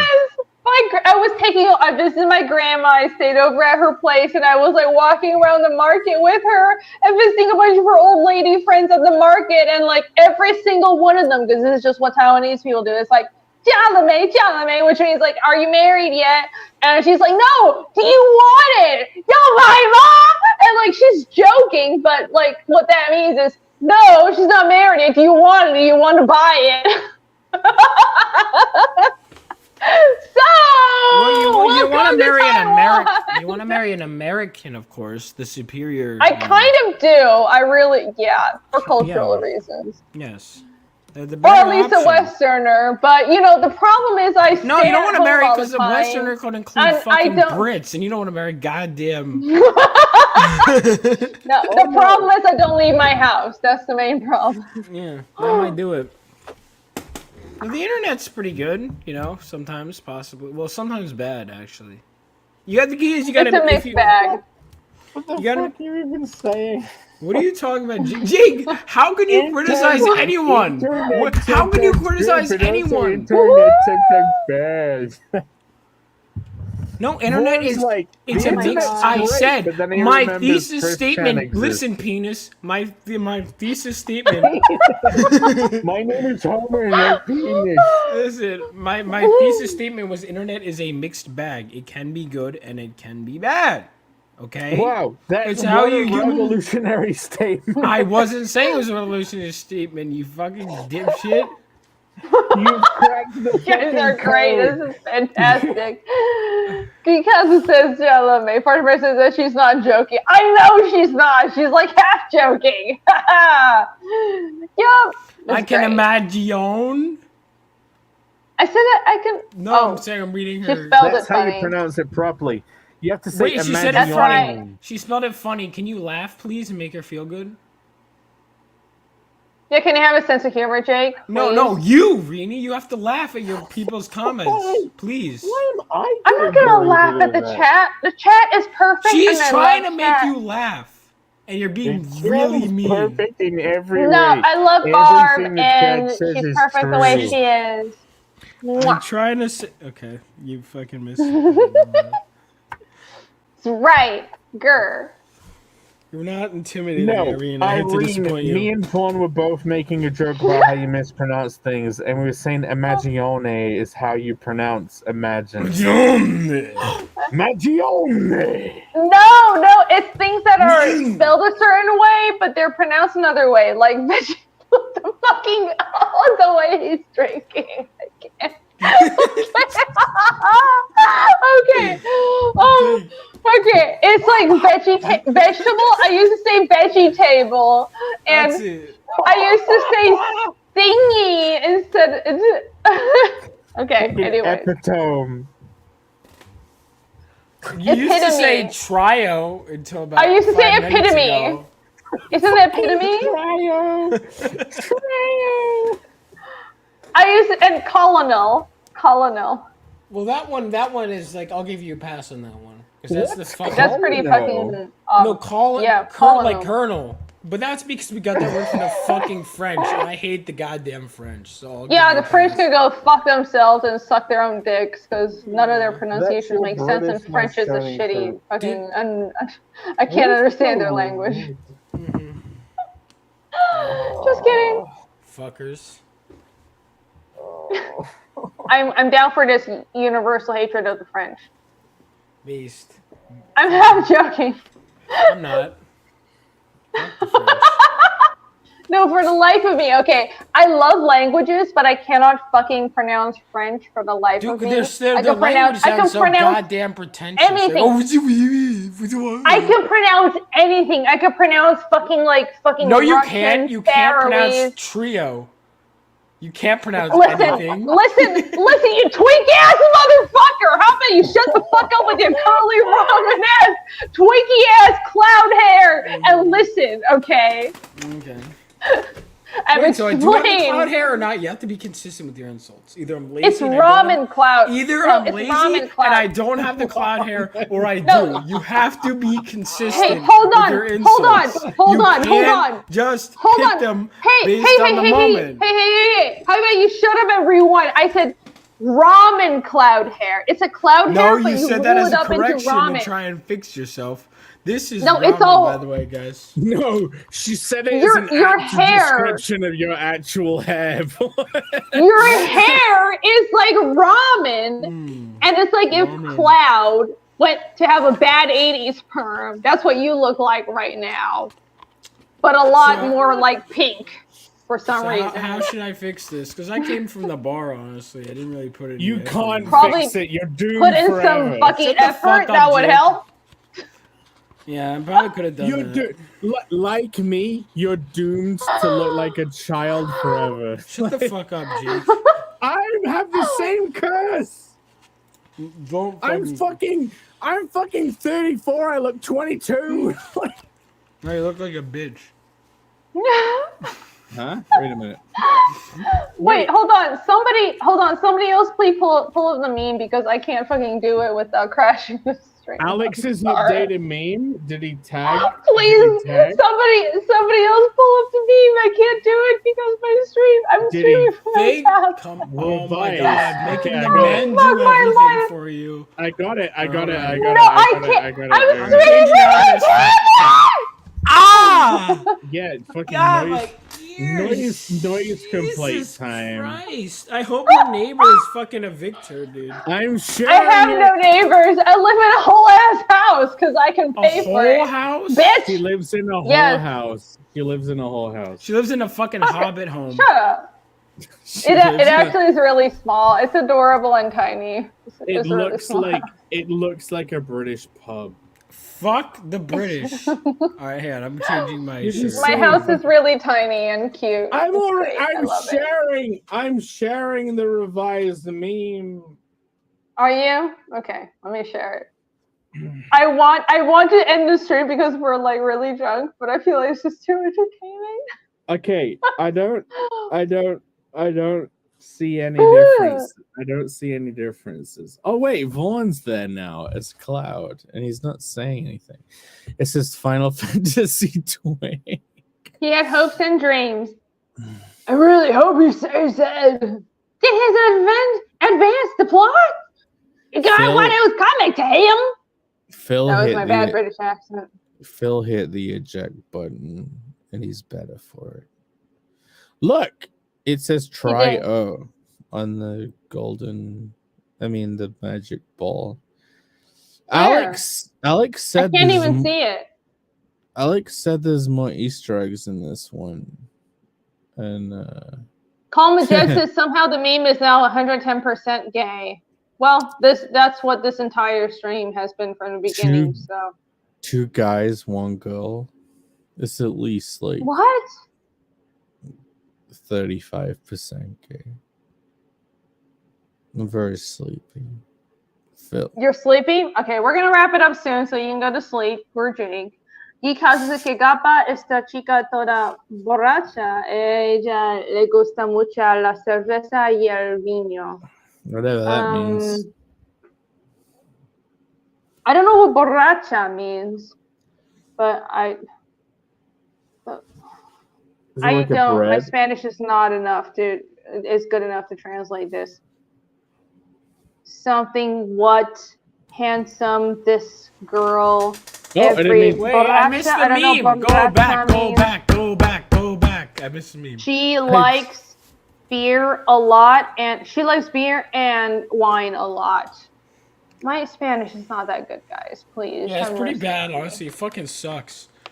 Yeah, do you know any bitch? How about you shut the Bitch, fuck yeah. up? Yeah. Oh, I see Como you changed out of your gay ass estás? cloud outfit. I'm Como glad. está? No, it's Good 'cause- job. Thank God. Holy Okay. shit. Might Wait, not have hang on, nightmares. Hang on, tonight. hang on. Can I pull up your DeviantArt of you drawing Cloud when you were like when you were? Yeah, go ahead. I don't Just- fucking no, care. No, just to Go prove, ahead. that you had a thing for Cloud. Is that why you cosplayed It wasn't a as thing him? for Cloud. No, I liked Cloud long before I met you fuckers. We figured it out. Oh my God. Those protest too much. Okay, my DeviantArt, my old DeviantArt has been out there for Cloud. years.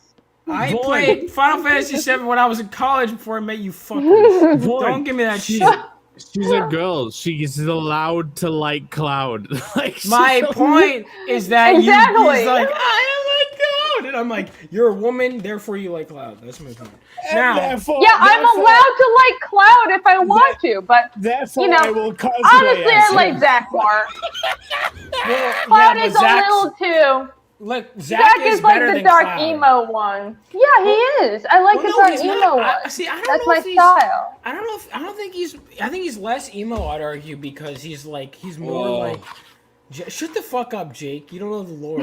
No, I wasn't saying. I was saying. no. Zach has more confidence and is happier than Cloud, but then he dies, so people think he's like OG, but he's not. Listen, he died Wow. tying it into the episode themes, he died for a good cause, and his He death had died ripples for throughout the your stories. sins. He died a hero's death, and his death had ripple throughout the story and stayed with Cloud and changed the plot, so therefore it was a well-written death. There you go. Presentation over. Yeah. Good job. Are we done yet? Wait, I think we're done. We nearly hit 4 hours. That's long for this show. Yeah, I 3 really- hours. That's pretty good. I carried it Yeah. to the finish line. You're welcome, guys. yeah. Oh, Your- fuck off! Your twink cosplay carried us for a whole other I hour. came from a bar in my attire. Oh, you came all right. Listen, Jake, what happens? I don't need to know. What happens below here? I don't Jake, need to know. It's off camera for a reason, all right? You didn't. Need Holy to share fucking that to the shit. world. That's not hair gel.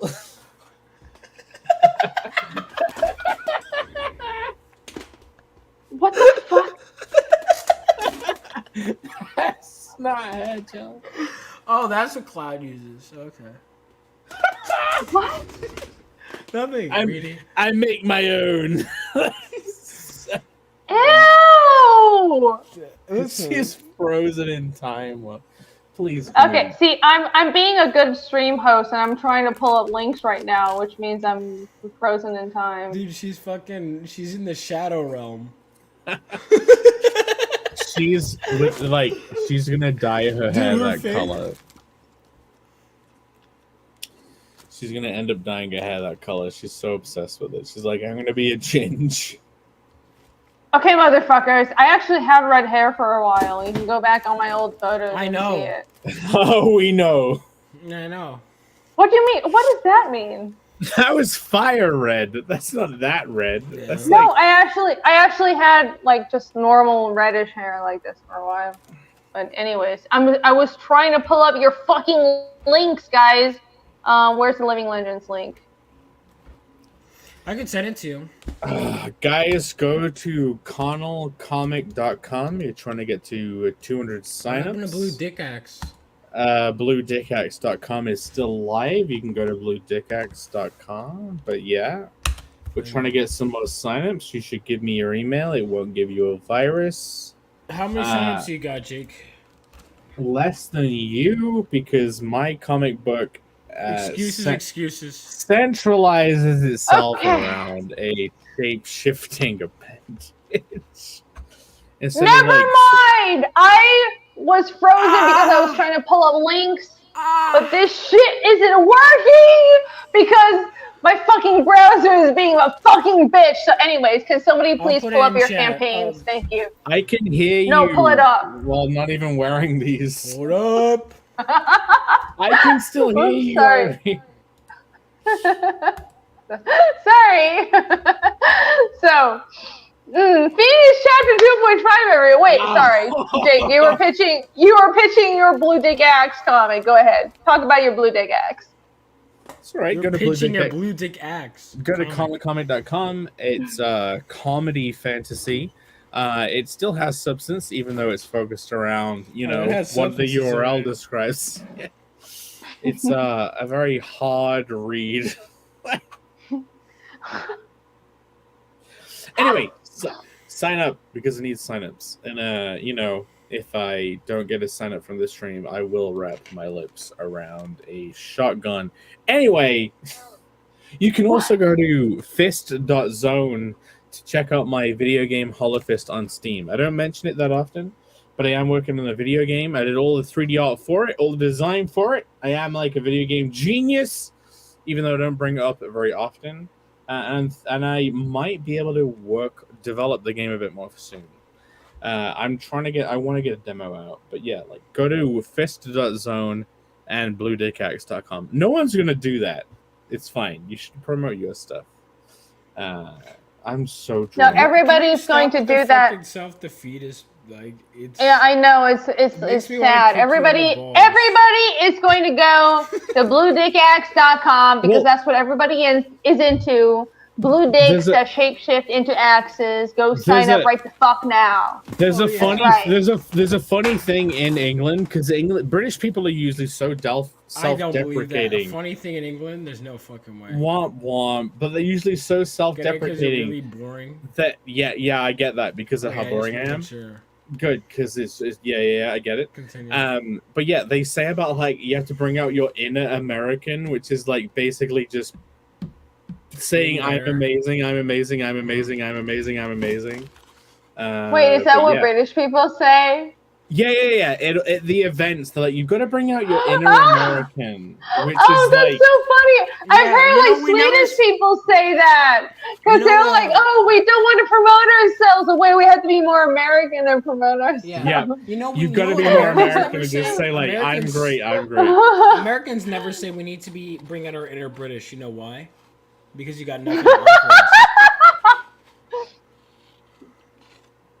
You know, maybe our confidence, and self-promotion is why we're the better country and why we dominate the world.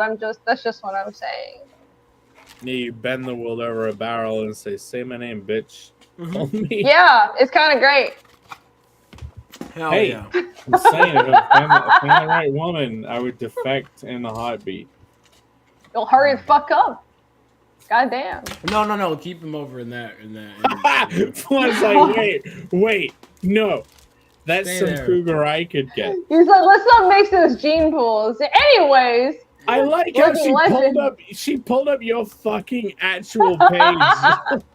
Why would she pull up, as opposed to my fake page? What are you talking about? Hey, hold on, Jake. Hey, Jake, because you didn't fucking share your page because I asked everybody to share their fucking pages. Shit, Jake. Oh, really? Because you didn't share your fucking page because I can't share anything right now. Jake, you're so stupid, honestly. You know what? I will double love anybody that actually shares my page because I'm a fucking failure today. I can't share anything, even my own campaign. Thank you. You're the best one.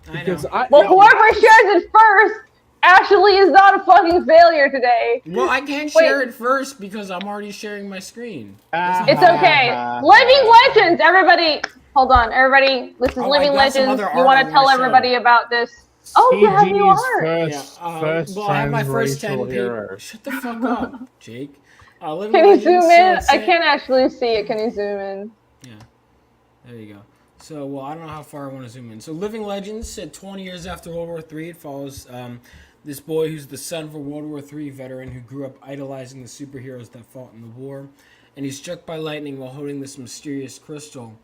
And he finds himself awakening with these electricity powers and super speed. And he strikes out on his own to become a superhero and live up to his dreams. But he finds himself fighting a threat that's way out of his league when he tries to interfere in a heist at a nuclear reactor. This is going to be the first part of what is going to be an ongoing series. It's going to evolve into a superhero team book, but I really wanted to focus on just our main character and setting up the world and everything for issue 1. It's going to be 64 pages. I really wanted to make sure, because there's so many books on the market, that this was something truly special and really fulfilled my vision. So I put so much effort in this, so make sure to check it out. And I even wanted to share some artwork. I have 10 pages, but I thought this was one I really wanted to share. It's a glimpse into one of the infamous battles that was fought in World War III. And a devastating one. That, the Battle of the Giant Sky Demon? Like that famous World War III fight? I remember that. I love that. The motion is great. It's nice art. It's wonderful art, but I definitely remember that from my World War III history classes. Jake, you're a stupid piece of shit because World War III didn't happen. So therefore, it's fiction. Newsflash is happening right now, buddy. Newsflash, Jake. I think it is starting. Jake, you know whose country is going to contribute more, though? Mine. I guess country. Totally England. England's gonna have such an impact. Such a dick. We're gonna have such an impact on World War III. Oh my god. You're just you know, Jake. When I war gamed out the entire plan for World War III for Vaughn's story, there's a reason I didn't mention your country at all. Yeah, it's almost like it's irrelevant. That's true. I didn't even think of that. Yeah, you mentioned America. You mentioned even countries that I'm like, I had to fucking Google some places. We're not. I mean, to be fair, I didn't. But I didn't view it as a worldwide thing. I didn't mention the Middle East because no. You mentioned America though. Well, of course, But because not America is UK. 100% going to be involved no matter what. Right, but like Clear. UK is going to be involved, but they're just going to be like there, you know. Well, they're effectively a branch of the United States. That's what Yeah, I know. the reality is. Based. I'm sorry. That's what I'm not sorry that's at how all. geopolitics works. That's how the entirety of Europe functions right now. Yeah. But I'm sorry if it hurts your Listen, feelings, but no, that's, it's okay. that's just how it is. Jake. My feelings are so hurt. Look how hurt. Look how hurt. Listen, I mean, it looks like they are. You're like beat red. get good. You know what I'm saying? That's the gout. Anyways. All right, thank you so much. Yeah, sign up for that. Get a free trading card when you do. Also, Rini. I'm already Yes? sharing it. I'm already sharing it. I'm already sharing it. Speaking of Okay, being calm red, down. Big I red. don't even fucking know. What the fuck? I really want to Jesus collapse. fucking Christ. Cry You want to about it, collapse? fucking Why? Brit.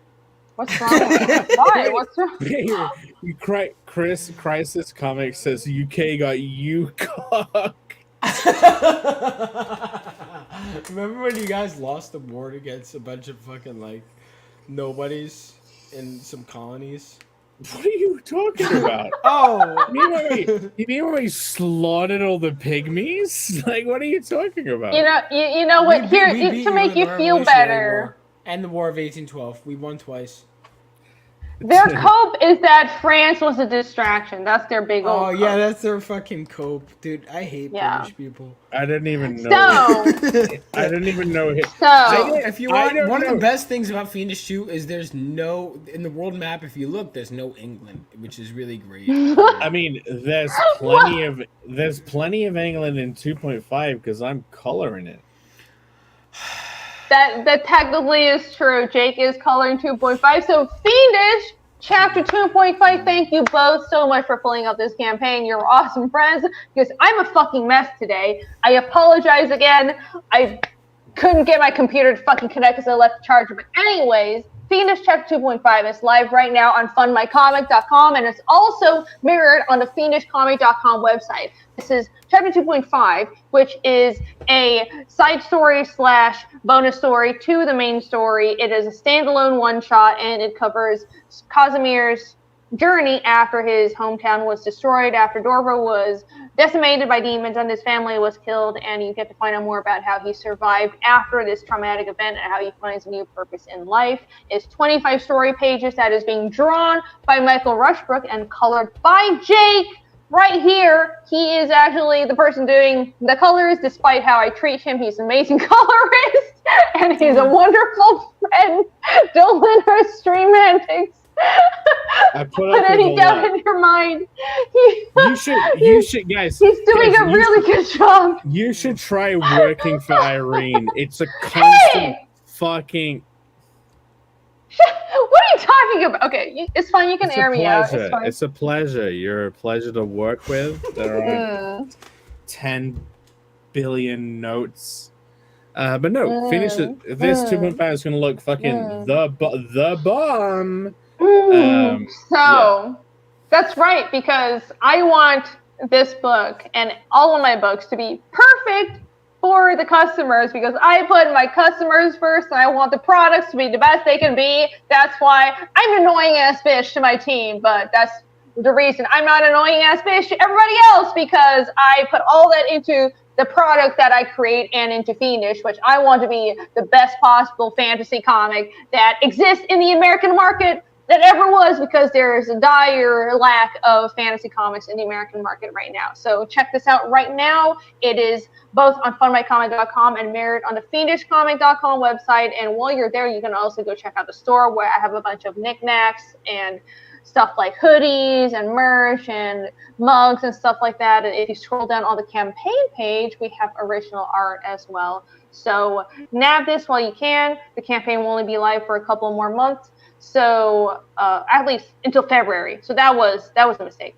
A couple more months until February, but then it's coming down. So you'll be able to get any more of the campaign covers after February. That's right. So thank you everybody who is back so far, and thanks for pulling up the campaign fund. Yeah, it's gonna start shipping on my birthday. It'll start shipping in April. Oh, Because, by the way, all the line art is done. We're just coloring it. So Michael was done with the line art very, very early. We're just working through the colors. So Why it's is going to be a where- really fast turnaround. So wait, why till? I'm just curious. Why till April? Like, why does it take that long for? I'm just giving everybody extra time because I ran into so much fuckery with printing stuff. Like, I trust my team. Like, I know Jay can finish the colors before then. I know I can finish the lettering before then. It's just I ran into printer fuckery. So How long does I'm it like take for a anticipating printer bullshit. On a regular schedule without supply chain issues, a couple of months, 1 month to 2 months. With my current printer, she's giving they're a wide great. berth. She's giving I'm giving a wide berth. berth. Right. Like listen. So for my last book, Fiendish 2, I found a really good printer that I'm sticking with because they've been great. Their printing is good. Their turnaround is good. They're great at communication. They can turn around a huge print run, aka 2,500 books in like a month, which is what they did last time. But with Fiendish 1, I ran into the issue of not only was I going with another printer, but we had supply chain issues. And as the world is right now, I don't know what the fuck's going to happen in April. So I'm giving us a huge berth of time for whatever the fuck happens after New Year's because the world is in a lot of flux. And even though I know my team can finish the work on time, I don't know if we're going to have printing issues or what the fuck ever. So I'm just being cautionary. And even then I'm like nervous, but regardless, the ink's already done. We're just working through the colors. This book is going to deliver. It's going to be in your hands. Rest assured, I will fucking get this out there no matter what. Mm-hmm. It's gonna look great, by the way. Like, I'm open to, like, as I improve across the course of the book, like recoloring pages I did at the beginning. Like, I want this to look the bomb. The pages I've been coloring the most recent, I'm really happy with. I'm looking forward to getting back to it. It's gonna look fucking awesome. And like Michael Rushbrook's inks, like his actual drawings of the pages, are fucking awesome. They're a pleasure to color. But yeah, this is gonna look awesome, man. Yeah, if you scroll down further, there's more pages of. I would be scrolling if you'd shared my page. I'd totally be scrolling, but you shared Vaughn's. No, I shared your page, Jake. I switched over. Oh, there we go. You stupid yeah, idiot. look, we got some colors here. But look, there's a new page up. This one. And there's also some original art still available in the campaign, so you should get it. And Irene, is this like a new character that hasn't been introduced yet? That would get introduced later? It may or may not be. Yeah, people might I be. guess you need to read more to find out. This is an interesting character. Sure is. We have a couple of original art pieces that have still not been claimed. Oh, so another interesting thing about this campaign it's very book focused. It's focused on the book. I only have one cover for this campaign, and I had a 24-hour variant that is not available on its own anymore. You can only get it as a bundle in the Peak Survivor perk.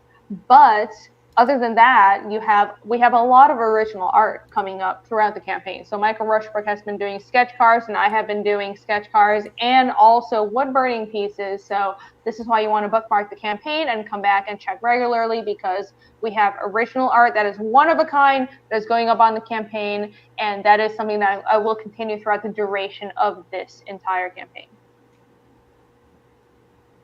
And there you go. There are some examples of that. Bing. Yeah, beautiful. I really Alex VLB beat me to this one. I really wanted this one. But yeah. Which one? The Octo. Octo. The Octo. Yeah, that's totally his name.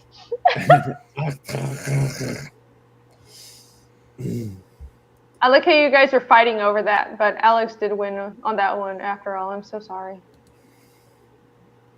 Thank you for the link, Eric. Why are you sorry to Alex? I hope you don't feel insulted by what Rini just said to you, man. What? Nothing. Congratulations, No. Alex. Yeah, congratulations. It's I'm not well- sorry to you, Alex. well I want to deserved. congratulate Alex on like Rini. And Alex, I'm gonna send your auction win out soon too. What? The Jimmy I'm card. sorry, I'm really drunk. I don't know what I just said. I was thanking Eric Hutfuls for posting the link. Anyways, continue. Oh my fucking god. Oh, Colin just said I already paid me to give me burnt wood. What? Okay. We're talking about wood burning. Okay, to be clear, wood burning. It's the wood burning pieces for chapter 2, and we are still fulfilling chapter 2, so don't worry if you haven't gotten your books yet. We are in the last stretch, but the last stretch is taking a long time because there's a lot of those big collector boxes to pack right now. Guys, if you haven't had yours yet, don't worry, you're not alone. I still haven't had mine. I'm so sorry. Listen, I was like, okay, I look at the numbers. We had 2,500 or so total orders, individual orders. There's just a whole fucking lot. Bless RJ's heart. He's been working so hard. And we were down to probably 300 or 400, 300 or so orders left. And I was like, oh, so this is the final stretch. And then that final stretch has taken a long time. And it's not his fault. It's because the last orders are all the big collector boxes or individual orders that have really weird combinations that take forever to pack. So if you haven't gotten your order yet, that's why. It's because you're in that final stretch that's taking forever to put together. And don't worry, we're not done yet. I will send an update when we're done. And if you still haven't gotten your order when I say we're done, then you should be worried. So there you go. That's my update. And I'll also post an update because I think some people are worried right now. Either really, there's no need to worry. We're still fulfilling orders. Marumi says my books were damaged. I will make them up to you. If your books are damaged, send me pictures. I will resend your books. I'll make it right. No questions asked. All right. Was there anything else? Jake, did you want to share Carl the Barbarian because you didn't get a chance to stream? Sure, yeah. I'll have a go. But yeah, if you go to carnalcomic.com or bluedickarts.com, you'll find this webpage, and yeah, you can shove your email here. That's the sign up. And yeah, if you sign up and you do end up back in the campaign, you will even get a sketch card drawn by Irene herself of a cool little hedgehog, and she still needs to stat out the Cthulhian abomination hench stats of the hedgehog beast. But yeah, Connell's a comedy fantasy starring the titular character Connell as he inserts himself into yet another adventure. But yeah, it takes place in the crazy world of I'm so drunk. The crazy world of Deploria. Yeah, right. Where a disgraced hero must manage an erotic curse.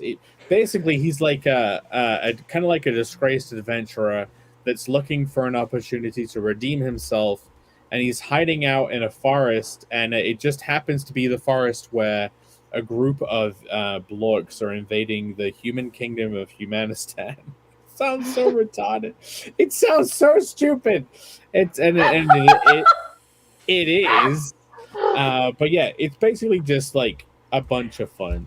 But yeah, sign up. Sign up, everybody. I have. It's great. Did you read it on the plane back like you were gonna? Did you read I read part of it. Did you read Ronin yet, Rini? No, I read part of it. I fell asleep. I was really tired. That's understandable. Guys, Connell the Barbarian will put you to sleep. It's so fucking boring. I'm kidding. It's good. It's good. Irene here read on the plane and she fell asleep. So if you're looking for a similar if you want a bedtime story for your kids. No, exactly. You know what? It's fucking annoying as shit because you try to read on a plane and they turn the lights off for like these. And you don't want to be that one asshole that like. Yeah, I know. So I'm like trying to read with like a tiny light, and then like people are like tossing and turning next to you. And I'm like, oh, let me just turn the light off and fucking go to sleep. That's what happened. No, I get it. Connell the Barbarian. It's annoying as shit. I quote Irene. I did fucking say that, but if you want me to. God damn. Anyways, everybody sign up for Cardinal the Barbarian. Sign up for Living Legends and Bad Phoenix 2.5, and also Lost Pages and Hotel Story. Go back those right now, and I will be kind to those two other members, even though they're not here of Creative Block. How dare they? I'm very offended. I feel like we've definitely stretched this out for a long time. That's what she said. I will call it a night, everybody. Thank you for being here. It's a pleasure. You all did great. I've enjoyed stretching it out with you, Irene.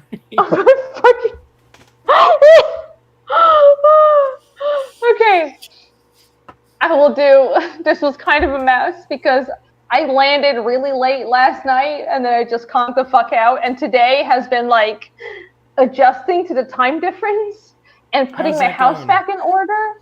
It's just fucking horrible. Like I slept for half the day. Now I'm wide awake and I have work to do tomorrow. I don't know what the fuck I'm gonna do. But I've been like putting my house back in order because I actually move all my furniture around for some construction to go on while I was away. So I had to like restructure everything. And at the last minute, I discovered I didn't have my fucking computer cable. So it's just been a fucking clusterfuck. So I apologize, but thank you guys for being here and for making this stream super fun. This was great. I'm so glad to be back. So we're starting officially back in the States. The regularly scheduled streaming will be returning, and tomorrow should be another episode of the Ali and Rini show. If I can find a fucking computer cable, I will be hosting. If not, it'll be on Ali's channel again. Bless her, she's amazing. And of course, Wednesdays I have my regular Hellion Art show. I'll definitely be doing a show talking about, I want to do a show talking about the comics that I got from Colombia and my experience in Taiwan, just a hangout show sometimes. Also, I owe everybody a member stream, so I'll be doing a lot of catch up and stuff. And of course, next week, the Creative Block is on Jake's channel. Is there anything else you guys want to promote? Just my channel, Nope, I done guess. Just Vaughn Coleman. Just subscribe. Cool. Jake? That's it. No. Sign up. On every Sunday night, Hard Chargers on my channel. Check it out. That's it. Well, all right. That was exceedingly low effort, but thank you guys for being here. I was trying to help you bring it out. Promoted for like half an hour. Bye, everyone. Thanks for hanging out. See you. Another awesome episode. Bye. Bye! Where's my outro? I can't find it. Oh my god.